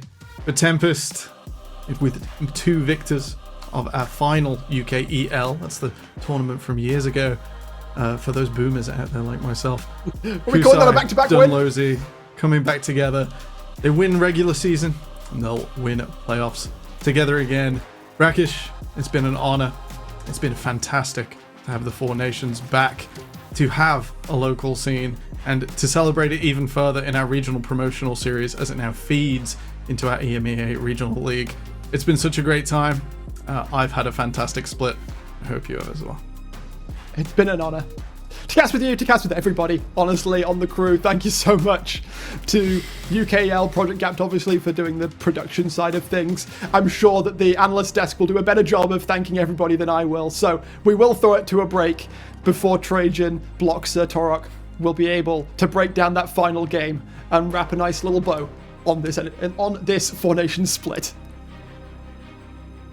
Thank God is bleeding up the fight. It's a triple kill. It's a quadra kill. Oh, huge! Hollow from the side with an incredible flank angle. Decimates. He has the ultimate. Oh, he's even emoting. He knows he has it. He wins the game of perfect. They make it.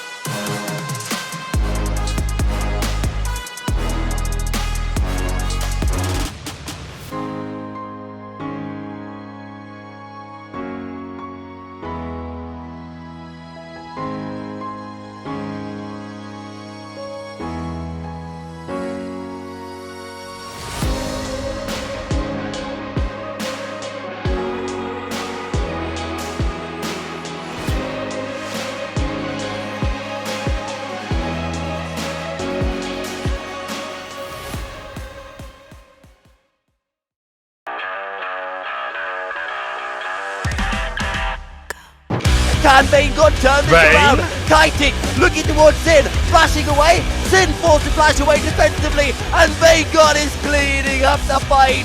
It's a triple kill. It's a quadra kill. Forcing the way out, and the all-out will be used as well. Vetri does have the flash. He's not even going to use it.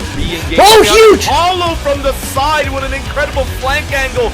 Decimates critical engage. The call to Forge God unfortunately cannot get the second stack because he was too busy fighting his own teammate with that excellent ultimate coming out. And it's all Vanguard right now together with Rengus cleaning up the rest of the team.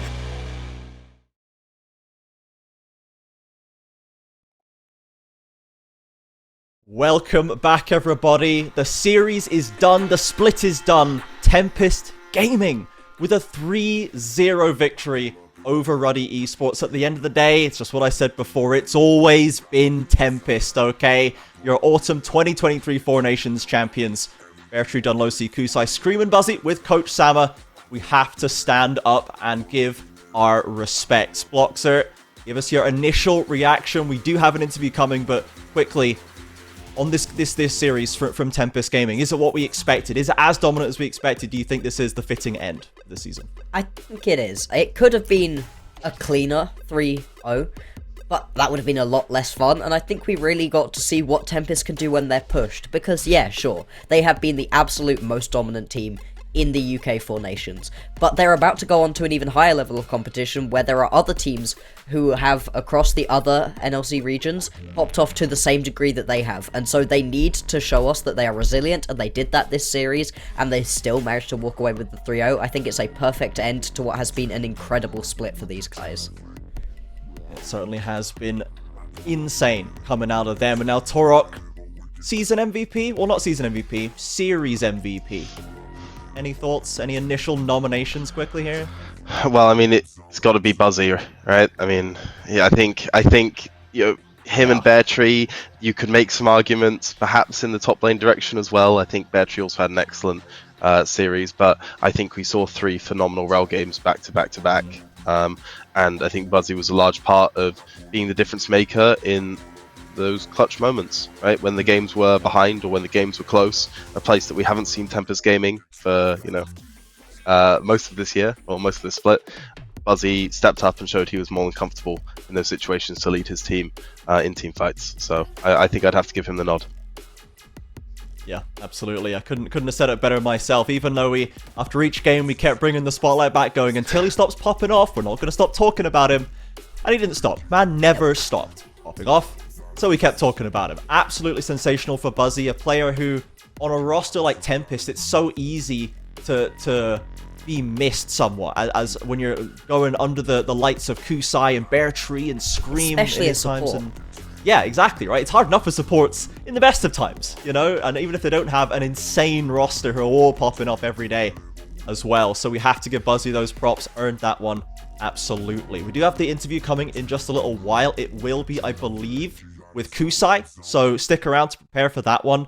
As we step into this, I guess to touch on Kusai just a little bit more, Bloxer, we didn't necessarily have like the season MVP series from him, but you think that it was kind of him being pushed around? I think Ruddy had a good answer, or maybe just an off day for Kusai at the end?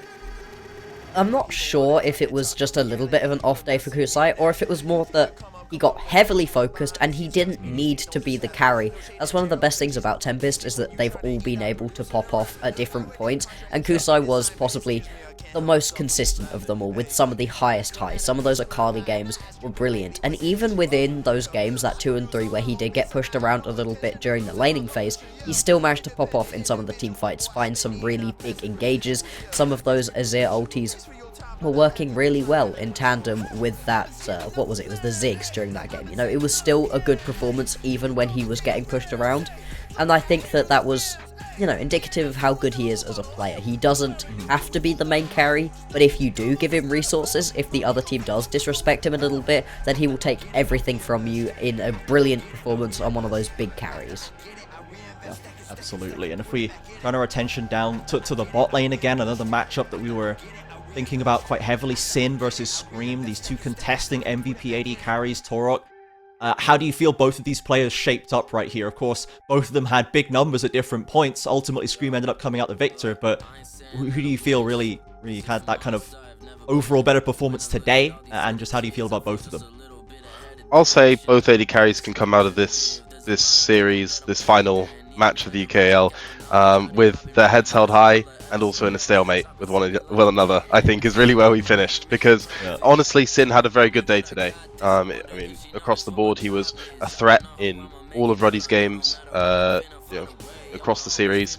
And I think the same is true of Scream. He was phenomenal. He had a really good last team fight there on Sivir. I think it wasn't the last one of the game, but one where he was absolutely free hitting on mid and just, you know, playing out of his mind. So, you know, both of those AD carries, I think, had a very good showing today and can both be very happy with their performances. Yeah, absolutely. And we mentioned that, you know, Kusai maybe didn't have the best day today, but has been such a strong force all the way through. And Ketsuo, who has had his ups and downs throughout that split, came in halfway through to join this Ruddy roster when they reorganized, putting Crisis back in the jungle, bringing Ketsuo in to fill in that role. And did give us some of the biggest plays for Ruddy all year. Some of these massive Azir shuffles and these Orianna ults, and was able to be just a huge influence, but ultimately wasn't able to get the win today. Just before we bring in Kusai very quickly, Bloxer, your thoughts about Ketsuo, just in terms of this last game. You know, even on that Silas, you saw going back to Comfort and did have a lot of good things to do. Yeah, I mean, in 2 of the 3 games today, he popped off. He had really good performances. He was making things happen. Just wasn't quite able to close it out, but I want to see this guy on a team again, whether it's at this level or even an even higher one. I think he had a really solid split and has a lot to be proud of. Like you said, really turned around Ruddy when they brought him in. And so I want to see him again. I want to see him continue to grow, because I think if you could just iron out that last little bit that allows for that full carry, maybe a little bit more confidence to go for a more aggressive build on that Yasuo game, let's say, then I think you've got an absolute monster on your hands. For sure, we definitely want to see more of him, but for now, we're going to see a little bit more of the Tempest Gaming mid laner. We welcome Kusai to the desk. Congratulations, my man, on another UKL title, a season MVP. What a split it has been for yourself. Just give me your initial reaction to that season MVP to be put up as the best player in this split of the Four Nations. I mean, it's honestly a pleasure. Seeing the post, it made me really happy coming into the series. So it definitely gave me some momentum, even though I didn't play as good, but my team had my back. So I'm grateful for that. Yeah, for sure. How did you feel like you would be getting Akali so many times today? It seems like people were loath to give that one to you. And is this a champion where you're literally like, it's open, just give it to me, coach. I can do it. I can do any matchup. So we knew that Ruddy wanted to play through mid, especially that if Ketsu gets his comfort champions, which is mostly melees, they would want to play around him. So I told Sama, my coach, that I really wanted a really mobile mid laner, so I can deal with that. It doesn't matter if it's melee or ranged, I just needed some ability. I played some Azir, I played with some Akali, and it worked out. Yeah. Torok, I know that you were thinking about the way that like kind of we were playing around Kusai, and the blind Azir pick particularly kind of got your goat a little bit. So is there anything that you want to ask Kusai about the way that they've been stranding and structuring around the mid lane? Yeah, absolutely. I mean, if we take a look at Game 2, that was probably the game that was most on the ropes this series in terms of, well, both your own performance, but also the ability for maybe Ruddy to get back into the game. Maybe what was your decision making around picking Azir in that spot? Is that one you can flame Sama for? And also, you know, how was it to bounce back in that game from what was such a big deficit? That must have been a pretty emotional experience. I mean, yeah. I mean, first of all, like coming back into that game, just showed like how synced we are as a team and how well we trust each other, especially in the team fights. I feel like those are the crucial moments that we have to focus on to actually come back. And we were like pretty good in those moments, so that's nice.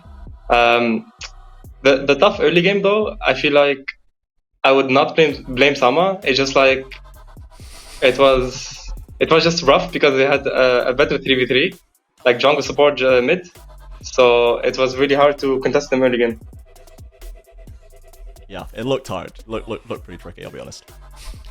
And I mean, obviously, you played really well this entire split, and really well as well, yeah, in this series too. But would you be able to lay some love on the rest of your teammates? I mean, we've spoken a lot about Buzzy. We thought he popped off on the row. It was a really impressive performance. But who would you say has been the most instrumental part of your team in getting you guys this far?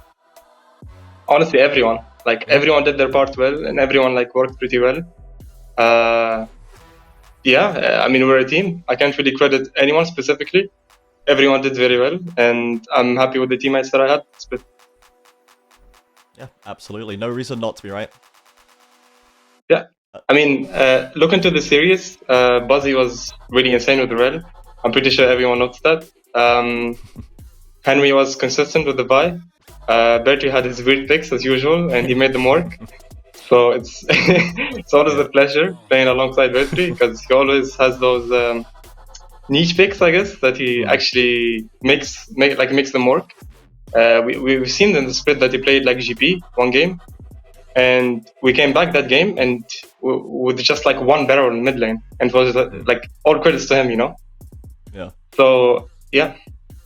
How what's it like in terms of like the drafting process when you have Bertree in there? Are we just waiting in the draft until you go, okay, Bertree, it's your turn to pick. What are you picking today? We have no idea. Or are you prepping all these strange picks kind of in depth behind the scenes? So there isn't like much thought behind it. It's just like that's just who Bertree is. If he knows a good spot for a pick like Urgot, what is it, like GP? The Garen game, the Alawi. Yeah, the Garen game. Alawi. I mean, if he sees a spot, he will just tell Sama, and Sama will just say go because he trusts him. So it's as simple as that. Gotta have that trust in the draft, right? Absolutely. I don't know if either of you guys have any more questions for Kusai here. Flush off the win. I mean, what are your expectations going on to that promotion tournament up against the best teams from all across the Nordic regions? Do you think you guys have got a good shot of going up? What do you think you can do? I'm not sure because I really don't know the other teams, but I've heard it's gonna be tough. So I think we really need to have a talk with the team and with Sama and to figure out what the other teams play. Yeah. So we prepared very well. Like we won this, which is pretty cool, but we can't let our guards down. We need to stay focused. Yeah, I think there was the team that won Norway, or was it playing in the Norway final or something like this, had like Banderas and Kasing on it. So there are definitely some killers hanging out in the other regional leagues, and we'll see if they can come through. But I don't doubt that you guys will bring the UK and Ireland a great performance there. Absolutely, you guys have earned it, and you've just shown such dominance throughout this split. So thank you so much, Kusai, for joining us. Congratulations again. Thank you for on the having victory, me. the championship, on the MVP, on all of it. And I'll let you go back to enjoy the rest of your night. Thank you. Okay, now with that brings us, sadly, everybody, to the end.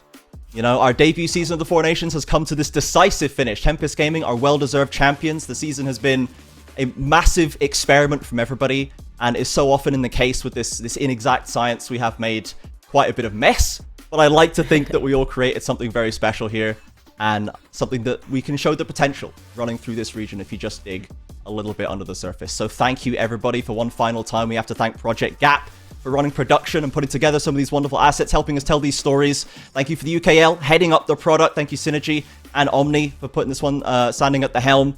Of course, as always, follow them at Twitter at the UKL, website ukl.gg, Instagram the_.ukl, and Discord discord.gg/the UKL. And with that, have a wonderful rest of your year. The Four Nations will return in spring 2024. Good night.